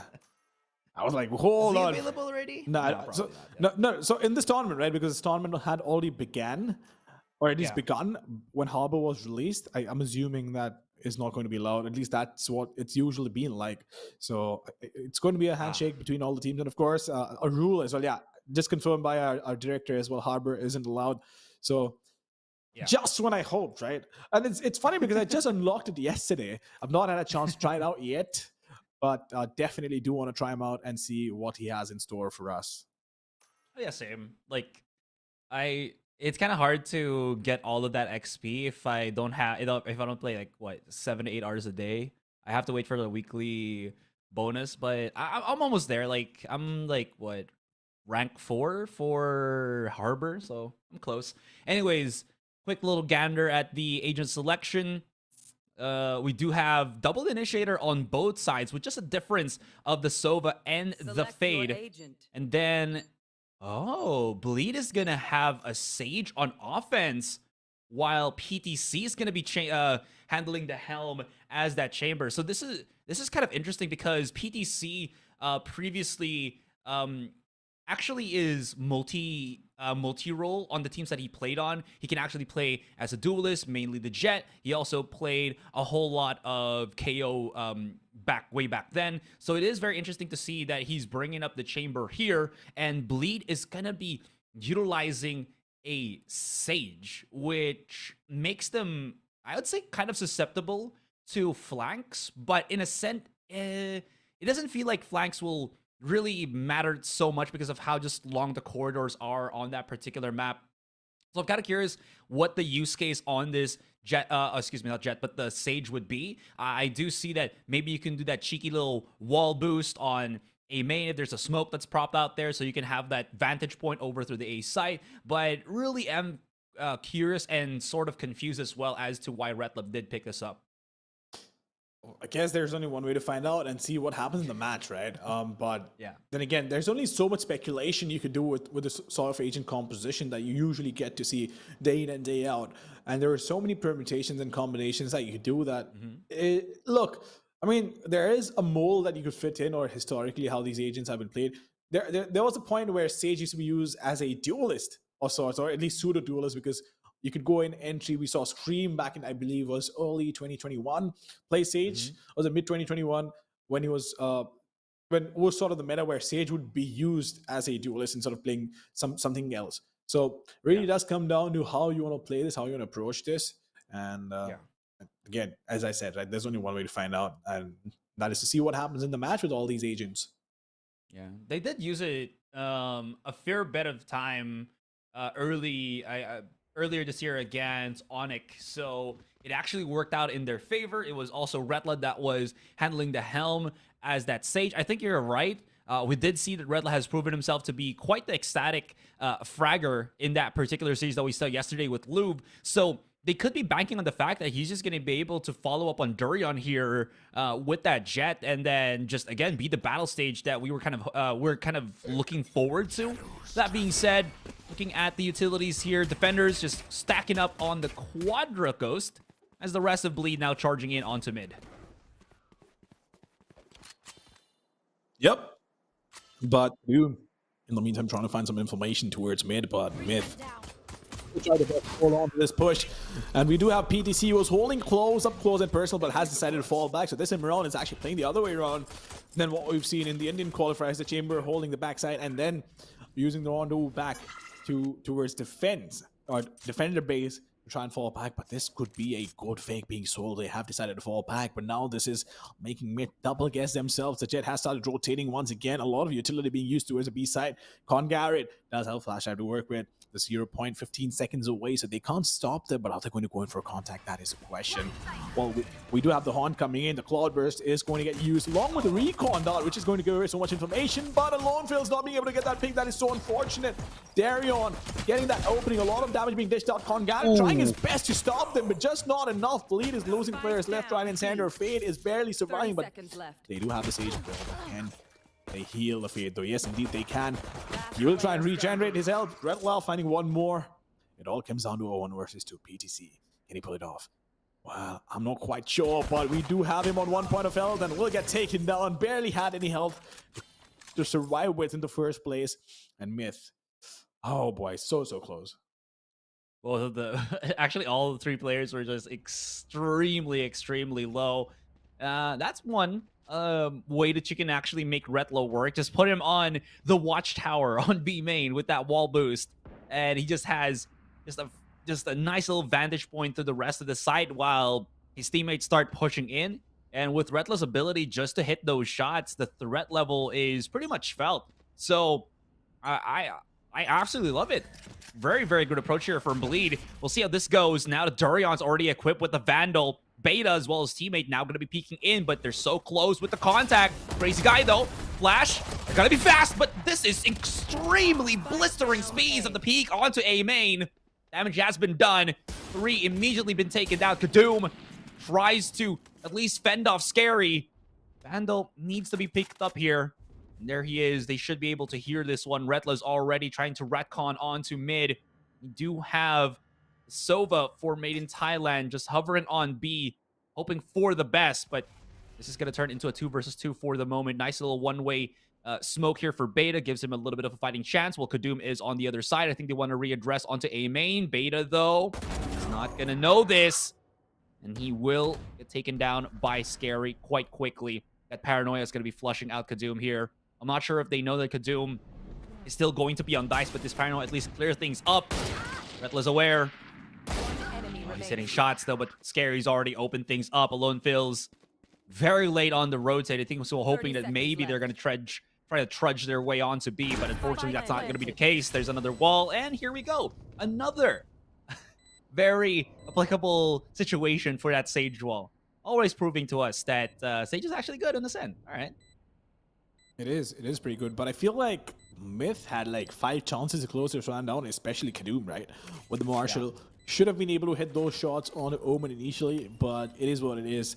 A lot of pressure to work with, but I feel like, again, these players are good enough to absorb that pressure. But you know what? I can understand it's the first round. Might take a while to get warmed up. Unfortunate they couldn't close it out, but of course, Alone Phil's trying his best once again. He does have a shot to work with. Can he find the kill? No, he can't. He has dropped down and will get taken down. Scary trying to run away, but can he though? No, he can't. What? Had to survive, right? Yeah, I have no words for what happened to that. I mean, it's a buy round. It can still buy because they didn't really expend too much money just with the Durian Vandal. So, and they still got the plant on the spike. They still got the round in the end. That's the most important thing. But that was very, very interesting. I don't know what they were thinking with Alone Fills, why they wanted to play that safe under Hell for such a long time. But Alone Fills played that extremely, extremely well there. And here's the thing. There was a wall in heaven, so why were they stacking so hard onto Hell where they could have maybe just, you know, slow pace themselves on A main? And if ever Alone Fills did, you know, start pushing in through A main, they would have been able to at least trade. If he was pushing through doors, he'd have to diffuse the spike out in the open. Pretty expensive endeavor for Bleed all throughout, but you know what? Again, they can just keep the ball rolling, be able to buy up into this round. But of course, same could be said now for Myth as we are 3rd round in. Well, Vito is going to use a paranoia to try and slow them down as much as he can, and it was on point. That is exactly what they needed. Doesn't find him to work with. Still trying his best to get that kill. JH though, holding the fort all alone on 5 points of HP. Not a lot to work with. Still gets one more somehow. That's JH for you. Oh, here's a fun fact about the Myth players. A lot of them actually were Jet players in their previous teams. I believe Beta was the go-to Jet player for Sharper Esports in the Thailand scene. I mentioned in the previous PTC. I also believe Kadoom was on that particular end. I believe Conquer Red was always just initiator, and the Lone Phil's the same. But that's like 3 out of the 5 players that you have that gravitate towards the Jet. So I'm kind of just what happened to Beta and why he's been regulated as the controller. Maybe there was something that, oh no, you know, Kadoom's just a tad bit better on that Jet, or maybe Beta's just much faster, much better at the adjustment phase. Anyways, Bleed, well, they've been bled dry in terms of their economy, so not really the best weapons. But in the hands of Durian, even with this Sheriff, he can deal massive, massive bits of damage if left unchecked. About a 3-man stack coming in through Market here. They're going to have to fend this off because PTC could get overwhelmed. They potentially could, but of course, for now, I think they'll just take things slowly. There's no point in crashing out. It wouldn't make any sense whatsoever. But Scary, I believe, also used the shot step and TP across, but just wait it out a little more, right? Just get a little more information to Aaron, trying his best to get that lead. They need to find an opening, but PTC is holding it. They know that there could be somebody towards defender base, but PTC gets one, falls back. That's exactly what he had to do. Scary finding one more, but that is not going to be enough. Utility being thrown in already just to, again, push them into the side. But Alonefils just doesn't care about the fragment. Pushes right in. Look at the trades. And PTC will not let his teammates' sacrifice or aggression come in vain. Great little push out there. They were not aware. Look at this. Scary was like, huh? Yes, aggression. Love it. Well, 2-2, Made in Thailand and Bleed. Somehow, once again, it is a back and forth matchup. This is what we've been seeing. This has been the flavor of the day. But this time around, both these teams are going to have weapons to work with. On the other hand, Myth, they have wonderful economies. So we'll see if we do see an initial pick coming up. But PTC, oh my lord, that is so nasty. Still gets it, still gets the pick. Smart, good crossing placement. He knew somebody was going to peek it. Goes ADS, taps away, and finds himself a kill. So good opening. Unfortunate for Bleed Esports and Crazy Guy. Can he find an opening though? That is a question. Still waiting. Oh, he almost just did. Alone feels forced to just back away first and possibly use the drone, but that's not where the rest of the forces of Bleed are. Cheeky little position. PTC can capitalize. There's the null command, and JH is on a hard chase. It's set up by the wall. One is going to be trapped on the side itself. That is going to be Beta. Unfortunately, JH, the better of the shots, forces him out. Crazy Guy follows through.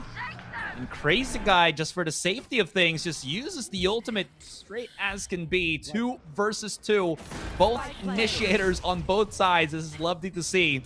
Lumpus is low. He's going to be waiting for Conga Red to come into the rescue here for the moment. The challenge, the wall bang, it's good. And JH, he's only 40 HP. Trying to reposition, get a little bit cheeky. They're giving away the position, and Conga Red swift on the refrag. And that's going to be Made in Thailand, picking up another round.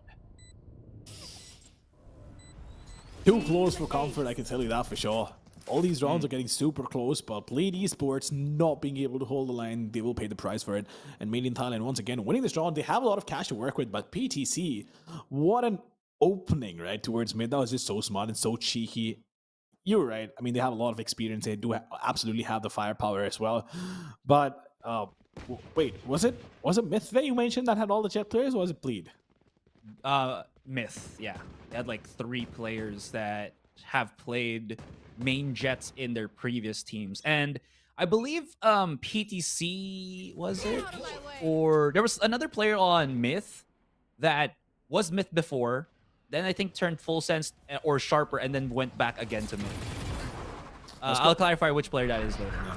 Quite interesting, quite interesting. Darion in the meantime is going to try and dash and does have the blade storms to work with, but Lornfills, can he find the kill? That is a question. Good tracking though, I'll give him that, but Kadoom once again just gets out. Lornfills and Kadoom fighting those openings, gone Garrett as well. Scary Jane, Retla striking back, but it all comes down to Retla all alone. That is, oh my god, that is such an unfortunate position to be in for him while he was stuck.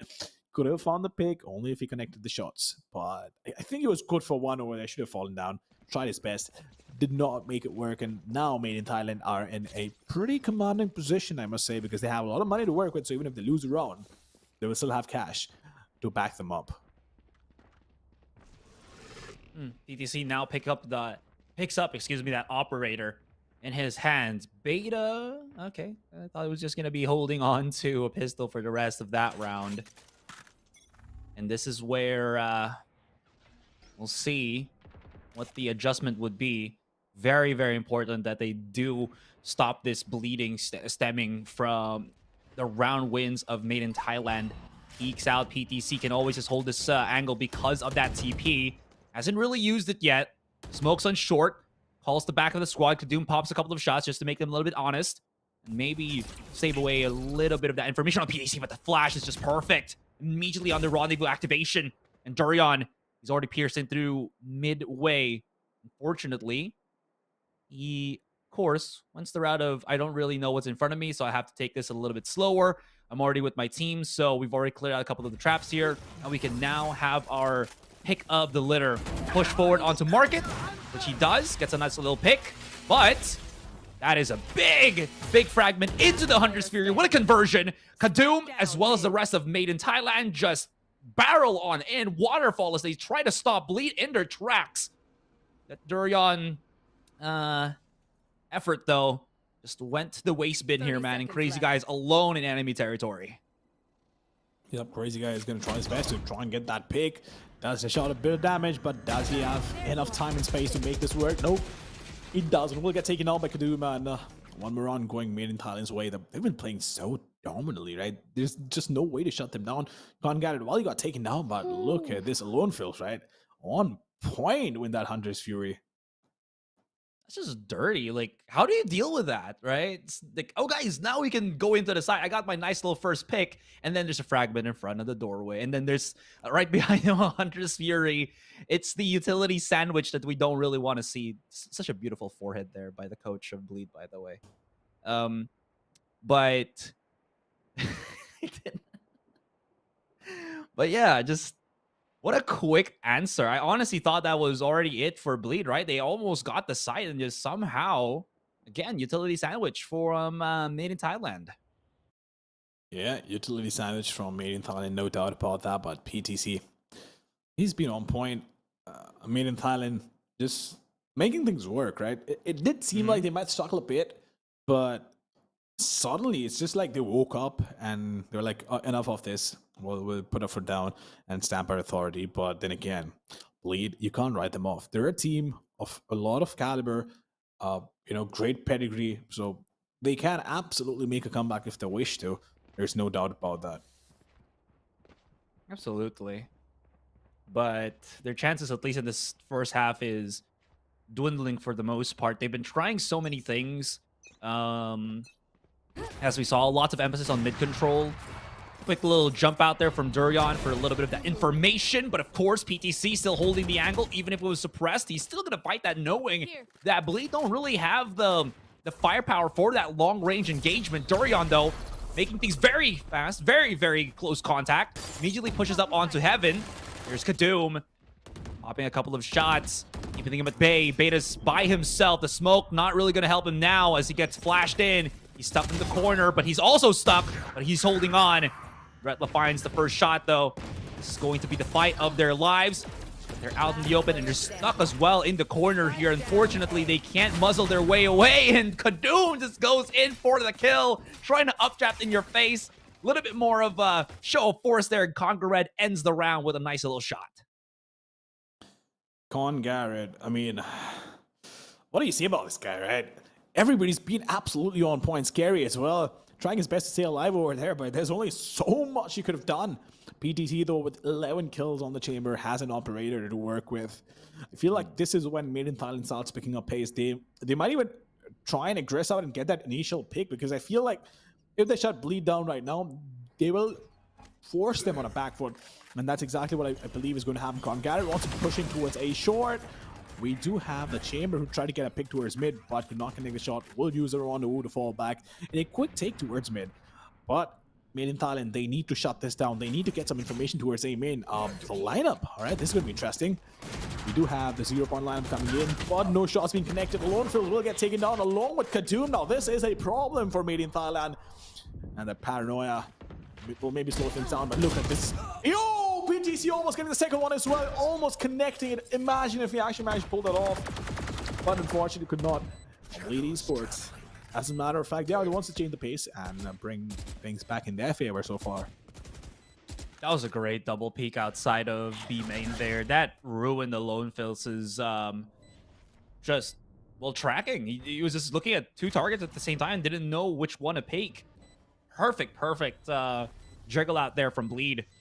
Now, yeah, this is definitely not going to be anything other than just exit frag galore. Unfortunately, Beta's not going to find any luck whatsoever. Congaredo already prepared here outside on short. And Bleed are definitely aware. And let's see how quickly he can pop the shots. Well, he's fast. He's quick. But unfortunately, not accurate in that particular endeavor. PTC, so unlucky with his second shot. Look at that. It's like, that's a whole body shot with a headshot too in the pellets and still didn't take down JH. The fragile lives we weave with the shorty. Yeah. Shorty is pretty situational, but do you feel it's a little too cheap? It's just a teeny tiny bit. Maybe 50 It more is crits. 50 It more is crits. ridiculous. Yeah, it is kind of ridiculous though. I mean, wasn't it 200 creds before and they went and bumped it down to 150, or has it been 150 ever since? I honestly do not remember because there was a point where I stopped reading patch notes in the middle, but now I'm back. So I just need to confirm this. I'll be honest. I don't want to say something and be proven wrong. You know who can help us? Who? Chat. Chat can help us for sure, but it's going to take a while because the stream rounds on a delay, but Kadumi in the meantime wants to go aggressive. Beta is playing super aggressive as well, but can he use his paranoia? I don't think so. That is not going to be allowed, and JR just staying back, being a menace. And Kadumi finds that pick made in Thailand, making things happen. Blade Esports, they need to help their teammates out. The Wolves will get taken on Kadumi once again. One more pick. This Matt is a monster. We'll find the pick, but finally will get taken down. Scary, not letting him fly, not letting him walk away with that one. At Blade Esports, once again, swinging things back in their favor. Fortunately, Kadum's done so much already, but this monster wanted to play solo, at least from what it looks like. Didn't wait for Conga Red. The smoke, yes, to separate Kadum and Conga at that point, but maybe could have waited for the flash. Maybe there was still plenty of time for the attackers to just keep fake planting the spike. So I think Kadum just went into a false sense of security. If not, just he was heating up, you know, feeling the carry blood in his veins start boiling. Unfortunately, that's not going to be that. Loving the offense, though, here on Bleed, and just there's ability just to stay together and play refrag for as much and as many times as they need. And speaking of Bleed, you can see their players just talking about things, and it's starting to work for them. They're really rallying back now that I think they're just 1 or 2 rounds behind Made in Thailand. Yeah, 2 rounds. I believe the scoreline is 64, if I'm not mistaken. But I still feel. Look, here's the thing. Here. Within 2 rounds, I feel it's okay on Ascent. Not a problem, regardless of whatever side you're on. It just comes down to small plays, small mistakes here and there. But Made in Thailand, still, they're in a pretty decent spot. I feel like they need a little bit of aggression. BTC definitely going to use that tour de force and try and get an early pick towards mid or B, wherever he decides to peak, right? So he's decided to peak towards B, and he's going to try his best to get that initial pick. But it's peeking a cheeky angle. Look at it. He's not completely swinging it. He's waiting for somebody to walk in. Really cheeky. Nobody's there, though. I mean, Right here. not close enough for the contact on that B main. Prowler is still going to be a big worry of both PTC and Conga. And they're just popping shots here. PTC's already pretty much aware. Okay. Prowler does not give away his position here. Conga, he will be flashing his own teammate if they're not careful, but I think what happened is shoot first, flash in, Conga Red follows up. Oh no. Blades being thrown as well, just to delay even further. And they know. But look at where the spike is rolling. Never mind, that spike is rolling back onto B. 30 seconds, that is going to be about 15-second reposition. That's very awkward. Conga Red, can he hit any of the shots? Just one, unfortunately. And Torion's just not done at all. Gonna start rushing in. PTC just thought he could get that shot, but the off angles from Bleed just way better in that regard. And they're gonna lose control of this one, as well as just maybe not even try to do anything as the 4-3 ensues. Yeah. I feel like they did the job, though. Maybe one more kill and they would have shut the attack down. It was a very, very aggressive play, but it came down to who had more patience. And clearly, it wasn't Made in Thailand. It was Blade Esports letting the clock tick down, right? Letting it bleed down, if I may. And they just walked in after the first pick, made sure to use the Nightfall, got the trade, got the fundamentals right, and just walked into the site. So pretty easy round for Bleed that way. All they had to do was wait. But the fragment the fragment did get pulled out, but it's not going to matter. These exit frags haven't been working for Made in Thailand for like the past 2 to 3 rounds now. Lone Fills is on midpoint. Okay, never mind. Wipes out the rest of the server. Gets the 4K. Lone Fills just fueling up his ult, as well as that nice little kill department. Fortunately for Conga Red, as you saw, was frantically trying to get some value in as PDC got blasted away. Don't think that was part of the plan, but it at least makes them a lot more honest. Look at that. Very expensive.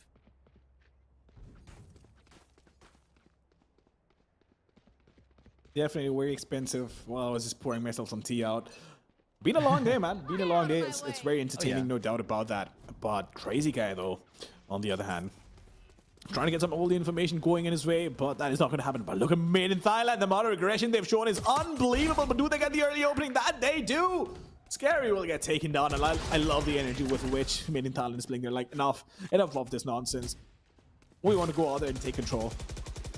He got boosted up. Oh my god. It's so awkward. He couldn't find a position to actually hit a shot there. But at least he got some information. He blasted the wall because he was boosted up on it. So you basically break a segment. Durion's so close by. Now he's aware that there is going to be a flank here. And Durion's always so quick at just finding those picks. Now 3 versus 3. The defender's coming in. Kadum has a blade of his own. Nice little slow on a short. But the rest of the defenders trying to come in from the other side. Maybe on the high ground. They still have the dash, I believe, come from Kadum here. Smoke onto a main because Crazy Guy is dealing some damage here. Monumental damage, but it's not going to matter. And Bleed still find the round in the end. We equalize 6-6. Well, it is going to be an equalizer, and that is going to be the end of the first half, but such a close match. Such a close match. This is what we were talking about, right? Both these teams are up there. Does come down to mistakes, but I feel like both these teams haven't made a lot. It's just been pure basics. Of course, there was a bit of outsmarting the opposition, but a set of unfortunate fights as well. You talk about Made in Thailand. You saw PTC try to go in, right? Get that early opening with the tour de force at B main, try to peek in, and Crazy Guy got the pick on him. So it did come down to patience in that one, but there's been so many layers with which these teams have been playing, right? And every single round that passes by, they start unraveling these layers bit by bit by bit, and you see different ways of getting those first picks and different ways of engagement. So there's a lot of variety in which with which at least Bleed attacked. But now it is time to see what they have on defense, and if Made in Thailand have the pace to break through Bleed's defense. Absolutely. I am looking forward to seeing what this particular roster, even this agent selection, can do for Made in Thailand. How well the synchronicity of Myth breaks down on Bleed, because we saw how Bleed was just able to always have the better second half. Like, they struggle in the first half from moment to moment, right, round to round. Come second half, they're just a whole different team, and I don't know, they just tend to rally a lot back. I guess they start to figure out the tiny details in the play style of their opponents. And to be honest, this is a much better point ending in the first half for them than what we saw yesterday when they went up against Louvre, right? This is a 6-6. I think every time that they went up against Louvre yesterday, it was like 8-4, 9-3, if I'm not mistaken, and they always bounce back. So this is a really big cause for concern for Made in Thailand. If they're not careful, Bleed can just, well, sorry for the lack of a better term, but just bleed the opponent dry. They could. They potentially could. But right now we have the halftime pause. I want to know what the chat thinks about this. 6-6. Both these teams are going head first. And of course, it's going to be interesting to see what Made in Thailand does on attack, because they do have these two initiators with Soa and KO, right? So I feel like after Fade's come in, Fade definitely has a better pick rate than most of the initiators that you have. But what do you feel on Ascent? Is Soa better or is it Fade? Honestly, I feel like it's dealer's choice. I feel like either one of those two particular agents can be good in this particular scenario, because if you think about it, they both have the same use case per se in Ascent, right? Where you have a recon dart, you can place it somewhere up high. You have your haunt, you can place it somewhere up high. In any other map, that might be a little bit more difficult or just a little bit awkward, but in Ascent, I think it's still pretty straightforward.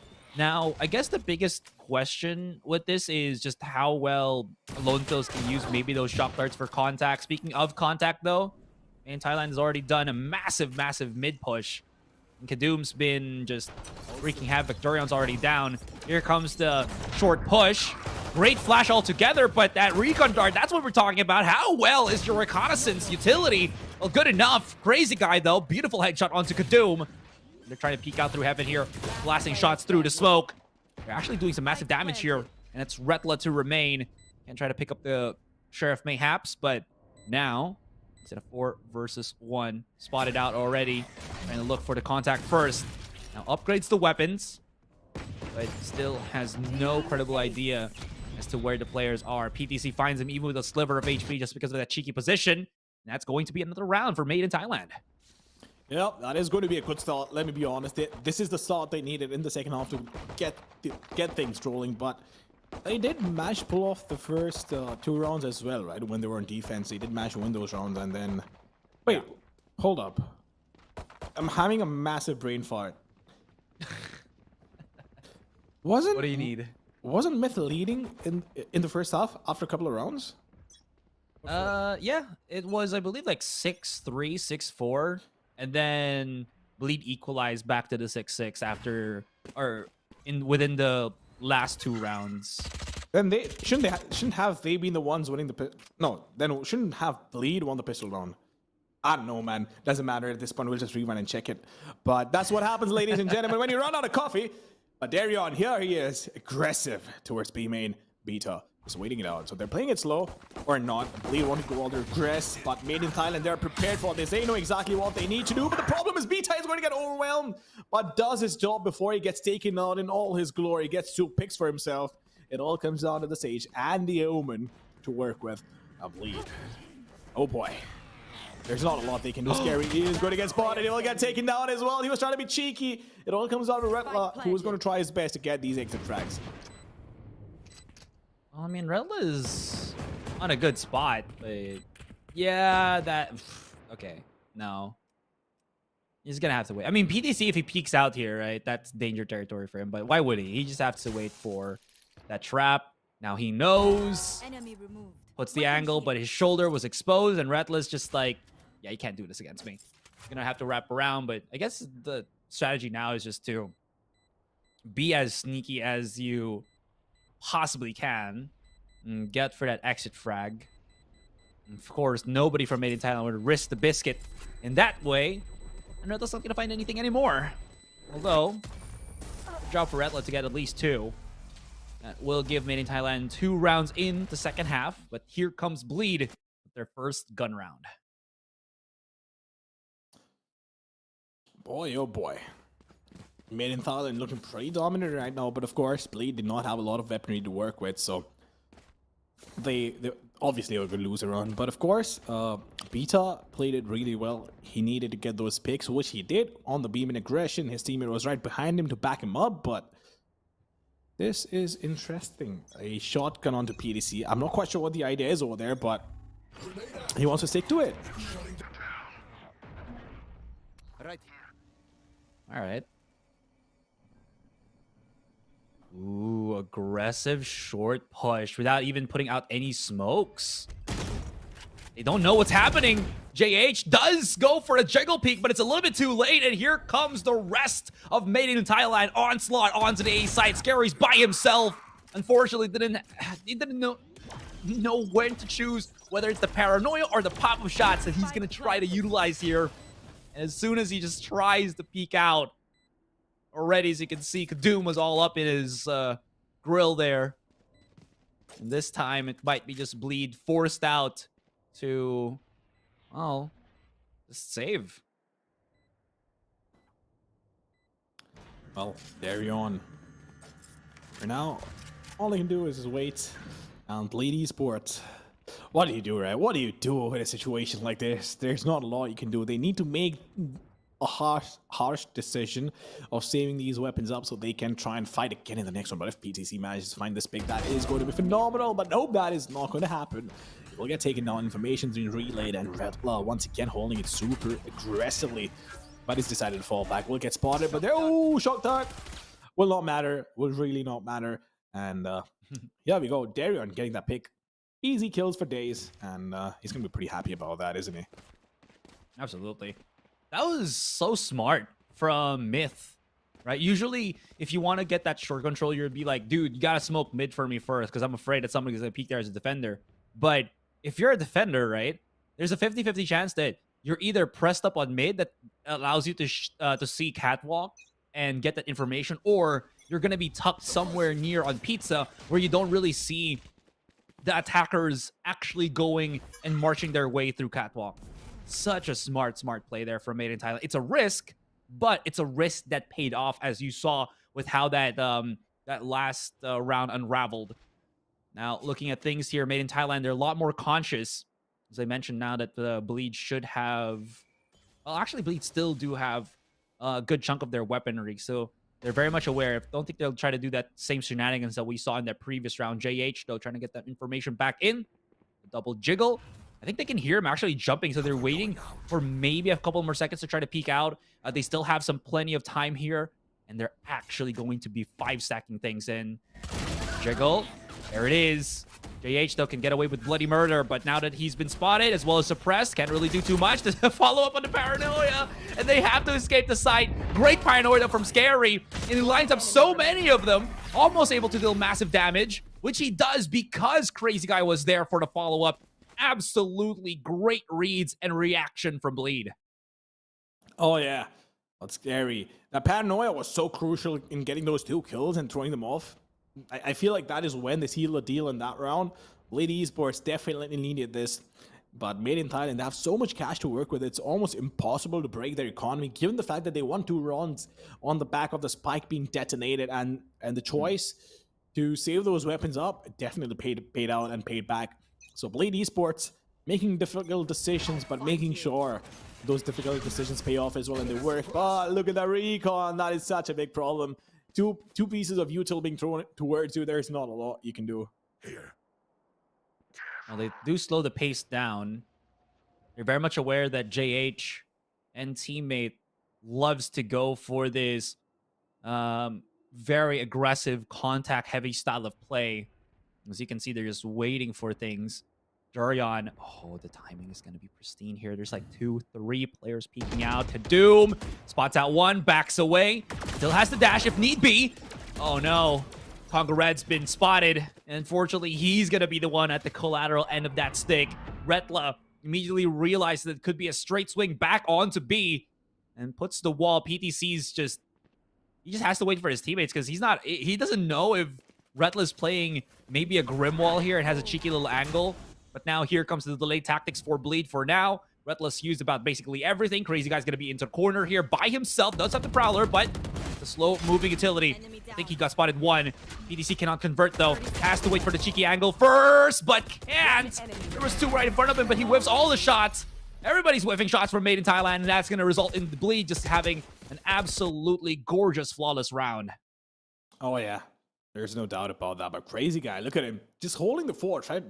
They basically threw the kitchen sink at the opposition, trying to stop them and delay them. And it actually worked out. And finally, we do have a timeout coming in from Made in Thailand. They absolutely need this. They will have a buy to work with. The question is, are they going to use it? They have the Hunter's Fury available along with the Blade Storm and, of course, the Omen ult. So I don't know if they're going to use it this time around. Is there going to be a change of pace from either of these 2 teams? But, of course, Made in Thailand not being able to breach that B defense. It's just not able to. Well, they didn't really have the necessary tools at that point, especially losing Conga Red that early. They definitely needed the flash. They needed the suppression.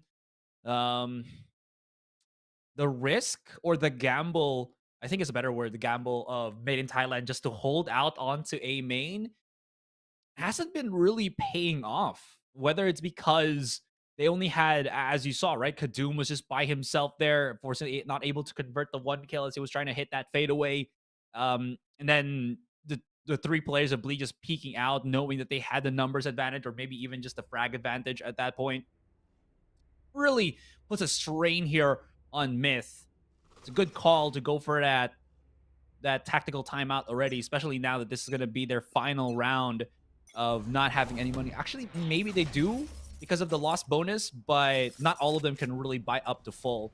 So they definitely need to swing back the favor in their hands. And this time, They're going to be supplementing that smoke on mid. Now they want to play a lot more default here. Still want to go for that contact as much as they can. Absolutely want to go in for the contact if they can, but Darion is holding short. Can he get that pick? That is a question. That smoke is perfection, but Kadum trying to go in. He will get taken down, even though there was a cloud burst. But of course, Darion has the better of him. Crazy guy does have the Nightfall available that he is going to use to find a lot of information, and this could be the differentiator. But Congarid once again gets that opening. Red Light gets taken down. Crazy guy still holding that angle. Gets one, nails the second. Can you find the third? That is a question. Will probably get spotted as well. No, he won't. He's still alive. He's still making things happen. Alive and kicking. Gets the third. Crazy guy. What a man. What a Chad. The adjustment of Bleed just perfect at this point. There's nothing that Made in Thailand can do that will convert into anything good for them.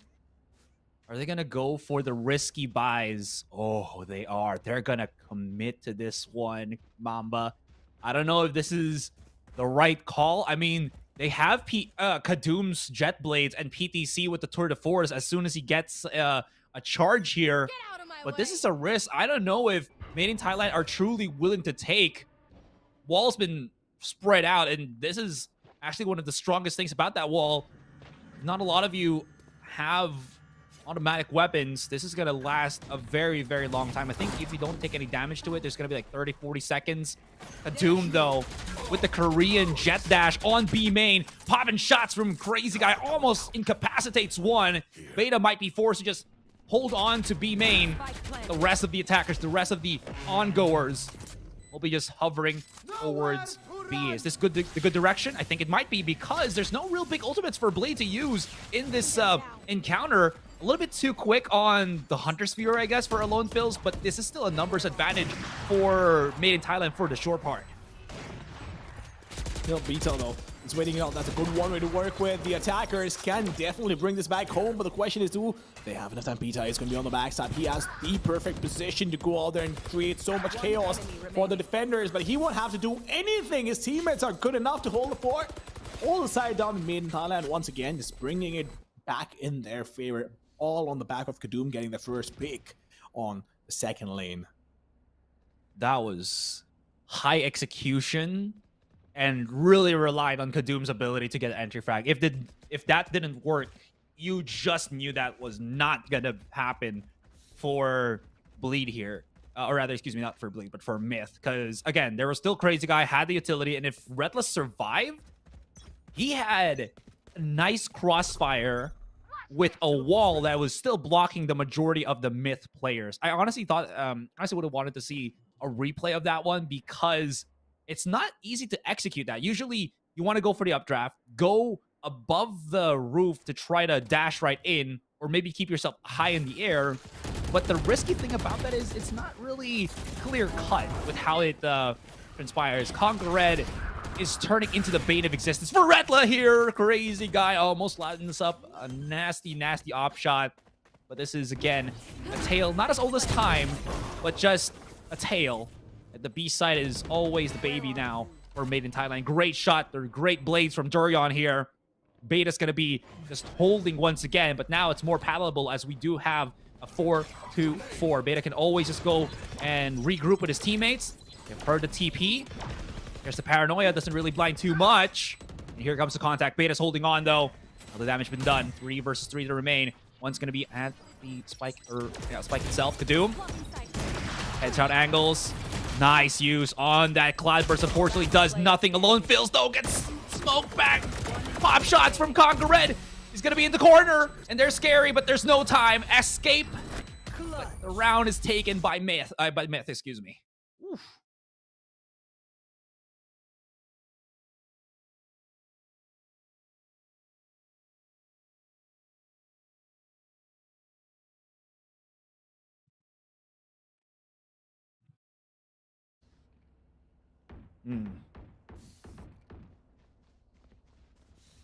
Mamba, are you there?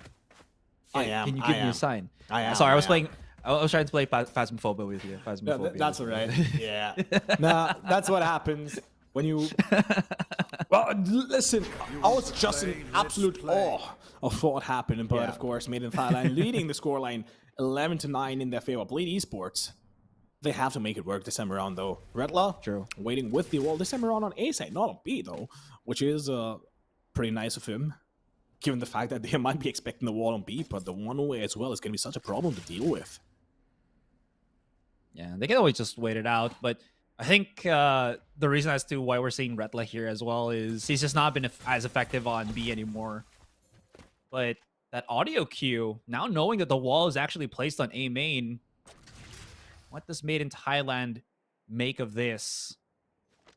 Well, the looks of how they've been moving. I mean, it doesn't really matter as long as Beta here can, pick up the spike and just TP wherever the heck he wants to go. So they can just burn as much time as they want and execute elsewhere. But it seems like they still want to go for a full-blown mid-execute here.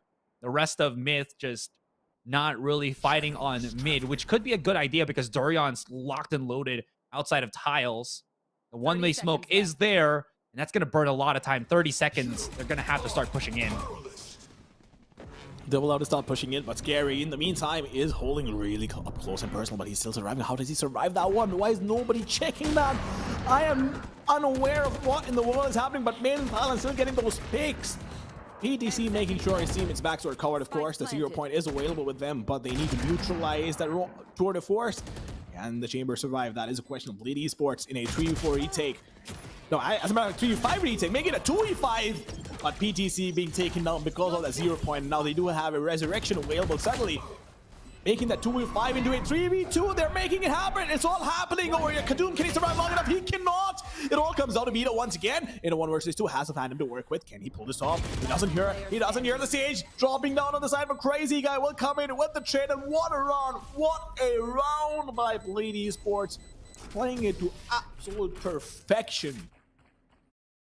That KO bait came in clutch. You saw PTC was about to possibly hit that tour de force shot on Retla, and then his tour de force turned into a shorty.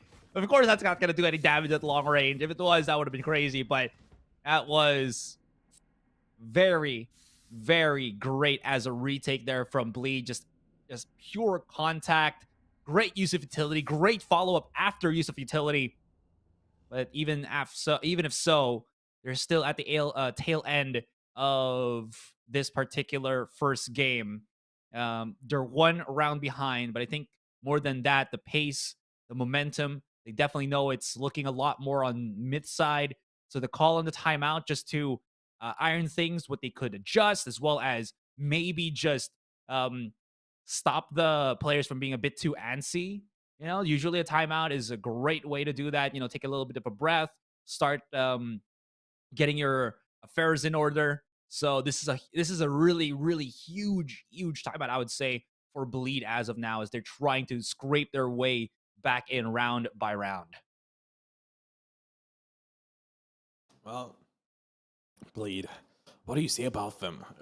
It was a round which almost seemed impossible to win, but then suddenly they made it happen. They had the resurrection available. They took down the tour de force with the 0 point, which was probably the moment that down chase, as you rightly pointed out, right?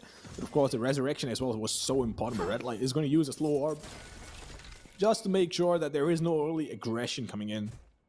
But for now, he does have the wall as well. So the moment he has contact, he's going to use the wall. But I feel like if it is a contact play, he might just get taken down over then. Yep, he's going to allow them to come in. That is a massive, massive problem. The wall being rendered useless on the short, unless, of course, they use it for a retake. But Crazy Guy is waiting. He has a Prowler available. Can get a lot of information to work with. But J-Edge on the short, what do you think is going to happen over here? Well, they do have a null command for that retake, so there's at least the fighting ultimate that Bleed do have. They're just starting to clear up these close encounter areas. The haunt onto the corner, there's the null command already that's going to really stifle the ability of the refrag, I think, here for Made in Thailand. But we still have it goes. Congared, though, hits the shot, getting closer and closer. He's able to deal damage. Beta's going to be on generator, generating kills. There's still 1 underneath. Look at that crossfire. It's a little bit too disgusting. Think about Kadoom, separated with the rest of the pack. Crazy Guy's by himself now, 2 versus 1, and he is just 1 HP. The smoke is actually working against him. And And if he taps it, yeah, even if he tries to reposition, there's just no way he's going to be able to escape or win that fight. No visibility on the last two players of Myth. And speaking of last, this is the last round for Myth to get themselves this first game. Yep, pretty close. Made in Thailand absolutely can pull it off. Bleed, they're short on cash as well. So this looks like the perfect opportunity for them to close this down and make it happen. The question is, will they be able to? Because we've seen a lot of anti-ecos go wrong, and if they do end up losing this, it could be problems because they might not have the best amount of cash to work with. But PTC wants to go in and get that pick, and Darion along with his team, and they will be aggressing up. But do they have any information towards when the 0 point being used? We'll give them some sort of information, and of course a fragment to delay the push in case they start coming in. But of course a dark cover will come in delay. They have the owl drone available, which they will use to try and get some sort of information. Kadum just dashing through the fragment, definitely delaying the push by a bit. You gotta give it that that was massive mid control for Bleed altogether, right? They have, I believe that was Durian and the Faye that was already out in the open, but unfortunately, it was just a massive compressed attack on the A site. Durian's been forced away to already go for that dash. And all they really have to do is just play refrag here, not really do anything else. Nice smoke, nice paranoia, allows Bleed to get closer and closer into the site. Nightfall will be utilized, and it's 3 versus 3. It's still very strong. Oh, the lineup PTC. His instincts are true. Now, oh, PTC's just making it terrible and terrible for Bleed. I mean, that Nightfall was huge on their side. It deafened as well as just, again, made it difficult because the HP debuff of Nightfall, but absolutely strong instincts for PTC to make that round work. Oh, absolutely, but they knew what they had to do, made it happen, 13-10. Pretty convincing scoreline, I must say. It did look like it would have been a little more closer if a couple of rounds went here or there. But then again, made in Thailand, just inching it out, right? And yeah. I believe this was Bleed's pick. If I could just double check really quick, it was never mind. It was made in Thailand that actually picked this. So pretty convincing for them. Well, it did go to a very, very long way that how we kind of solved that particular round there. But it was so good to see how quickly both teams were just adjusting to one another. Especially with the Retla problem that I think Myth had for a couple of rounds, and then it turned into Bleed's difficulty with how they're going to try to make that work out for them, right? So it was very good to see how the intricate changes there was just being tweaked by each team, by each round, just try to get the upper hand. Unfortunately, I think at one point, Kadum was just so on point that there wasn't really much to really counter at that interval. Anyways, even if I do say that it's Crazy Guy as the map MVP, you really do feel his presence, though. Unfortunately, it fell a tad bit short. But of course, him being with this amazing performance maybe could bring this into a game number 2 that transitions into that game number 3. It could. Absolutely could transition into game number 3, but we'll see what happens in the next one. But to break this one down, right? A lot of rounds which could have been won by either teams, of course. Both these teams trying their best and giving it their very best. It was super entertaining to watch, and of course, cast as well. But yeah, Crazy Guy, you had to give credit to him. He did get some really crucial picks, especially the one where I believe it was B. Wait, no. It was on B when the Chamber tried to get an early opening, but it just didn't work out because Crazy Guy managed to get the pick, and then they just took them down bit by bit and managed to pull that round off. So a lot of crucial rounds being won in that manner, right? So again, I did say this. I'm going to say this again. It is going to come down for both these teams on who makes lesser mistakes. That's it. Yeah, as well as just great execution. Speaking of great executions, Darion and Kadum were in such contention of just who got the better of the Jet entries, whether it was on attack or defense, right? I think Kadum just had the better support system, as you saw with how the setup for Made in Thailand was. I'm not sure if it's because Made in Thailand just has a whole bajillion support staff right now. I do believe some of their previous players have moved up into the analyst role, into helping the coach and stuff. But I think like there's like 5 players right now, 5 people that is also supporting Myth in all the support staff as analyst and coach. In any case, if they've been grinding the hours away in the scrims and in lab, right? It does show off right now because there's a lot of these set strats that we see from Myth just be executed so well. And again, Kadum's confidence just to get into that site, I think, has been felt a whole lot more than Dorian here, at least for game number 1. We'll see how this goes coming into the next one. Unfortunately, we also were talking about how, JH and Retla were such huge impact players in the previous series that they play against with Louvre. Unfortunately, here on this one, Retla was just kind of bullied into submission for a whole chunk of those rounds. That way we saw the Jet, or rather, excuse me, the Sage have not that too many eliminations. JH, on the other hand, I think unfortunately for him, he wasn't really put into multiple positions, multiple situations that he could really shine as that prolific fragger. So with that being said, Made in Thailand definitely get the one advantage into this one. I believe we are just going to be looking to go into a break, guys. When we come back, we're going to look at game number 2 and see if this day or this night is going to end early, or are we going to go to Pearl? Don't go anywhere.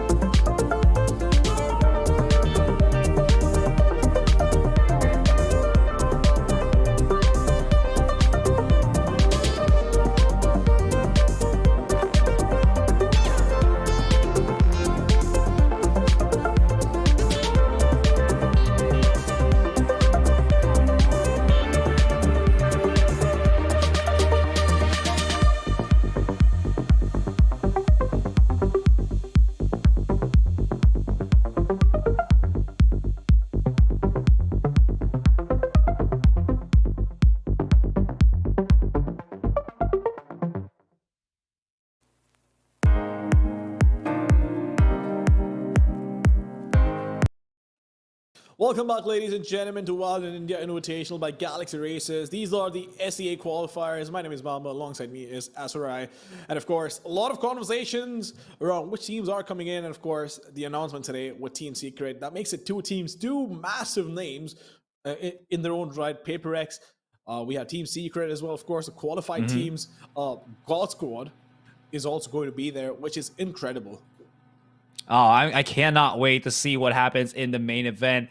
I cannot tell you how long it has been that I just was able to witness a LAN event for Valorant. It has been way too long because everything right now in the Philippines is still online. So, with all that being said, this just makes me, as a fan, as an ongoer, as someone who just loves Valorant, so excited to see things happening. And it's lovely because we're gonna see again one of the strongest teams in champions of this year compete as well in this prestigious tournament. Paper Rex is going to be joining us as, again, the first invited team. As you mentioned, so excited to see again what happens with Forsaken and Jing. Such incredible strong players. If you didn't know, I'm not sure if it's in APAC, but in Southeast Asia, they're basically Radiant 1 and Radiant 2 for the most part if they have the time to play rank. So that's how high ranking they really are against the other crack players here in Southeast Asia. And of course,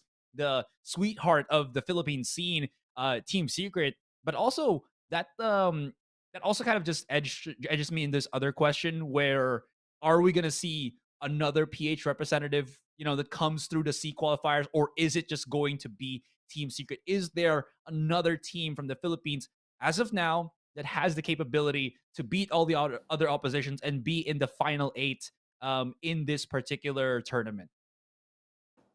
One way to find out. Again, it's my favorite thing to say, especially when I get thrown under the bus with predictions. I'm like, look, man, there's only one way to find out, and that is to let the matches play out. So, as boring as it might sound sometimes, it's the best exit that you can have out of a conversation that you have no answer to.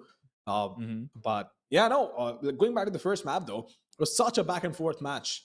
It's incredible. Made in Thailand, though, did seem a little shaky for a bit, especially the first 2 rounds going Bleed's way, but then they made a comeback, and I believe it was 6-2 at some point, as you mentioned as well. So they definitely were looking in a commanding position, but then Bleed started making things happen. But of course, both these teams not letting the other team walk away with an easy victory. Well, now we put ourselves in Breeze and see where this takes us. Of course, Kadum just fantastic on that Jetta phase. Will still pick it up. PTC going to be on the chamber once again. Was also able to create some very good plays, I think, on the chamber. I don't think he really got the star show that he was looking for, but didn't really need to showcase that for the most part. Ooh, again with Bleed. Wait, Retla before, I believe, when they play against Loop. I gotta check my notes real quick here. What did he have on Breeze back then?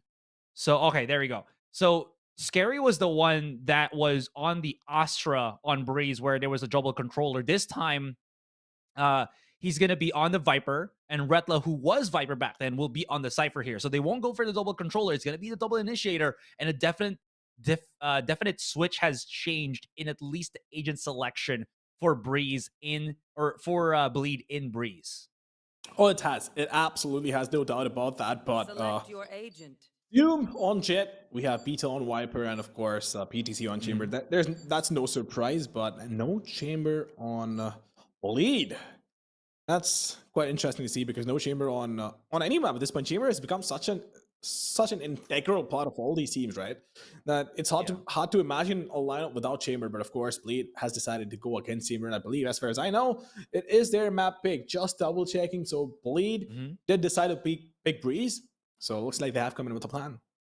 I mean, as long as you get like another smoker-esque agent, with the Cypher, I think that's where Cypher gets the most value, and maybe just the ability to counter the lurks for the most part, right? With Chamber, you can just smoke it and then start just going around that trademark. But with the Cypher, it's either you jump above it, updraft above it, or you have to break it and then start pushing in. So I guess if Bleed are afraid or very wary about the flags that can happen on Breeze, which it absolutely can compared to Ascent. I mentioned a while ago, I don't think we really saw that many, if not at all, flanks that we saw when both teams were playing. Breeze, whole different landscape, very much easier here to start lurking. So I think the chamber, or excuse me, not the chamber, the cipher is just more of a safety mechanism. And I mean, he has still one of the cheapest ultimates, 6 charges on that neural theft. So if you can get kills up until that point, it's a good way to keep the ball rolling when you're on that offense. So I like the idea. It gets a lot of map control without really exposing yourself too much to your opponents and the map itself. So I get the idea here, but I will also say that, Cypher has been proven to not really be one of the stronger agents right now in the current landscape of agents that we do have in Valorant. Absolutely, no doubt about that. But I'm really excited to see how it all plays out. Cypher definitely viable on this map. There's no doubt about that. We've seen some incredible traps, and Cypher has that ability to lock things down as well, just like the Viper. So it really does come down to what sort of a playstyle do they want to have, because now, sure, you can have traps marking your backstab, but at the same time, you're also taking away that potential fragging ability that comes in with Chamber, right? So Yeah. I feel like partially the reason why Chamber gets played is because in the right hands it can create so much impact. You can be so much more aggressive with Chamber, which you can't do with Cypher. Sure, you can get a little bit more information with the cab and whatnot, but you lose out on that aggression. So I feel like they want to play a lot more controlled. They want to take it slow and just have a lot more map control to play with as well. And they don't want to be the ones initiating the fight. Has to be a pretty defense heavy setup, because on attack, unless their Jet manages to make things happen, it's not going to be easy. Well, we'll see how it kind of goes, but I feel like it's the better of the two options, right? What other Sentinel can you really pick up here? I don't think you're gonna pick up a Sage at this point. I don't think Sage is the most usable on Breeze. Yeah, I mean, Azurai, we've seen the YouTube plays, where you can use those tricky walls. That's not really applicable in pro play. You could go for the Killjoy, but the map control that the Killjoy brings isn't really as potent, I think. So at least with the Cypher, you do have a lot more flexibility and variations of how you want to set up your utility. And as you can see here, you're kind of just seeing what the idea is right now for Retla. PTC, though, on close contact, might not be prepared. There's about 3 players about to peek him on Halls. And yeah, Be out below Bill's using that card, not pushing out any damage whatsoever, but for now he's just gonna be holding this. And they went in for a contact play. So smart. This is exactly what I meant by them taking it slow, being a lot more methodical, and that was absolute perfection on their part by that Snake by not doing enough. Vita will get taken down as well. Taking that fight was maybe not necessary, but Darion once again trying his best to get the respect. Skadoom is going to fall as well. It all comes down to these two. Ooh, wait, he missed the knife. Unfortunate. Wait. Oh. That was already the spike dropped down already. But yeah, that push out from PTC and just the adamant nature of Bleed here to start pushing or keep pushing Halls and opening up double doors really did segregate the players of Myth. As you saw with that one, Beta was just by himself. Unfortunately, couldn't hit any of the shots because I think he was just on a classic. His opponents were on those ghosts. And wow. Bleed, my guy, not wasting any time. Look at how they just equip everybody with rifles. Standing ahead. Yep. Well, for now, they want to try and get some information going there right alone, Phils. Bringing a dart, of course, now. Ooh, almost got taken down. Redlaw almost got taken down already, and this is exactly what I was talking about. The ability to be that aggressive. Only Chamber can do it, not even Jet at this point. How close they are already. Just explode onto the side. About a 3 stack on B, though. Could be good. Congreth get exposed quite quickly, quite fast there. There's 2 more on the side itself. Just got sideswept by Scary's bullets. Now we're down to Kadoom and teammate. Beta's just going to be holding close corner here, hoping for somebody to get closer and closer to him. Kadoom, oh my gosh, up to his namesake. The bane, the doom of the existence here, or Bleed, They are playing this very passive, just waiting for him to get closer and closer. And speaking of which, Beta's already found one. Dorian's been knocked out, and this is turning into a very expensive round for Bleed. Could even be massive damage already. Beta's done it. Kadoom's hit the shot. Oh my god, they got it on just the weak buy and the martial capabilities of Kadoom. Expensive. Oh, Lord. I think that's an understatement for sure.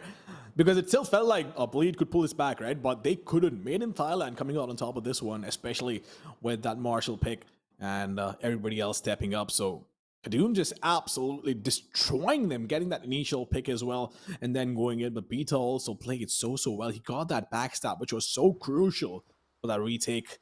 And somehow Bleed managed to lose a round, which had no business losing. They had Vandals and whatnot to work with. How do you deal with something like this? It's just so unfortunate. You're barking up the wrong tree. I have no idea what to do when your opponent just hits shots like those. I mean, come on. Like they had. Okay, maybe this is the thing that opens things up, right? Durian with the blades.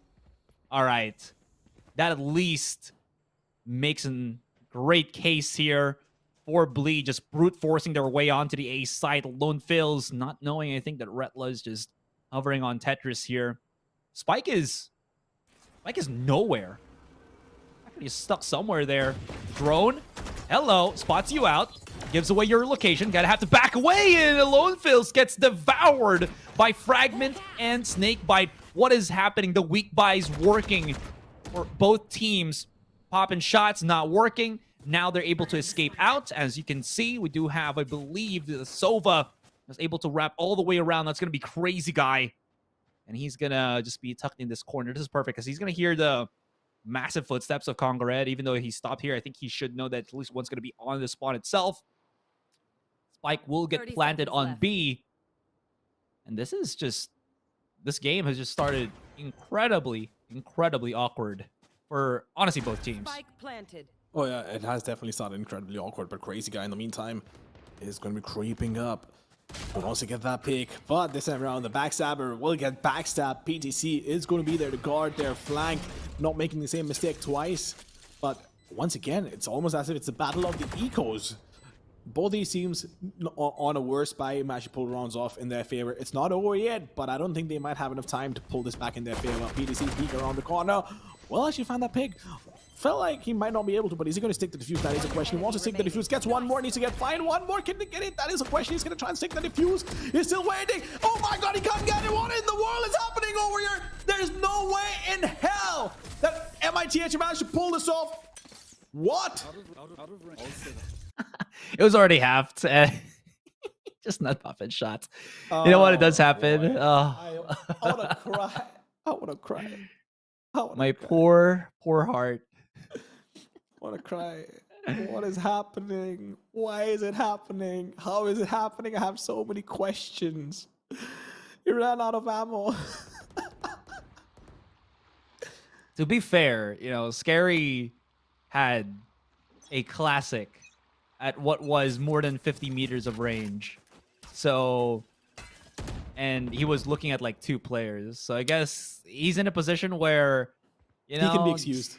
Yeah, he can be excused. Bygones be bygones, right? It's not the best weapon. Free weapon, strong, right click, OP, but at that range, it kind of just, again, just hoping for the worst at that point. I think at that point, might as well just throw the classic towards them and hope that it hits.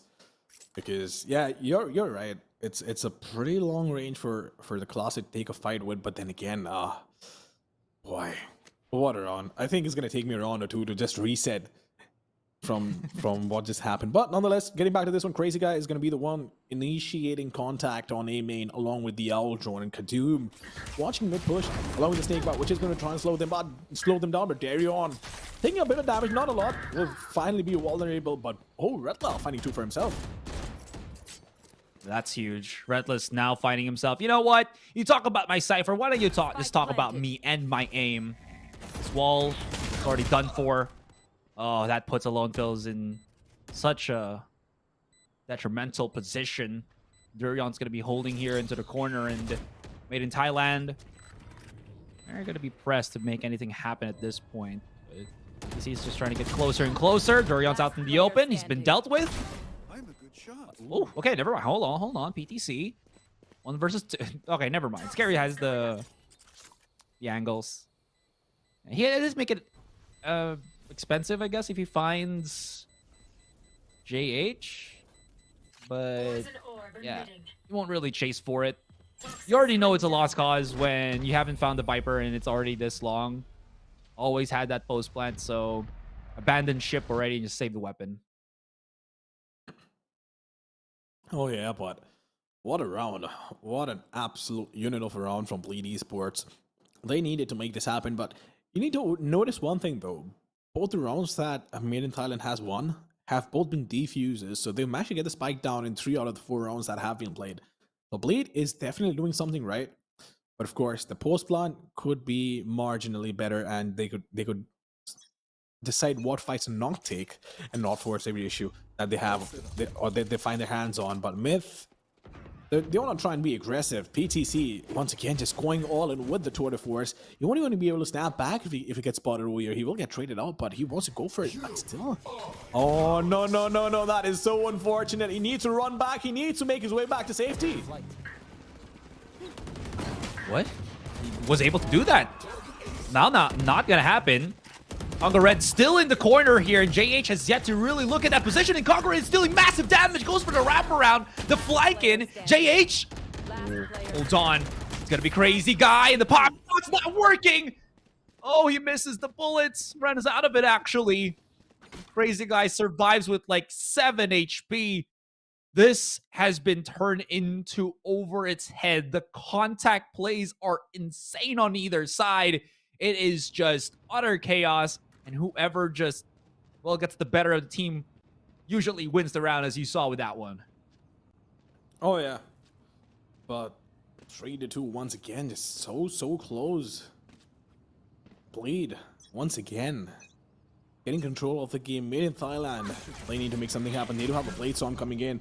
And when you're playing against a KO, right, it's so annoying because your ult just gets taken out of the equation if you're under the area of effect. But alone fills. Going out there, breaking the trap, falling back now. Bleed definitely has the mad advantage to work with Beta. What does he do over here? Crucial position. Need to get all those frags as well, but it's not going to be easy. Definitely not going to be easy at all. Beta's just done. The rest of the Myth squad is being picked off 1 by 1. And as you do see, I guess this does work in the favor of Bleed though, right? If they're going to just compress and aggress like, as a full 5 squad, the utility of Cypher slows things down well enough that if somebody actually goes for the flank, right, they will at least will know, and they can adjust accordingly. So the way that Bleed are playing about this particular game is making it so that the Cypher is actually really good, at least in holding those flanks.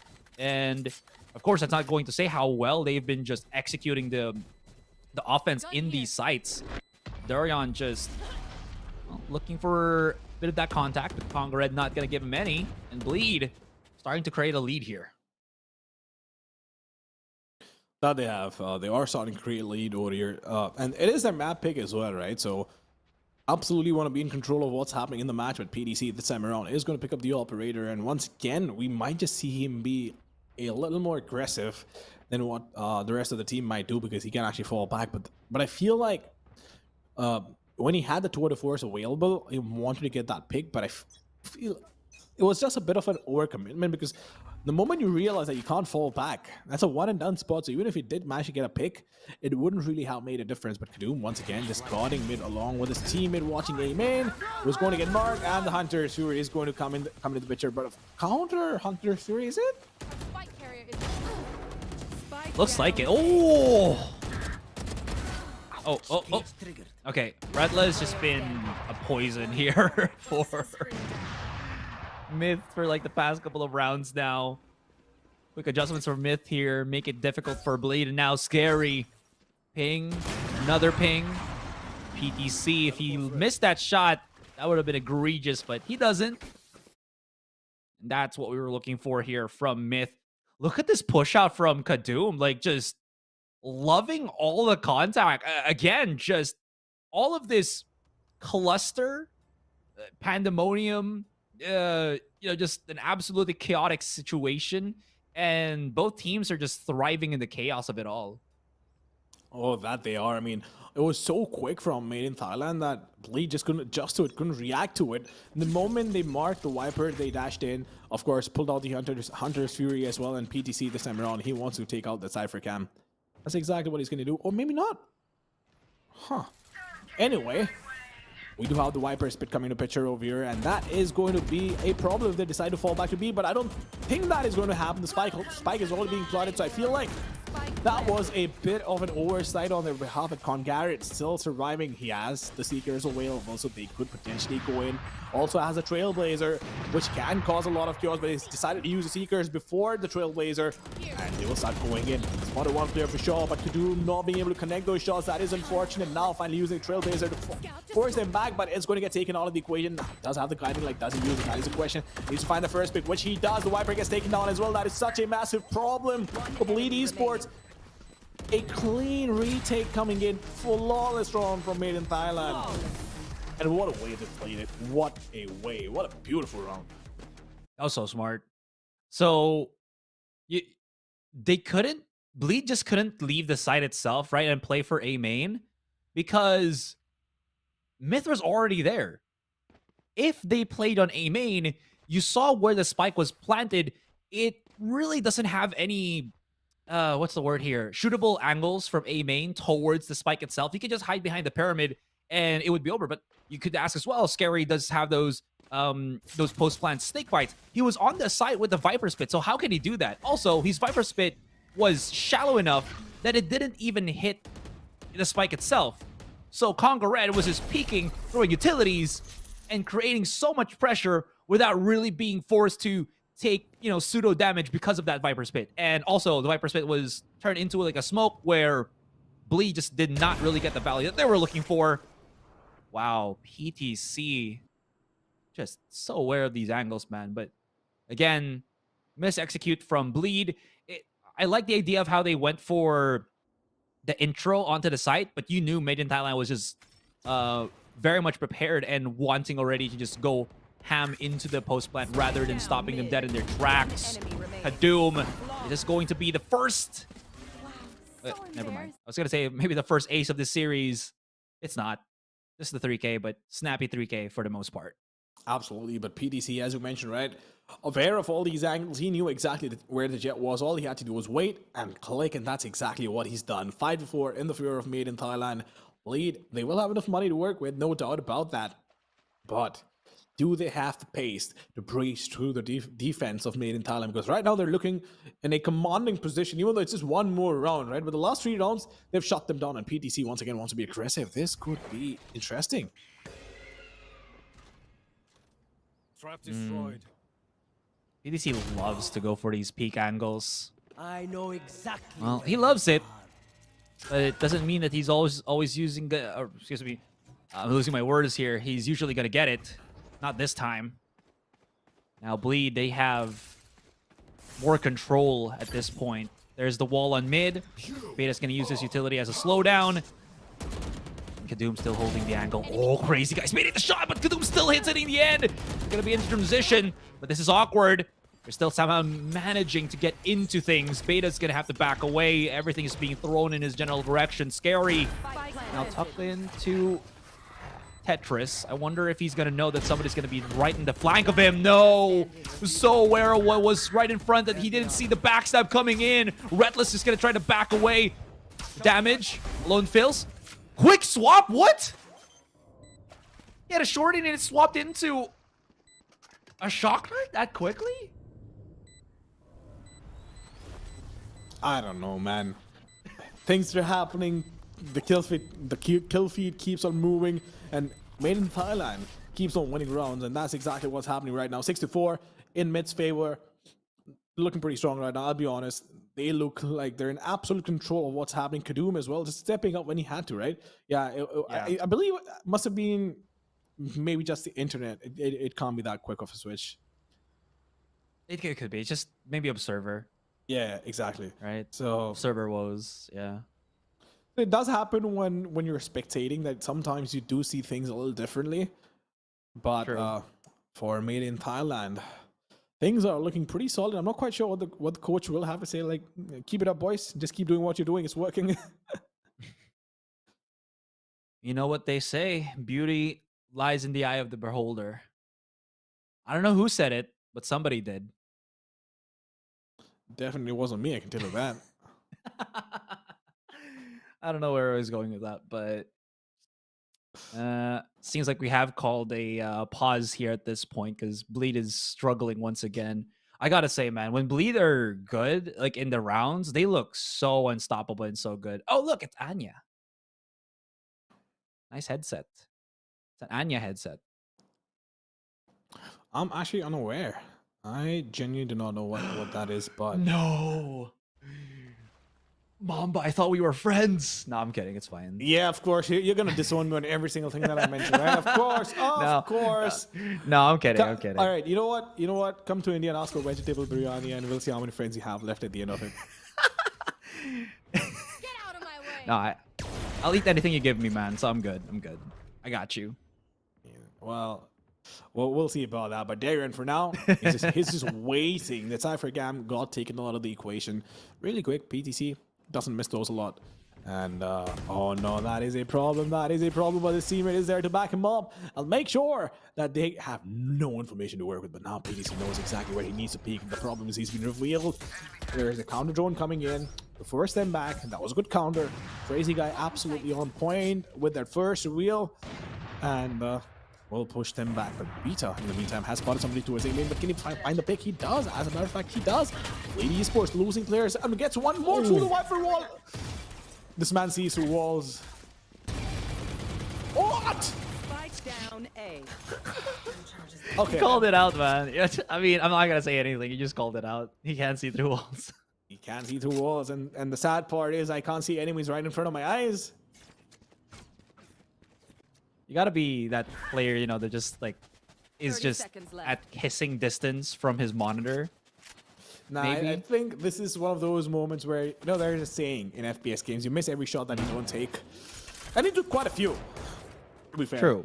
Took quite a few, but now the spike is going to go down. Blade Esports.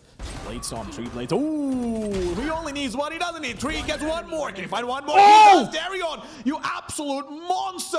Reduces it to a 1v2 now in their favor. And he needs to get one more kill, which he will. And Darion I could not is have going to be made so that happy easier. about this. He's going to go to bed like a kid when he sees this clip. What a flick on the third kill. That is just what ruined it. I mean, I was like, okay, good starting 2 kills for Durian there. And he needs to definitely do more to secure the round. And boy, does he. Oh, this is it. Please don't cut out. We need this. Oh, look at that shot. And then the third one. Boom. What a quick adjustment from Durian. And look at his face, man. Just emotionless, knowing that he's already at that point where he can just hit any shot that he wants to. Myth, though, just pushing aggressive through corner here. That's going to be the contact 1-for-1. They immediately try to back away. Now, Crazy Guy and the rest of Bleed just going to be aware that there could be some shenanigans. Conga Red, I wonder if he's going to decide to maybe pick up that that orb. Not really, as they don't really have any idea where the rest of the attackers are going to place themselves on. The thing is that Spike's been dropped, so at least they do know that Bleed will have to try to pick that up first for anything else. And they seemingly will go aggressive on A once again. But they got to be careful, because Alone Fills does have his Hunter's Fury, and I believe he should have a dart up and running right now. Kadoom, you have what it takes to deal with the Durian of recent.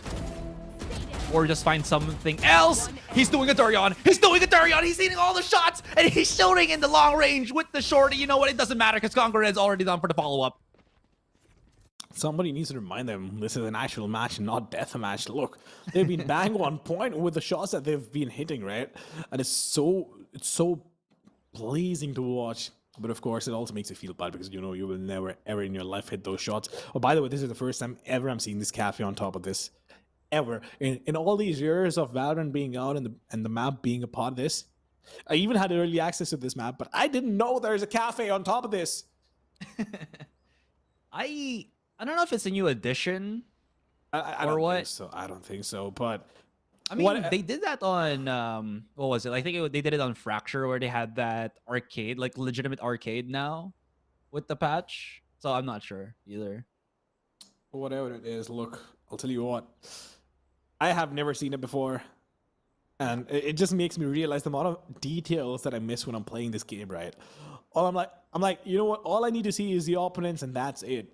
Everything else is a distraction. But then again, while it might sound like a fancy thing to say, it doesn't translate in the game skill. So that's unfortunate. But hey, at least there's a cafe. It says Roti at like the side too. Oh, it says roti, huh? Interesting. Interesting. Yes. Yes. You know, while we are at halftime, you know, for uneducated people like me, what's the difference between a naan and a roti? So naan gets made. Okay. It's the first difference is the way it's cooked, right? A roti gets cooked on a tawa and then is straight up put on the flame, so it has hot air that'll expand the roti, right? Which is called a fulka roti. Then a naan is something that goes in a patti, which is basically think of it this way. Think how to explain this. It's a furnace. It's a furnace. It goes into the furnace and gets it gets stuck on the wall, and then of course there's a lot of coal and fire in the center of the furnace that cooks the naan. Yeah. And I'm assuming I'm not sure of this, but I believe the dough is different as well. But yeah. it's definitely the preparation, and naan is a little more thick than the roti. Ah. Yeah. Also, it's not Thank you. naan bread for everybody out there. Naan literally means bread, so it's not bread. It's just naan. Ah, okay. All right. Yeah. So if you go to an Indian restaurant, don't be like, "Hey man, I'd like naan bread." Not that they're gonna say anything, but it's just more authentic. If you're like, "Can I have naan, please?" Says naan. Okay. That's perfect. Yeah. All right. How about some of Thank your you. local cuisine? I have no idea about that. When we go into halftime again, if there is, I mean, if we go into like a third game in halftime, I will also drop some knowledge on you. I'll have to wait until halftime. That's unfortunate. Halftime for the third game, you know, and that just means that I'm already, you know, wanting to get this third game rolling if ever. But Of course you are. yeah. All right. Okay. We've already sunk the time in for that halftime pause. Now we got back into the pistol here. Durian loves to go for this mid push. Alone feels very much aware of things, but shouldn't really fight this, because I mean maybe he could, because he does have the half shield, but we'll see how that goes. As you can see, I think it's just a gauge for Myth as how they're approaching this. Spikes dropped nowhere near any of the sites for the moment. Seems like they're gonna try to gravitate maybe towards something. Durian still holding on lower mid here. I wonder if he can hear the footsteps from this far of a distance. Not entirely sure. Oh no, now he should. He's hearing Scary. I believe not Scary, excuse me, but Beta already hovering in, and he's gonna be making the perfect turn. No one's gonna approach this. Okay, maybe another conversion. Spike He actually down mid. does. That's gonna be a 2-for-1 exchange. Heavily in the 30 favor seconds right left. now for Bleed. The wall's been spread out. There's no more time. There's one still lurking at mid. Maybe they try to go for the contact. It could work out in their favor. We'll see how this goes. PDC is going to have to start doing some damage. He's coming around the corner. It's all going to go boiling down onto him, but it's not going to happen as Retla, JH, and Crazy Guy get simultaneous kills immediately as the offense comes in. Oh yeah, that was big on Darion. Going on the backstab, getting those 2 kills were massive. I feel like if he didn't get those, it could have been a different story. Even though the B defense did manage to shut it down, but of course, having 2 more players adds on to your ability to overpower the defense and just overwhelm them. But regardless, Kadoom, once again with the Marshall, we've seen what he can do. Darion as well is going to pick up the Marshall and see what he has in store for us. So Marshall's on both the teams. Early information towards mid for Crazy Guy to see if there is anybody lurking around, which he is going to have none of, but Scary once again playing the Spectre on the pyramids. has the flash primed. Can he find a pick? That is a question. Conqueror somehow manages to get into the corner, though. Even if that blade does tag him, they might not know that he's going to be in bricks. They might just think that he's probably somewhere on shop. But Bleed are playing so far back that Conqueror's position might not really find any value whatsoever. So it's about that long-range engagement that they're kind of hoping for. There you go. Durian finds one as he joins in on the party. Conqueror really just stuck rock in a hard place. They're going to have to wait for really anything else. Maybe the shot from PTC, but Dorian's angry. Getting closer and closer. Spots out the other. Out in the open. Hits the shot, and Durian picks up the 4K. Easy as can be. Easy as he can be. And of course, that flash drive was so impactful, right? Kadoom got taken on. That Marshall quickly just taken out of the server, and Darion as well. Getting that pick was so important. But we've seen Darion. We've seen him use it. Kadoom, though, is going to go for the Vandal. We have two Spectres, Marshall, Bulldog, and a Guardian. So this ideally should be a run for Myth. But then again, Guardian and Marshall can be as unpredictable as a gun gets. So we'll see what they have in store for us. But Bleed Esports, they will try the best to shut things down really quick. Durian already has the blades this early on in the second half. That's marvelous for him. And we've seen Durian just do so much massive damage once he does get that contact, once he does get the ball rolling. No more Tailwind. That shouldn't matter. Look at how much respect they're giving Durian once they know that the blades is right there. I think they're still going to be aggressing towards A main here. Durian's going to be looking to go for the flank. And the rest of main and Thailand, I think they're just waiting for the wall before they start really committing into this fight here. But the thing is, as long as they don't disable Retla, his utility is going to be a pain to deal with. And already, everybody from Bleed is already here on the contact. They still have time to rotate back if ever need be. This is going to where it turns on its head. Oh, that's huge. There's the trap. That's what we didn't want to see. That's why we wanted to see at least the suppression happen against Retla here. Unfortunately, it's not going to work. Actually, I missed the beat.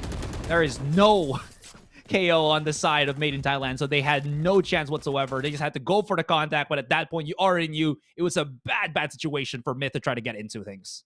So that is the reason why a Cypher works out better for them instead of a Chamber. Point taken, lesson learned. Bleed Esports winning the round on the back of the Cypher, literally winning it on the back of the Cypher because of the initial pick, and of course, the attackers having no suppression available to them.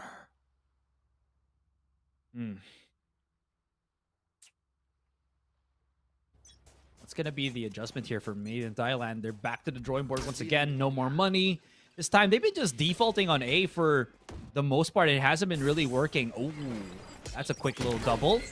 The Doom, though, trying to get closer and closer, but he's blinded. Tries to get back, but he's just going to get embraced by the fragment once again. And they keep pushing on A main, but they're not clearing the traps whatsoever. It was just a quick trigger on A, and unfortunately, it doesn't work out. I like the use on that recon dart, but again, Kadoom just so much pressure just to convert, and already it's been called a timeout here for Myth. Yeah, because they're losing rounds that they should not be losing.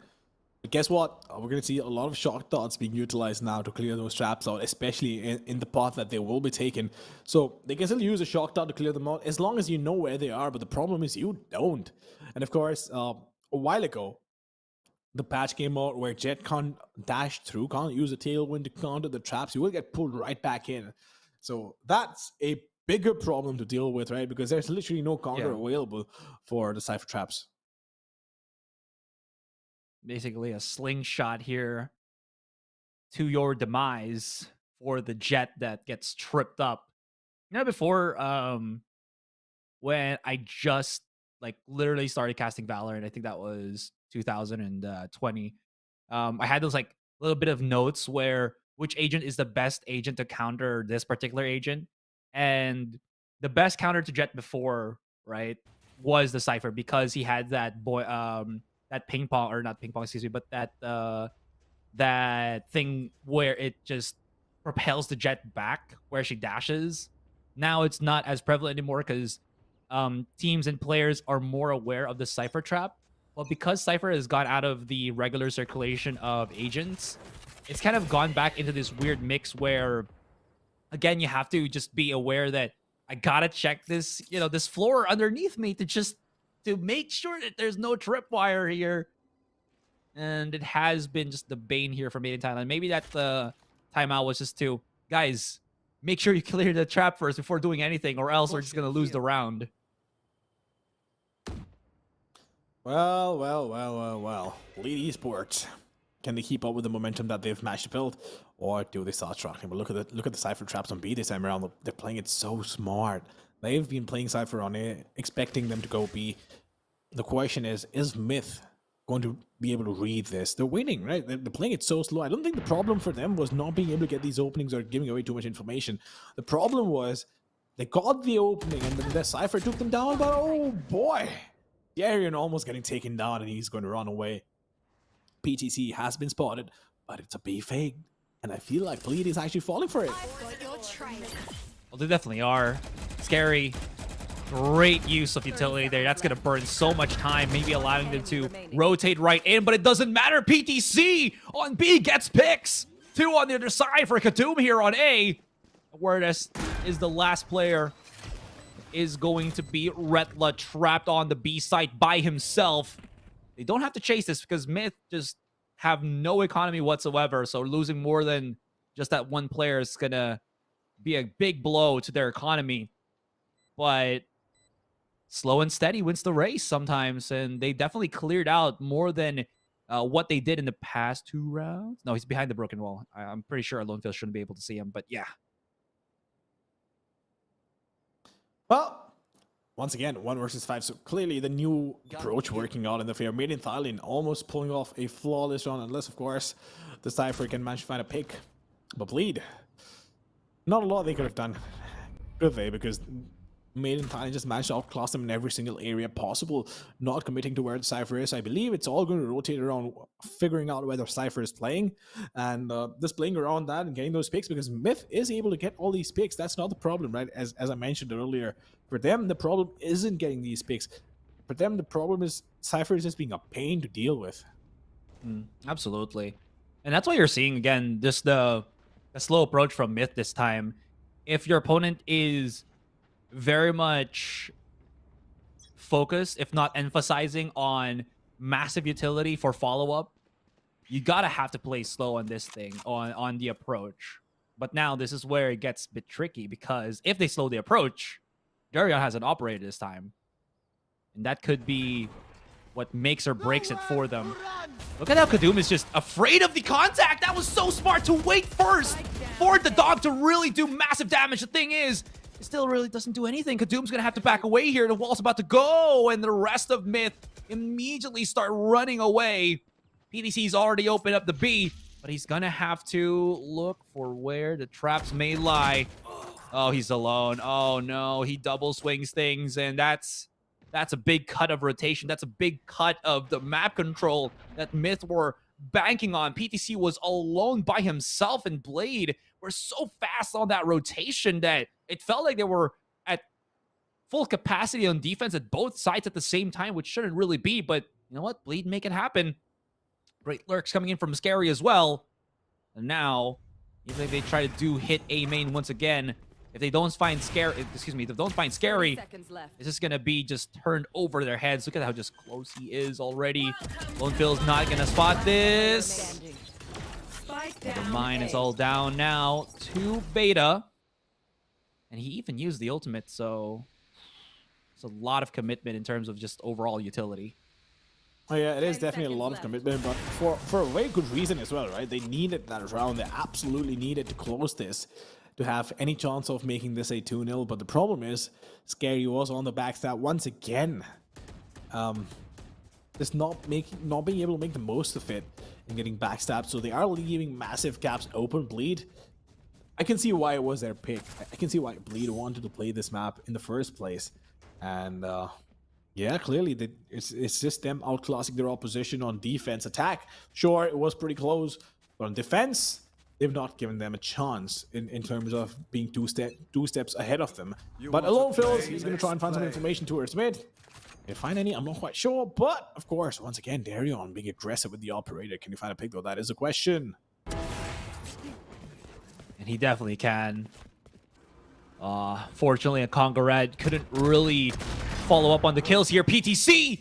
What was that? Just jumping wildly out onto mid. I think he was just trying to dodge, duck, and weave all the bullets just being thrown in his general direction. Kadoom converts 1 kill. But how much can that really do an impact at this point? There's just so much defensive lockdown that we have for Bleed here. Look at that setup from Retla. Again, I take back what I said. These tripwires are a pain to deal with, especially when there's a Viper wall that is just doubled up on it. Such a pain to try to mess around with things. Kadoom is by himself. He's going to have to try to open things up by the lonesome, when at least his 2 teammates will be trying to go on to B. So I think the plan here right now is for Kadoom to get a pick. Hope that he gravitates the attention of Bleed, or he gets a pick and then also comes in for the flank. Gonna have to start making things happen now. Kadoom. Oh, he's gotten in spawn here. Darion's not going through spawn, but through nest, so this is gonna delay the kill even further. This is terrible timing for Myth. Kadoom, though, he's gravitating his teammates, but the thing is, look at the defense. JH is there, flashes it right in, but there's no time. Somebody has got to go onto the side here, start planting. Thankfully, Congored does have the spike. He's gonna start, and there finally gets the post plant. What a very difficult position to be in. And they won't know that Scary's gonna be on A main. He just has time to peek, spots it out, and Congored still hits the shot. How is Made in Thailand converting these rounds?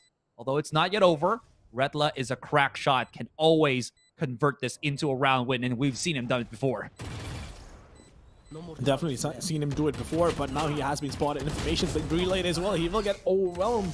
Not a lot he can do on Made in Thailand. Somehow pulling this round back from the jaws of defeat. That backstab was so crucial. Darion getting the initial pick was, of course, just as important in terms of taking that map control away, but Made in Thailand, so much patience, right? It's just incredible to see PTC not being able to connect his shot with the tour de force.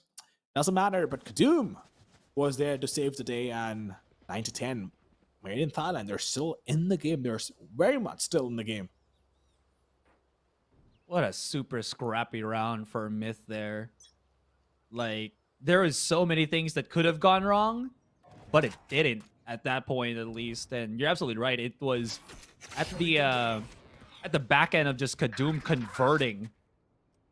Oh my goodness. If Kadoom wasn't there to get that pick, like, there would have been just no chance, because they would have been sandwiched on that A push on both sides. Crazy Guy now looking towards mid here. What's the play? Could be B, but it'd be very reckless and greedy to just try to push through the broccoli placed outside of B main. They could go for a tunnel push, which could actually work. It's only Crazy Guy that is holding on nest, and there is a smoke already placed there that will obscure his vision. I think that's going to be the play right now.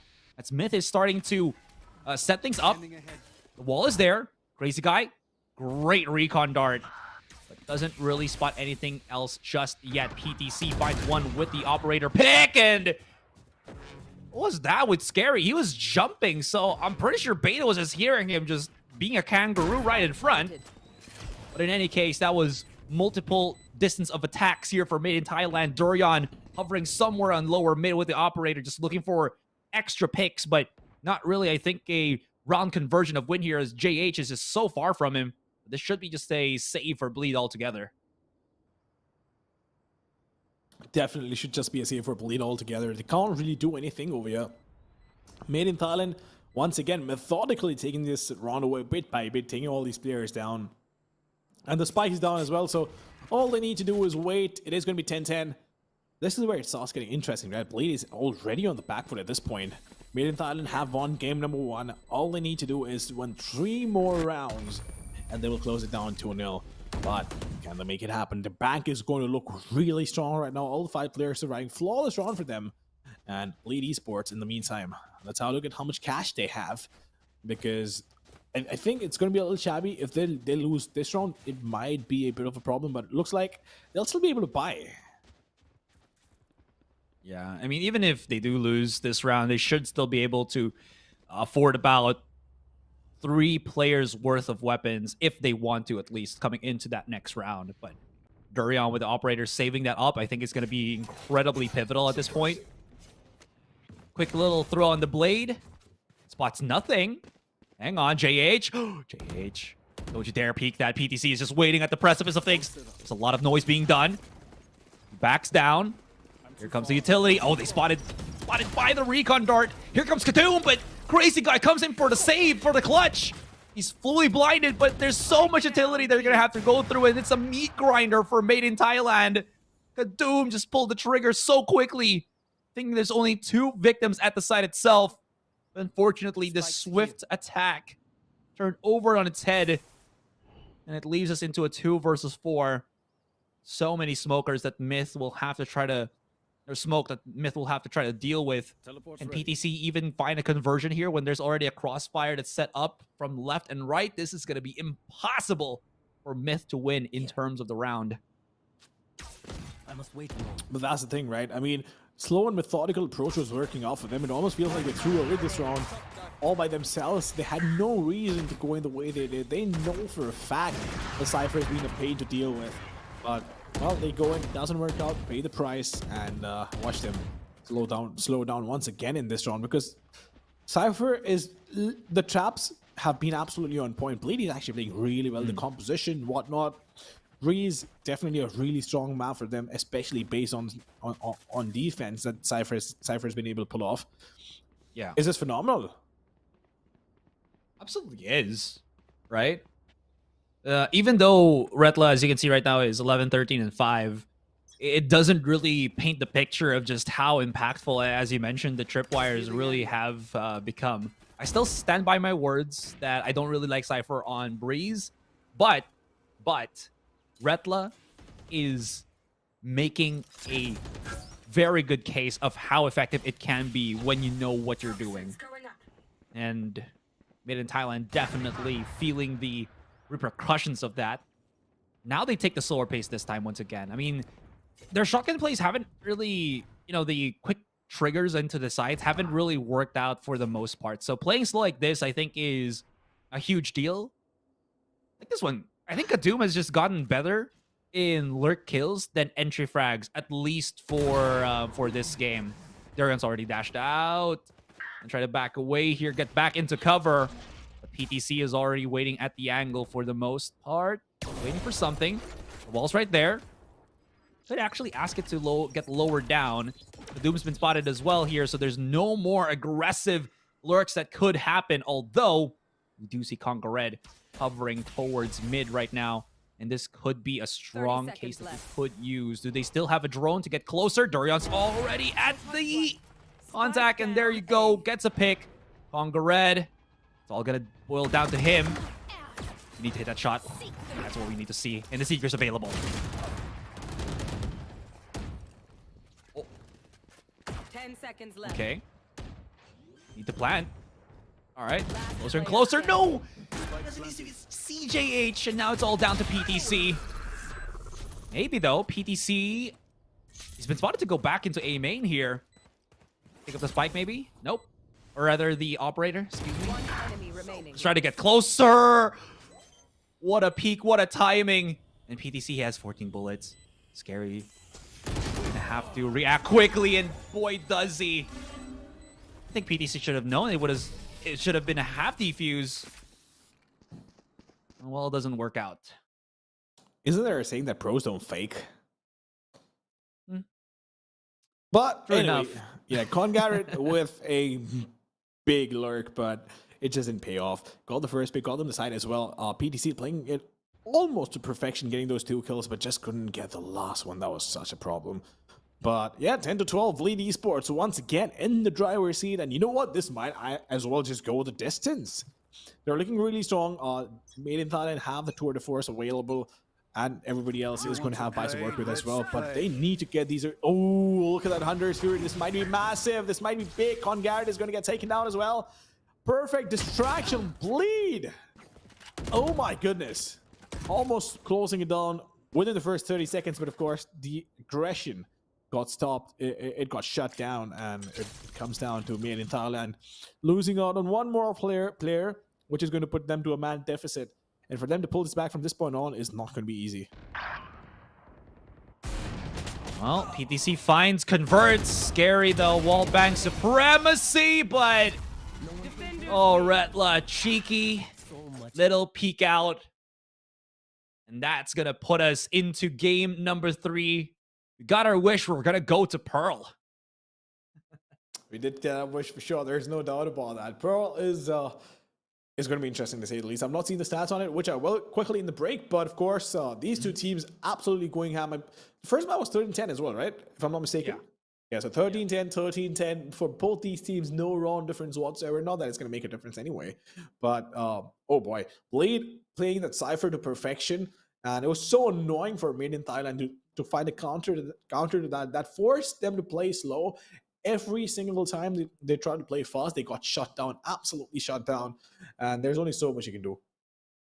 It's only so much that you can try to make do with this one. But the setup for Bleed, their synchronicity at that point, so much felt. And Dorian was just an absolutely phenomenal player at that point. He was just doing so many things correctly for Bleed here. And one of the things that I think really made Durian so much more confident was that one highlight play that he did with the jet blades, the 4K on a thrifty round, if I'm not mistaken. And I think up on that point, Durian was just like, yeah, this is my time to shine once again. So really good stuff coming out from Durian. Speaking of which, let's look at the map MVP. But I think, if I'm not mistaken, it should be the man himself. Yep.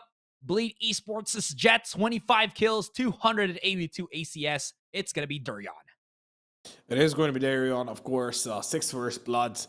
Played his heart out. Got those important picks as well. I believe it was it Kadum or was it Durian in the second round where he absolutely went ham with the Marshall? That was Kadum. It was Kadum, yeah, it was Kadum.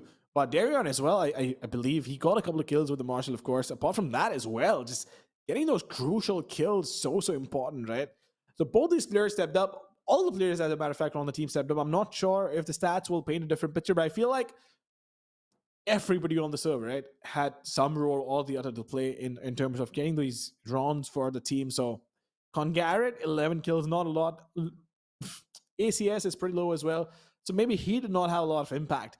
But if you look at everybody else, right, you have Scary with 8 assists, Retlaw with those Cypher traps, Crazy Guy getting those crucial openings as well. JH, once again, 11 assists. But on the other hand, if you do talk about Made in Thailand, Kadum tried his best, couldn't make it happen. We will go the distance to Pearl in game number 3. Oh man, this just means that we're going to be in for a treat here as both the Jets online right now for Made in Thailand. If Durian was the one that was getting all this aggressive and very successful clutch plays, it was Kadum on the other side that was also creating a lot of lurk opportunities, which transitioned into site takes for Made in Thailand. So there is a lot of things that both Jets were doing and both but differently done, executed, that allowed both of their teams to at least get these rounds in. And that's why we saw it a lot more closer. But definitely Bleed had such a vice grip with this Cypher. And I like how they were proactive with the Cypher rather than just playing with it like, oh, we're just going to leave you on the side itself. They actually occupied it with the Viper utility, with a lot more people, rather than just leaving him, and it created so much pressure point. And I think that was the play per se. Leave Durian on one end and then have Retla with any other player to kind of just play the other side. And it seems like that was a lot of difficulty for Myth to try to pierce through, try to deal with, try to defeat. And it just did not work out in their way. Are we going to see the Cypher come into Pearl? Because it's not really a bad choice to use this particular agent. We'll figure out, guys. We're going to go on a break. When we come back, it's game number 3. See who wins in this series.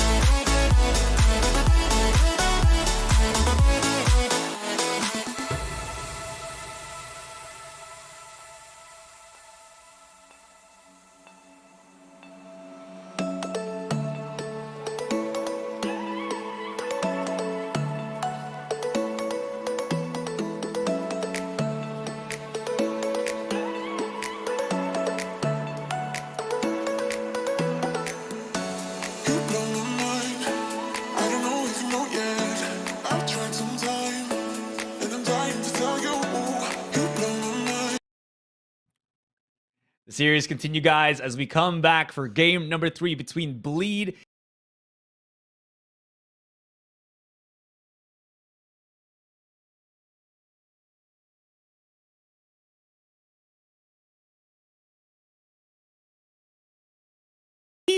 I might have lost connection for a second. I'm not sure if it was yeah, I think it's just the internet doing internet things. But hey, you know what? You do look pretty on the frame that is frozen, so that's okay. Pretty good smile, I'll tell you that. So Yeah. it was a good smile. I'm sure the audience loved it. But yeah, internet doing internet things cannot help it. Unfortunate for both of us. But yeah, what a match. 10-13, 10-13. Both these matches, I should say the winning number first. 13-10, 13-10. And now it all comes down to Pearl. all comes down to it. And I gotta say that this entire series, I think hinges. Well, I mean, it's still a team game, right? But the past 2 games that we've seen, I think, was just a highlight reel for both Kadum and Durian. Like game 1 for Kadum, definitely. Then game 2 for Durian. Is game 3 going to be for somebody else, or will it be the battle of the Jets as the game starts, right? So with that being said, you can't really also retract from the point that both Bleed and Made in Thailand's execution with how they, control sites, they rotate, they readjust, has just been so on point. And we see that with just how coordinated they are with how they just attack certain locations here. And with all that being said, again, our final map of the night will be Pearl. Yep, it is going to be Pearl, our last and final map of the night. And Myth is going to start off on defense. The question is, are we going to see that Chamber creating the sort of utility that we wanted it to make? And of course, are we going to see the Cypher again? That's also a bigger question because Myth just did not have an answer for that on Breeze whatsoever, and Bleed outclassed them. So I feel like even though 13-10 is the scoreline, Myth definitely could not hold it together while Bleed were defending. This time around, that they start off on defense and get a chance to repay the favor. Bleed is one of those teams that I think still incorporate the Cypher a whole lot more than any other team I've ever seen in a while. Like, they have used it on not just Breeze, but they also use it on Icebox, and they also used it on Bind. At least in Bleed's recent matches with Pearl, they haven't really edged towards that side. It's always just been the double initiator, double controller, that we've seen a lot of teams already utilize. So I wonder if they're gonna stray away from that and try something different, or are they just going to stick for what all has already worked? Because they've made it work actually with the match that they've done against Revenant Esports in the past, as well as Louvre in the past. So they've actually had at least a successful margin in the past 2 games that were recorded for official match purposes. On the side of Made in Thailand, again, this team is fairly new. How do they fare up in a map that is, again, not really built for teams that are new to them? Anyways, I do believe we are just going to go for a quick break. Apologies for that, guys. Seems like we're having just a little bit of issues. We'll come back after a quick little break, and then hopefully we'll get game 3 started.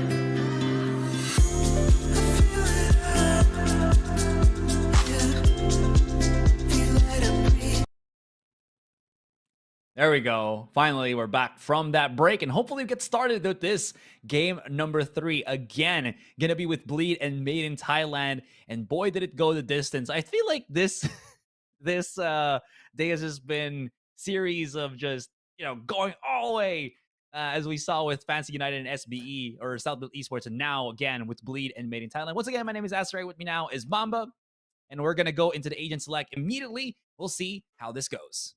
That was quick. Only for the pre-match segments were this short. That would have been so much fun.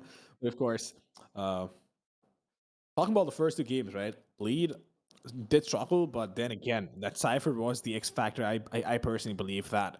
But this time around, though, they want to have a KO Viper Brim, I'm assuming, double controller setup, which is going to be interesting to say the least if they go for it.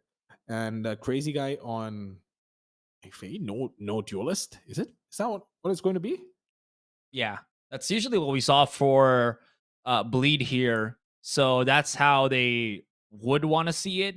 Now, I think I also do remedy this, that Durian will have to go on this chamber rather than being on the jet once again. Is that really going to be a pain for Bleed here, or have they found the secret for Pearl on their end? Have they cracked the code, understood what they wanted to do?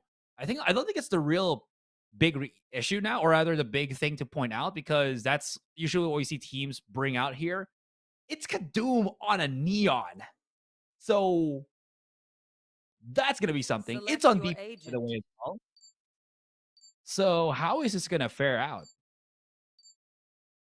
Well, I'm not quite sure, but I do like to see the Neon. It's a bit of a flavor that I've been missing for sure.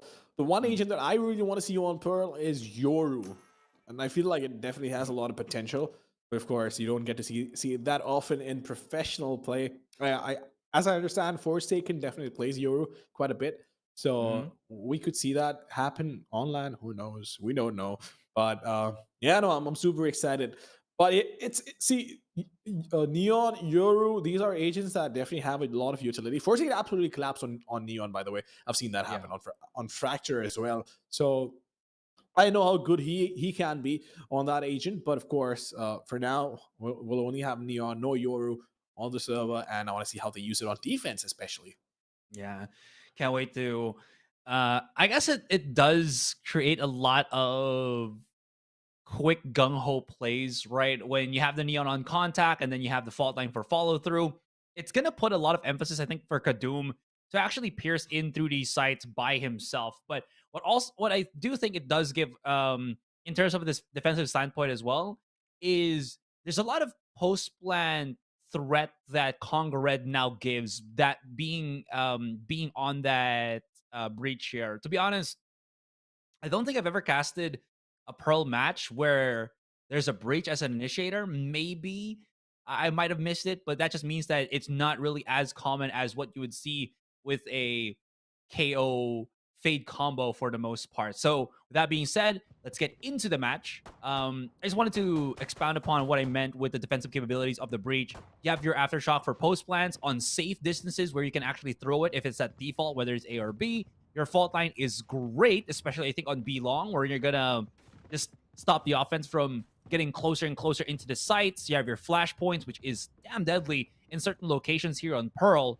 So I'm curious to see how well Conga Red has mastered the timings and the executes on Breach, because it's a fine line between being really good and being missed out and just really bad. Well, for now, PDC is going to be super aggressive. This is what I was missing on the chamber, the aggression. That is what I want to see. But Crazy Guy on Fade will try and clear that angle out, of course, using it to perfection. But that fault line will not let them come in. So a lot of utility being used out. Kadum, in the meantime, definitely has a reload bolt available along with the Frenzy. So we'll see if he uses that and pushes in. There. Lundfields is by himself. Ooh, bumps into the wall. Gonna have to back away. There's the smoke. Can play inside it. He's gonna have to leave this Astra by itself, as the rest of Bleed now looking to push through Art, but they decide otherwise. Actually could go for a massive swing here, and it's gonna be a Lone Fist by himself. Throws out the utility, but they're still gonna hound him down. Of course there's nothing gonna happen with a haunt that you just throw out. Everybody's just gonna be running their way through B alley here onto the B side. Kadum is fast on the rotation, stuns it up. And he's slowing them down as much as he could, but he only has that one stun. PTC follows through, but it's all falling down. 30 Or seconds in left. Thailand here, Bleed. Amazing conversion and amazing decision just to push through on Art Spike planted. into sewers, into Bialdi. Great stuff. And now, Beta wouldn't even know what hit him. Great shots from Redla altogether. Oh, of course, great shots from him. But Bleed Esports starting off on a strong note, pulling the first round and going in their favor. Redla, 3 kills, JH2, and the rest of the team didn't have to do anything whatsoever. But of course, Made in Thailand, making them use all the possible utility that they could and slowing them down enough, but just not enough, right? Not being able to walk away with their own, but pretty clean from Redla and JH getting those kills. Crucial kills, by the way. And for now, Bleed Esports, they'll have good guns to work with. But a Vandal straight up in the second round is rather bold, isn't it? At least it does give them that huge firepower, right? So still should give them something to work with here. Kadu, unfortunately, just unearths, opens Pandora's boxes. The rest of Bleed there were just waiting for disaster. Or rather, not disaster, but, you know, it's Myth that was waiting for disaster to happen. Congored's by himself. Is he just gonna try to peek out here and just sneak a kill? He tried, but he will not succeed. He will definitely not succeed. There's no doubt about that. And Blade Esports, once again, just being so dominant. And now they don't have to worry about anything, but Made in Thailand will have good guns to work with, good weapons to work with. And this is when it starts getting tricky, right? You want to go in, but at the same time, you can't take these fights direct. You need to make the most of the utility that you have, and at the same time, try and force a rotation and try and catch them off guard. So we'll see what Bleed has in store for us on attack. Are they going to be able to outsmart Myth? Are they going to see through it? We'll find out. But Alone Feels, in the meantime, trying to get some information towards A main. Won't get a lot. The Crazy Guy, once again, just using the Prowler to perfection, along with the Poison Cloud, cutting that angle off so they can push in if they need to. But of course, Made in Thailand, they have a ring place. They could use the crowd UL to make things worse for them. And of course, the fault line as well. Congored delays with all of his utility, basically to keep them at bay here. How long is that gonna last, though? Of course, because it's only momentary. It's gonna have the aftershock available. They've really cut the noise here. I wonder if Congored is gonna flinch and back away. Now Bleed's about to set things up. He's found the contact. He's gonna flash just for a commit. Look at that. They've doubled up. They're gonna try to reflash things, but it's gonna be risky because Congored is already at the swing. Gonna have to back away here, and their offense on the alley has just been thwarted. Damage is being done, though. These pop shots are not connecting. Never mind, PDC is a demon. Gets a 3K, and Lone Fills finishes it off. And that stifling defense actually working here for Made in Thailand. Oh, yeah. But I feel like their mid control is pretty strong. They know the exact utility they need to slow them down, along with the ground duel and, of course, the fault line to slow them down and the aftershock, just in case they walk away. So I feel like breaching mid is not going to be easy for the attackers, so might as well try and force a rotation. That's the only way I see Bleed being able to take mid and try and have a split going their way. But once again, getting early information towards A main will not get spotted. I feel that's pretty smart. Instead of breaking the haunt, right, just let it go. At least it doesn't give away your position if you hide away from it. Oh, Crazy Guy. He might have actually found himself a bit of... Okay, Ben. I was about to say he might have found a bit of coverage on Bialy there and have snuck his way through, but Trap and Smokes. It's so difficult for him to try to deal with. Hold on. Beta. He's going to be by himself there. Unfortunately, not able to time properly the jiggle or the hard swing of Durian. And speaking of which, it's the pain train all the way through spawn, but might have overcommitted up into this, and he definitely did. Scary's by himself, 3 versus 1, and he has basically nothing working for him. HP's down in half, and PTC is going to find him. Bleed is...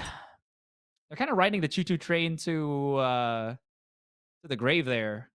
Just running straight into the back halls. I have no idea what was that for.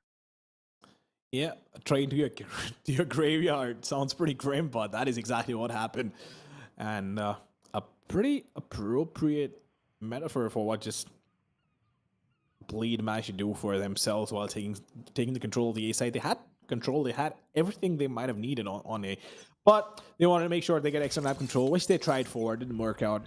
But I appreciate the effort. Honestly, I think like it wasn't a bad idea, but at the same time, it's also pretty situational, right? You can't just go around getting control without having had any picks whatsoever. But at the same time, Chamber, of course, being super aggressive, wants to get that pick. Whoa, snap back to safety, and Bleed Esports, they have finally forced them back. So from this point on, they can start rotating once again, and this is exactly what I started talking about, right? Forcing the rotation, so now they don't have the breach to annoy them at least, but Kadoom making a quick rotation. Does he want to fight Art? I'm not sure, but it is going to be an ASIC coming in 100%.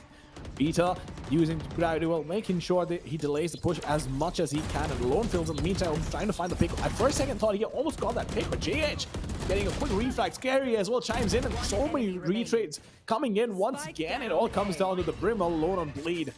Can Made in Thailand pull it off? I guess there's only one way to find out, but we wait while this 1v2 ensues, and ooh, that is, oh boy, this could be trouble for Lone Fills. He doesn't know where he is, and I believe Redler has spotted him. Needs to find one more, but 5 points of health to work with. PDC 100 HP. Can he find the pick? Yes, indeed he can. He won't miss those, and that, ladies and gentlemen, is going to be the third round for Made in Thailand. PDC is honed in right now. Gotta say, Bleed, without the duelist, right? Their contact is very much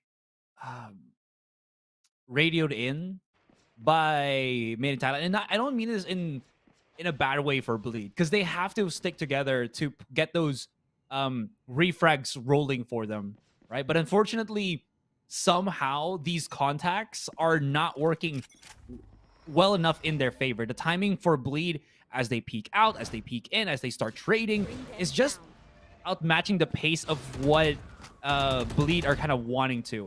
And it's really ruining the pace at which they want to create space, if at all. So I wonder what's going to be happening now. Alone's kind of have to feel a little bit risky with his position here. Just being thrown the whole enchilada. KO Blade, Prowler, but still no commit for Bleed whatsoever. Although mid, they could be in a really bad spot as there's just so much control here for Bleed in the mid side, but still not working. Look at this. They're just fighting out in the open. Okay. JH finds something. Lone's going to have to wait to heal back up first. And he's left his teammate alone.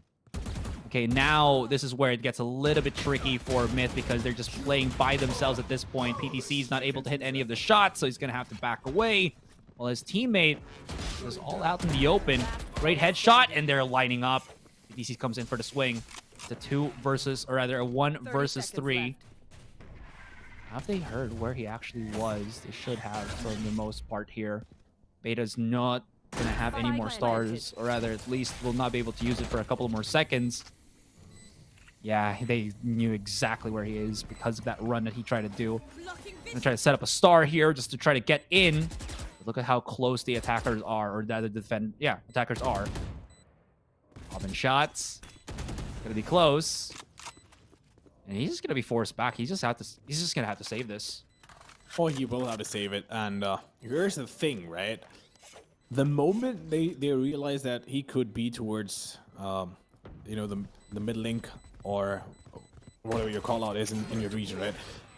What they did was the snakebite went in immediately with the stinger. He tried to take a couple of shots and take him down. So it's all these little things that a lot of times end up winning you these rounds. But of course, in this case, it was a 3v1. They were guaranteed to win the round. But I just like noticing all these smaller things that could make such a big difference. But of course, Garrett was there available to make the most of that gravity well. But of course, PTC, what a man. He's been getting these picks consistently every single time.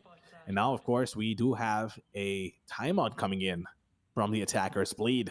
We need to figure out what's happening, what's going wrong.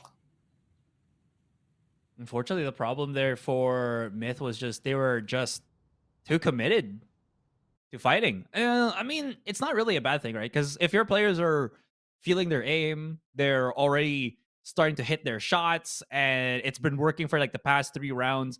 it's not a bad thing to just keep redoing things. Unfortunately, at that point, they got separated. They weren't able to get those refrags. Somehow their their shots were not really getting the takedowns, the eliminations that they were hoping for. So definitely a mishap or a lack of read on the side of Made in Thailand, but that is something that Bleed will pick up on. And you know what? In this game, in this power struggle that is very cutthroat, any bit of advantage that you can take, you will take. So Bleed gets that one. Huge, huge momentum swing because it also gives them a big bump. That was a weak buy for them, an eco buy, a quasi buy. And now they're going to have to, or they will be able to buy weapons and even purchase a couple into the next round, even if they lose. So we'll see how this unravels once again. Not we will, but oh boy. We do have the tour de force in action over here. Made in Thailand could make the most of it. Alone Fields, along with his teammate, being aggressive and scary, holding mid. We'll just wait for contact. But of course, they're going to try and make their way towards B long as well. But Scary is going to try and lurk around. He is going to get spotted. Will get taken down. Will pay the price for it.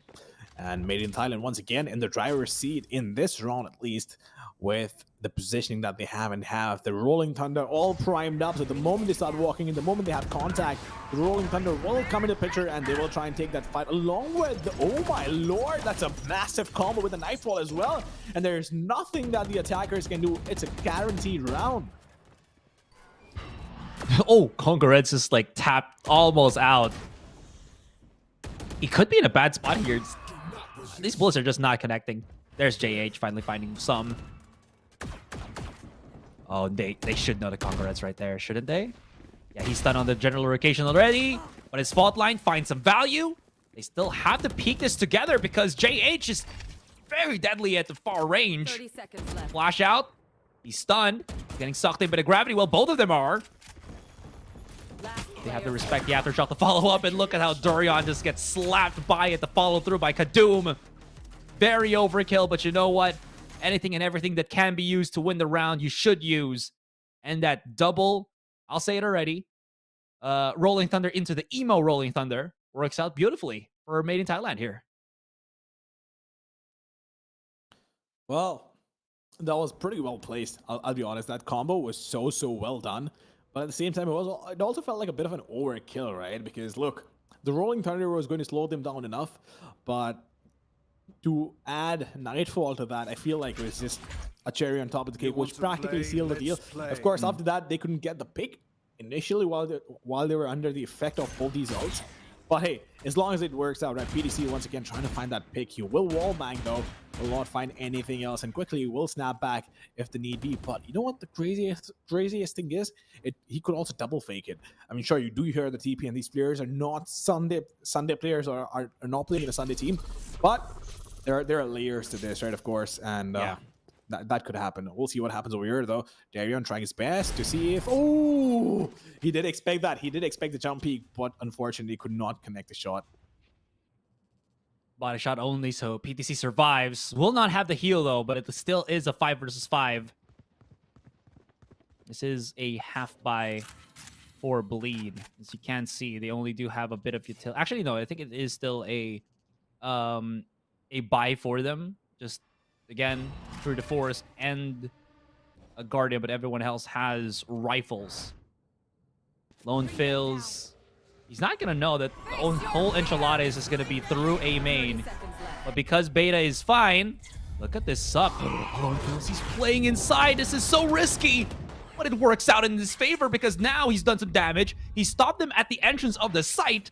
And Made in Thailand, they followed up perfectly into their teammates', well, I would say at this point, sacrifice. One out into the open. A bit too cheeky. Kadoom, you're overheating, buddy.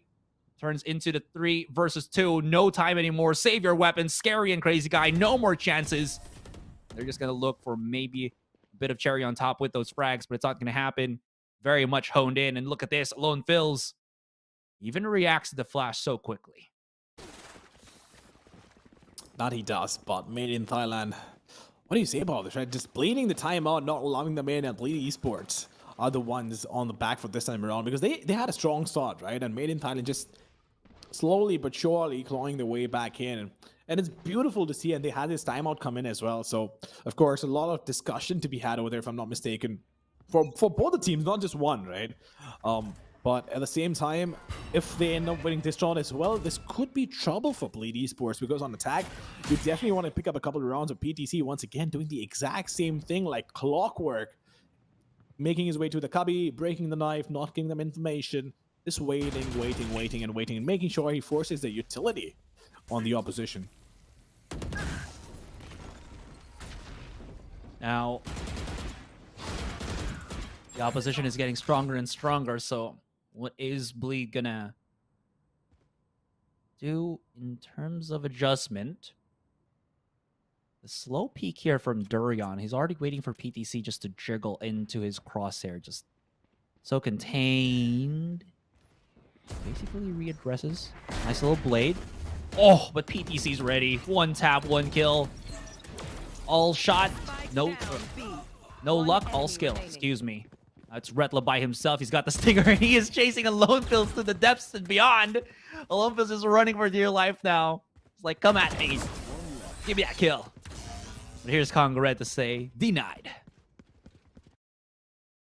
Well. How about that, huh? Well, PDC, I mean, he's been absolutely on point. Man doesn't miss whatsoever.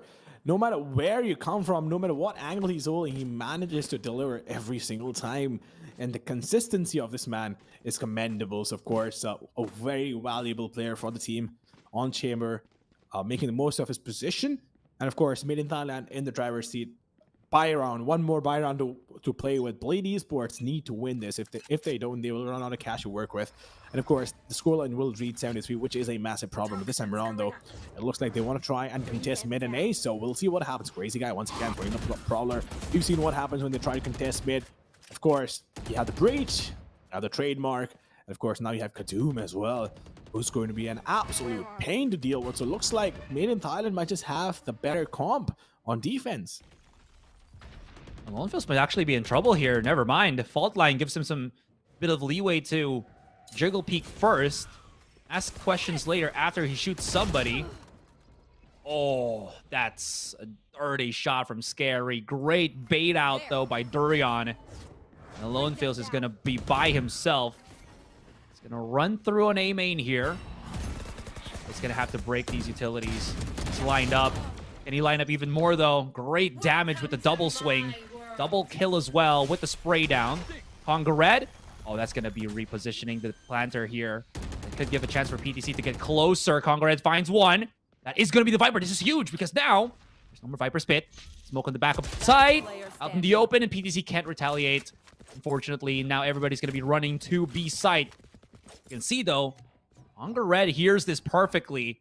But he can't really run side by side because he's going to give away his position that he's already there. Of course, his opponents will be aware, but the timing is going to be key. Retla. Nice. It's perfect. High ground positioning. Myth almost pulled it off, though.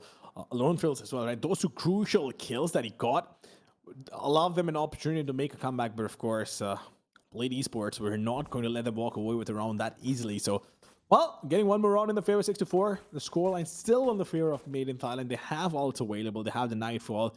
They have the Cosmic Divide as well, which they could potentially use to fend them off. But at the same time, KO Null Command, that's so annoying to deal with, right? So if they do end up pushing in, that's definitely coming into play to avoid any sort of utility that the opposition could use. I'll find you. Now let's see if Thailand can convert this round. Bleed Esports definitely got a lifeline in this first half. That was a huge round to undertake and to be able to make do with. And I love how Bleed are just very spread out and just so passive. You know now that Myth love to go for peaks somewhere. But this time it's not working. And Thailand do feel a bit wary at this point, and they've been using Alonefils. Okay, Alonefils has been holding like Art for the past 3 rounds, but now he's just hovering between Art and mid somewhat, just to supply the Prowler just to get some vision in. I wonder if JH actually spotted Kadoom here. There's the flash out. Kadoom is holding the angle. he's getting closer and closer. I wonder if he's going to be able to get these 2 kills because it's going to be massive if he does. Only the one first, though. 30 seconds left. Not really anything too big just yet. They're pulling the trigger quickly into things. Look at this delay tactics from Beta. They haven't really forced the utilities from this Astra. And this is burning so much time for Bleed. And this is where Bleed starts to struggle once again in terms of the timing on the push on the site. Oh yeah, they do definitely start struggling on the push, but of course Bleed will still make it happen somehow. Alone Fills goes in all alone in a 1 versus 3. It's all going to be on Con Garrett, but he can't deliver. It's too much pressure for him. It's too much firepower against him. When you have 2 guns straight across a corner, you can't really go in, right? So that's difficult, but Kadum tried his best to go in with the contact play. Got traded out really quickly. Of course, the delay tactics as well on point from Made in Thailand, but just not good enough to hold them off. And we have a timeout from Made in Thailand this time around. Not quite sure why in the last round, but of course that could be the differentiator between these 2 teams. We'll see what happens over here about Blade and MITH. Both these teams, right? Once again, they're just so on par on every single map. Doesn't matter whose pick it is. I really wonder, again, as you mentioned, what's this for? But maybe it's because, and I don't know the exact rules about in this tournament with the tactical pauses, but usually you get 1 tactical pause in the first half and another tactical pause in the second half. So I guess they're just milking as much as they can with the tools that were given to them via the tournament itself, right? So if you can use that, if you can eke out 1 more round, you know what? Perfect. Because if you think about it, 1 round can definitely separate these 2 teams because they're so neck and neck right now in this series. That is true. That is true. But for now, Myth will try and aim for the last round. They want to make it 7-5. At the same time, Bleed, though, want to equalize this. There's no doubt about that. JH Redla, they have their ultimates available. Look at PTC this time around, though. He's playing it smarter. He is definitely playing it smarter. Not playing the same angle again, but he... Oh... Almost missing that. The knife will get taken out, but at the same time, PTC is going to creep in. He has no information, but of course, the mid trademark gets taken out. And this round, finally, for the first time in 12 rounds, have successfully been able to take out that trademark without losing any player whatsoever. And of course, taking that control away as well with a snake bite. PTC is very adamant with just getting us this B main control. Not actually a bad thing because he hasn't really TP'd just yet. Crazy Guy is just making a bit of noise, backing away. PTC not flinching. Gonna still be holding this. It could actually be a huge margin for him because now he's only really hearing Crazy Guy. Yep. That did not fool Made in Thailand here, and they line up to both the electric fingers of the Neon as well as Beta's utility. I gotta say, Beta has been holding on to these stars for the most part. They've been using basically everything that the initiators do have. 1 spotted. Now it's Crazy Guy alone. Look at this Conga Red. Cherry on top. Gonna use his ultimate. The Doom finds him. Not gonna hit the shot with the shorty though, but I mean, that still sealed the fate of Crazy Guy on the end of this first half, 7-5. Well... Beta just being an absolute rock on the side and not allowing them in, right? Got those picks as well. Con Garrett, in the meantime, he knew exactly what he had to do and gets it done. Myth, 7-5. In the second half, they have lead to work with, and I love this camera angle, by the way. I love this mural of Sage. Not even a mural, sorry, a statue. The statue of Sage. It's just incredible to see, right? And apparently this map is underwater, is the lore of this. So it's pretty cool that we have running trains underwater. Well, I don't want to get ecological or anything, but... Of course, it's within the dome, but point is... I mean, like, this could be what we could see in the future, you know? I wouldn't mind being underwater. If we I can absolutely would. Listen, I prefer living on land. I'm not. How so? Just, oh, okay. Imagine this, like there is a crack in the glass that's holding it all together, and then suddenly you're drowning at the bottom of the ocean. Do you even realize how much pressure that is? I have enough pressure in my life already, all right? I'm trying to push for immortal. I can't deal with any more pressure. I try my best, but my teammates don't use mics. And there's that. But of course, jokes apart. Hey, you know what? At least it distracts you from the pressure that's already being, if your teammates don't use mics. At least you're pressured by, oh no, there's a about 1,000,000 tons of water. It's gonna collapse on me if there's just a crack in the glass. That's a weird coping mechanism, but I'll take that. I'll take that. Blade Esports. They are trailing by 2 rounds. We do have the halftime pause, which has come in. But hey, your local food. We were going to talk about your local cuisine. You did mention it on Breeze, yeah? Yeah. Well, there's a lot though. Like, what did you have in mind? What's the most famous one? Oh, that is hard. I think foreigners would know Filipinos mostly because of probably 2 things. I think Chicken Joy and sisig. What is sisig?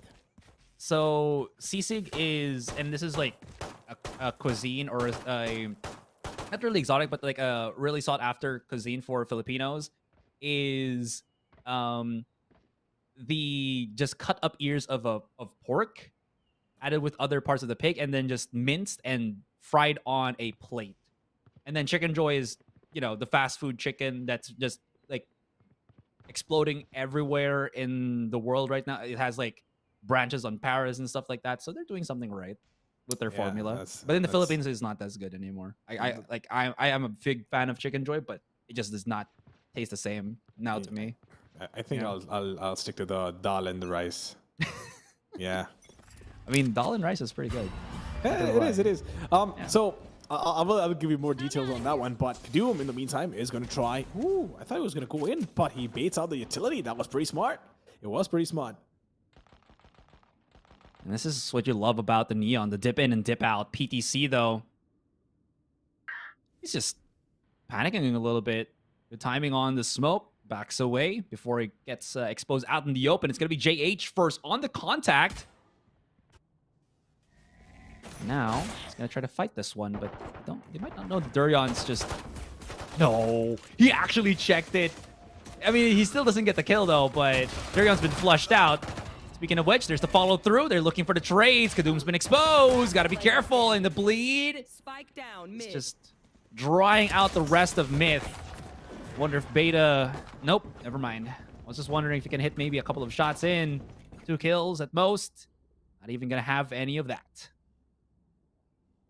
Absolutely not having any of that, but the reason I was saying, right, I'd rather stick to rice and dal is because a lot of Indians are actually pure vegetarian. Yes, I do know that because of the that's why chutney and stuff is very popular there too. Listen, if some of the masala they make is mind blowing. I've tried some local cuisine, but regardless, we'll hold on to the thought for food, not food for thought, but thoughts on food because I'm damn hungry. Blade, in the meantime, they have managed to pick a round up, reduce that round deficit to just 1, and now Scary is going to try and delay the push as much as he can, but Kadoom might just catch him off guard. He's going to try and come in, and Rattler is going to be there as well, and Scary once again gets that pick. Is he going to push in? Does he want to push in? He could actually push in. His team is Molotov, but nonetheless, he's going to use the Poison Cloud and just wait it out. But again, they want to go in for a contact, a 3-person contact. Owenfield gets the first one, he can find the second as well. Nope, he can't. Spike down A. Yeah, this is just a round that Made in Thailand cannot convert whatsoever. PTC is so far from the situation. I mean, granted that he's just creating space, but now because of that, I mean, it could work. They're gonna have to check all of these angles, but since it's a 4 versus 1, look at the coverage that Bleed do have now. Teleport's ready. I mean, what PTC does have going for him is he has 7 bullets in that Headhunter. Now he's been spotted. Okay. This is going to just make things worse for PTC. Does JH swing him, though, properly? Oh, okay. Yeah, he does. But I got confused a little bit because of the lag, but we're good. We're good. Look at that. Just jumps out. Bing. Oh, oh boy. But PDC, of course, once again, just stepping up for the team when his team needs it. But of course, at the same time, it was an eco round, right? But you have to give the Blade as well. They won the first round and the second one as well. They going for contact plays when it's necessary with the 3-man pushing A main.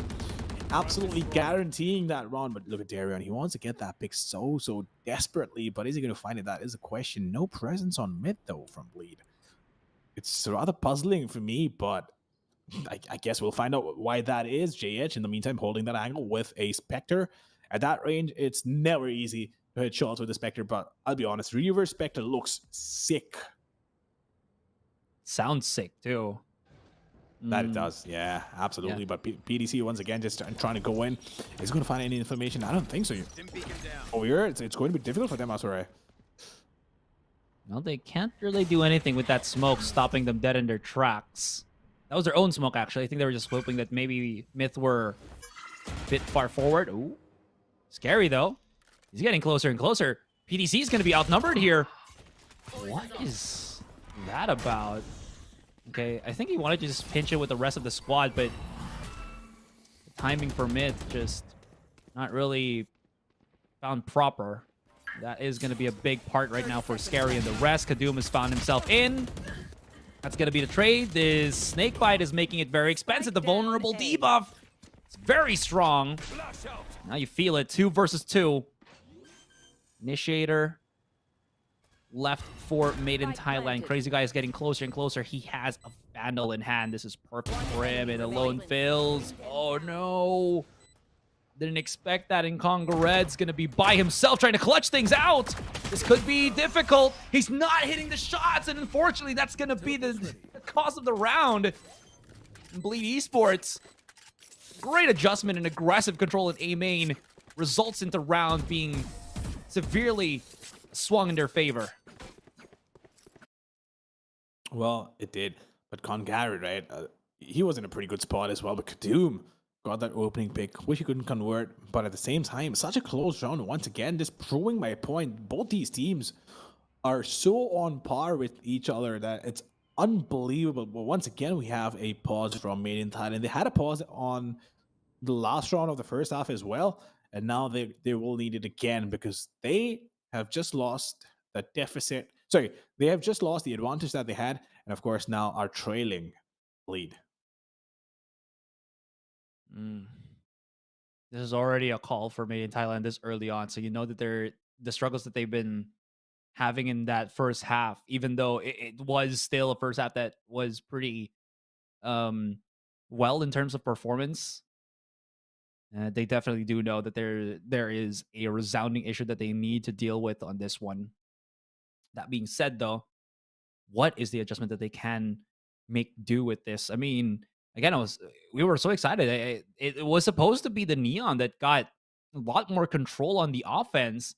But I think this is where we take a step back and just look at the composition. You're going to think, oh, they have a duelist, right? So their attacking side is going to be much better. But I think because the pace of the map gets controlled more by defenders, the Neon Breach combo feels a lot more potent on attack or on defense because they can react and then start doing things to make happen. But because Kadum's going to have to push in aggressive, he's going to have to go in very fast into this to make something happen. As I say that, though, well, he immediately does. A huge swing in favor of Made in Thailand here. It is a huge favor, but Bleeding Esports, once again, they're down to a man. They have a man deficit. They need to make this work. Can they, though? That is a question. And for now, Congarrett, though, is going to start falling back. Darion getting a pick on the lone fills, reducing it to a 3v3. Now, this is where things start getting tricky. EDC has the headhunter to work with. Can he find the pick, though? That is a question. He could go on to the backstab. Will have the rendezvous available, but he can't deploy it because he will be hurt. That is a problem, but look at the amount of control that they have. They will take down the B side for free, and this could be the difference between them winning and losing the round. PDC in such a wonderful position. Is he going to find the pick, though? That is the question. The spike is going to go down. I don't think they realize it is being planted on B. Bills are rotating. Need to find this pick. Oh my god, he misses the shot! No way! No way, PDC! He's going to beat himself over this. 100%. Concealment. Absolutely.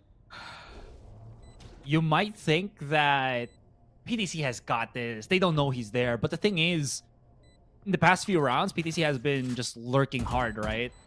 So Bleed, and since they didn't really clear their own spawn, and it's been like 30 seconds afterwards, they should know that it's a thing. Nice combo, though. Very nice combo. Actually brings them out in the open. Hold on. It's going to be Crazy Guy holding the fort. And an Aftershock is way too late. Congress should have thrown it out seconds ago. That That's going to be the cost of round here, and he's going to lose the Vandal. I mean, that was a weak buy here for Myth, so they should still be able to buy in this round, but close. Very close. Oh yeah, very close for sure. But PDC, he could have guaranteed the round. You can't blame him too much for it though. But yeah, you gotta hit those, especially when you're playing at such a high level. JH on the other side, once again, just leading the scorecard for his team. The cash on Myth is looking shabby now, because if they end up losing this round, it's going to be problems, and Lead absolutely want to grab onto this opportunity to build up that economic lead, and of course build some momentum for themselves. And they do have the null command available in case they decide to start coming in and start pouring in wherever that KO is playing, so they could use it to deny any sort of utility. And of course that 0 point being used to get some sort of information, which they won't. And Nebula, it's annoying when you know for a fact that they could potentially be in there. So that's a good fake. That is actually a wonderful fake coming in from Made in Thailand. But Arion, he's so damn aggressive with the operator. Is he going to get taken down, or is he going to find a pick? That is the question. He wants to check every single angle possible. Doesn't have the rendezvous. He's not within range. That is the problem. He might get taken down over here. Takes the shot. Needs to run back. Absolutely needs to run back. And of course, at Nightfall coming into the play, it won't matter. Redla's just trying to revive. Kadoom is playing with fire here. Is he really going to fight Redla at this point? The double swing, the molly out, but he bounces into the corner. But it puts him into the perspective where he can't really get his teammate 1 second in. Oh, that is beautiful. But now we set our eyes on the B site. Getting closer and closer. Durian, you don't really want to play with fire here. If he can hit the op shot, yes, he does. And Durian still has the threat almost of that ultimate. Where was the orbital placed? Back of sight. Oh, what a shot by Scary. The fadeaway into the corner, into the headshot, as well as just the seal of defeat with that orbital strike. Such a retake by Bleed here. Absolutely wonderful retake. And of course, Redla played it perfection as well. He had to get that pick, which he did. And then, of course, went on to revive his team. And I'm not quite sure why PDC took so much time. He knew he was concussed, right? Might as well just commit to the fight. The fact that it took so long is the reason why he got taken down. But then again, can't blame him too much. Bleed end up winning that round anyway. 7-10. They do have the Viper Spin available this time. Round after round after round, the defense has so many ults to work with. They could use the Viper Spit, shut down one side, and just have it as easy as they could potentially have. But JH along with his teammate, they want to aggress out. They have the 0 point available for information as well, but do they want to commit to it? That is a question. They're struggling here. They need to commit something right now. Unfortunately, with Durian having this operator, chances are dwindling. Oh no, Kadoom's just gonna peek blind into Durian. Crazy guy's gonna follow up, and offense right now made in Thailand just breaking, Right there. shattering in front of their eyes. This is a big blow already, because Kadoom has been a pivotal point at just entering into this site, but now that he's gone, what's left for the offense of Made in Thailand? They're stuck on their own side of the map, and look at how just so much map control Bleed do have, especially with that Viper Spit already set up on A main. Where can they actually aggress this time? I guess we'll wait it out and see what happens. Where can they aggress? But of course, Beta just waiting it out. 30 seconds He left. needs to get a pick. He absolutely needs to get a pick for his team to make anything of this play. And the spike has already started falling back towards space. I don't think they have enough time. I don't even think they want to commit to this, because if they do, they simply do not have enough time to work with. Yeah, they have to save. Absolutely have to save. No doubt about that. It seems like they're still gonna try to push in. That's a huge pick from PTC though. But yeah, can't find anything. And that spike is nowhere near a plantable position. Okay, PTC's fine to lose, because, I mean, he only really has the tour de force. Look at this. It's just, Kadoom is just like, look, just looked right into his divide, and Durian was like, ah, Kadoom. Ah. He was laughing. Look, you saw his face. He was just like laughing. He's like, why did he peek that just dry? So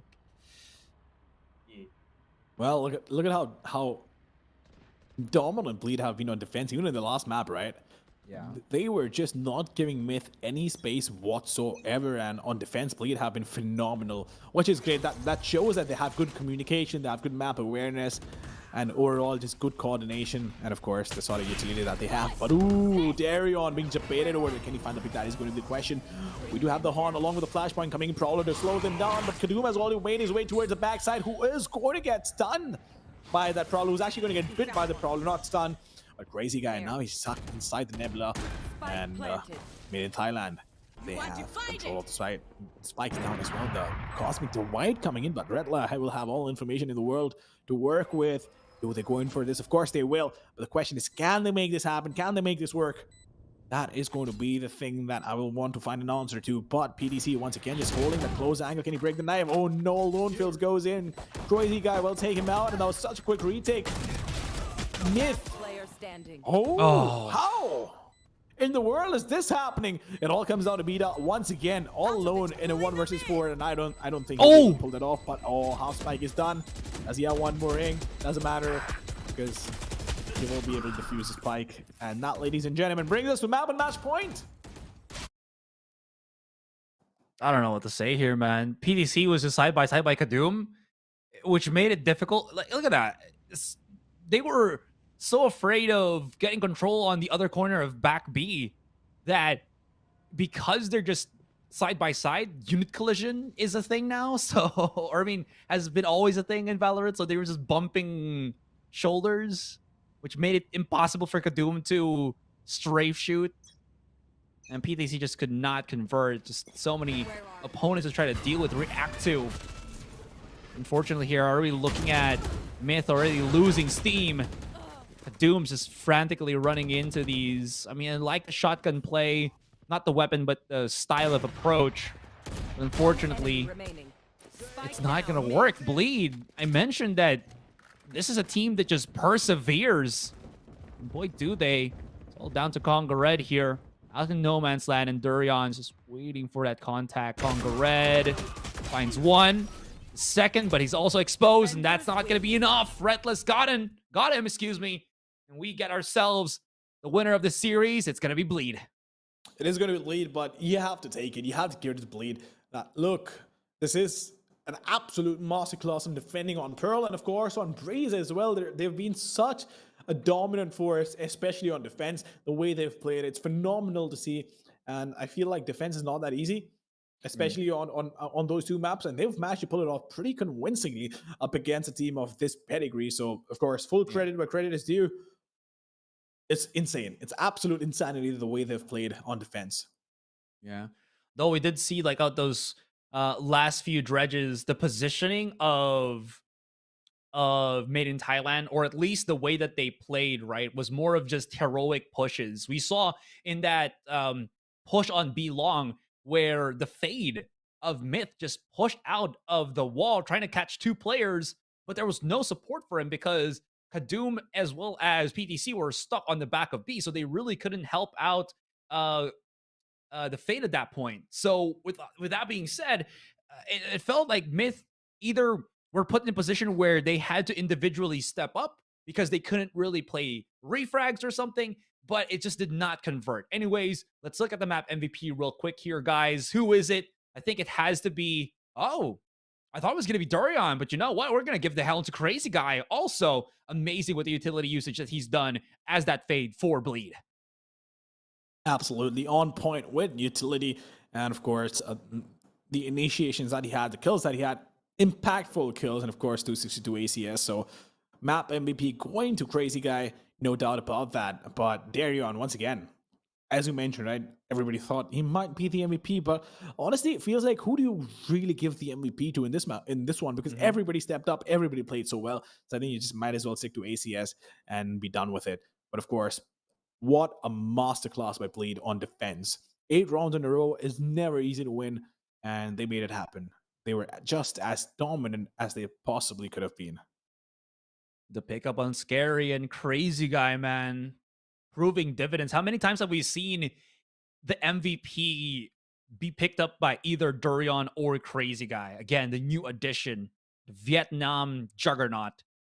And anyways, the Vietnamese juggernaut. Anyways, here we go. Last scoreline of the day, 13-7. Not as close as what we saw before. I will say, Kadum did as much as he could on that Neon. Unfortunately, it just was countered. It was just slapped away at every dash, at every slide that he tried to do. It was just received well by Bleed. I mean, even though he got some entries here and there, it just did not work out. PTC, I mean, he's 18 kills, but the impact that he got was more on the first half when they were on the defense. Come the attacking side, his lurks, his pressure didn't really make Bleed flinch.